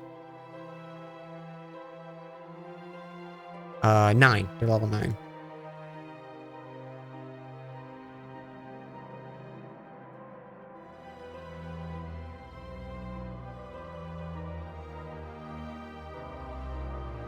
I know you explained a bit before, but how do you make the race? Scouting skill checks. How'd you make theirs? So yeah, so basically for that, because I was rolling so many characters, I just did flat rolls, and I gave them pluses, depending on, like, basically I was like, here's a name, and I didn't even give names to half of them. Like here's a plus they get for this stat, and just rolled for it. And then I did same thing as Gelnek was, over 10 is a success for 1+, a crit is +2, 10 was 0, below 10 -1, 1 was a -2. And I rolled that many times and just wrote them all down and then added them up.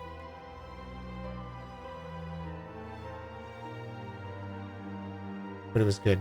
Yeah, like, so I think I did one set of the 16, and then for the set of 4, I made a set of 4 for the other fight and rolled for them. Just like I just did mock combat for my own fun.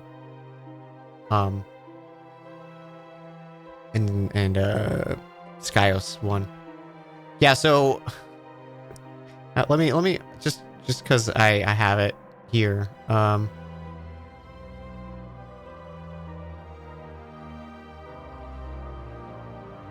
So Skyos had 17 AC, 85 HP, 3 attacks on a turn with long sword and short sword.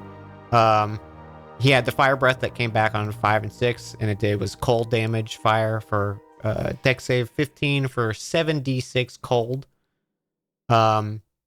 Oleg the bird was 14 AC, 65 HP, flight speed of 50. He had a bonus action healing word. He could make 2 attacks a turn. The chamber would hold 4 bullets.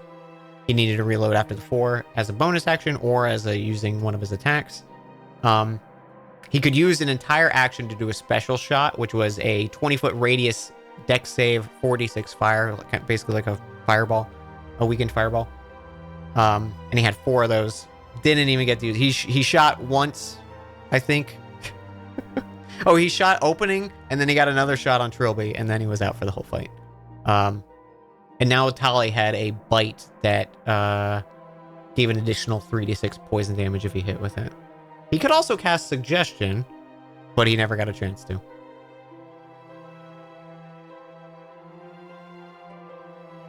I was like, I'll give him like a turn or 2 before I start pulling out the fantasy, the big guns, and they deleted, and it was so impressive. I was so happy with how that went.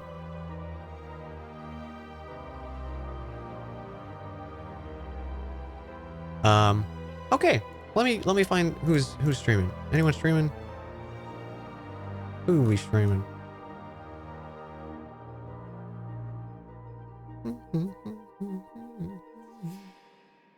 I'm gonna say hi to Catlink in a hot minute. Let's go say hi.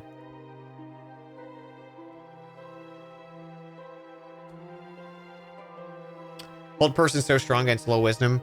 Yeah, Skyos like handled it. I think Skyos had a +6 to his wisdom saves. And now Tali actually had high. Oleg did not. Oleg had like a +2, I think. Now Tali had a +4.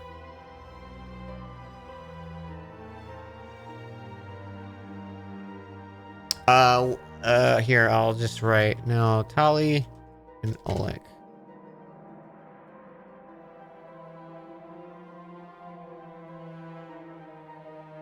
Thank you guys so much for hanging.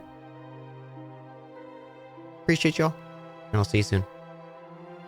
Oh, and Skyos, there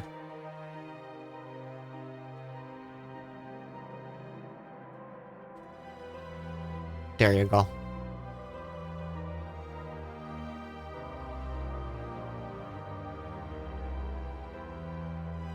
right. Catch you later. Bye, y'all.